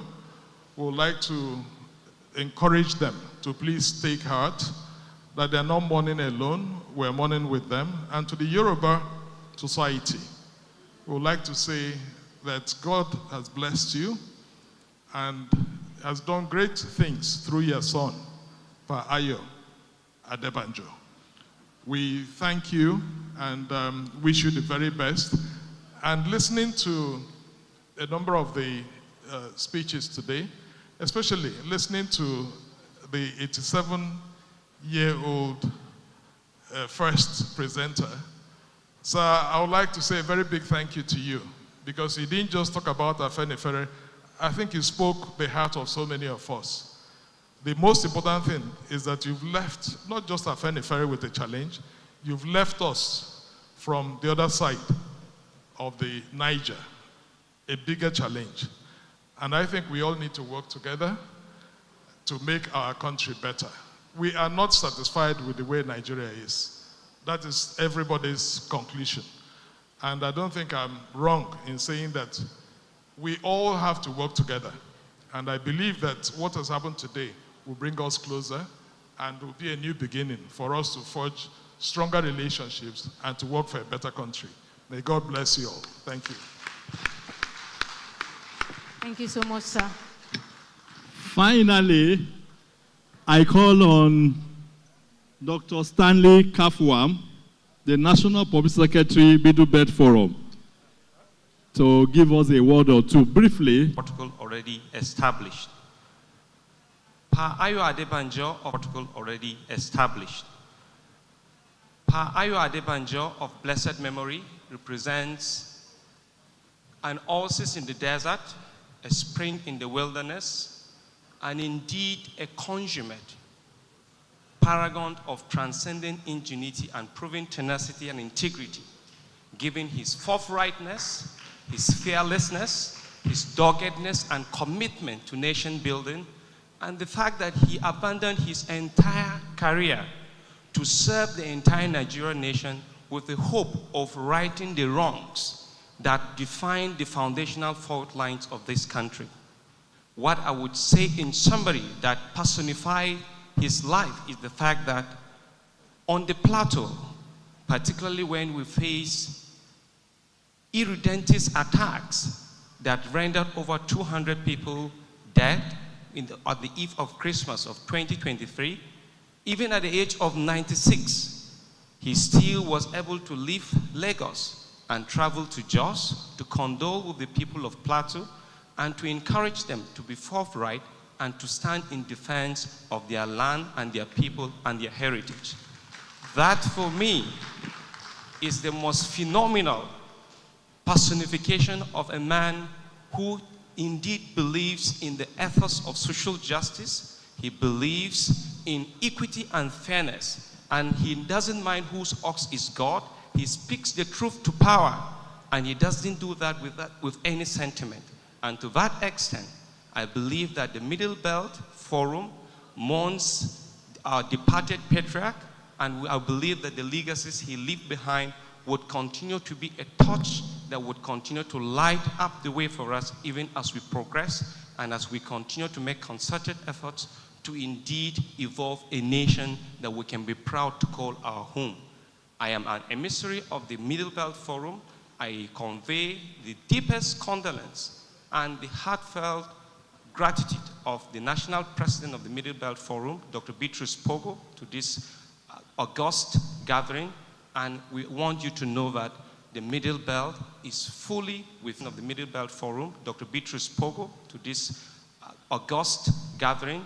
And we want you to know that the Middle Belt is fully with you, and we would continue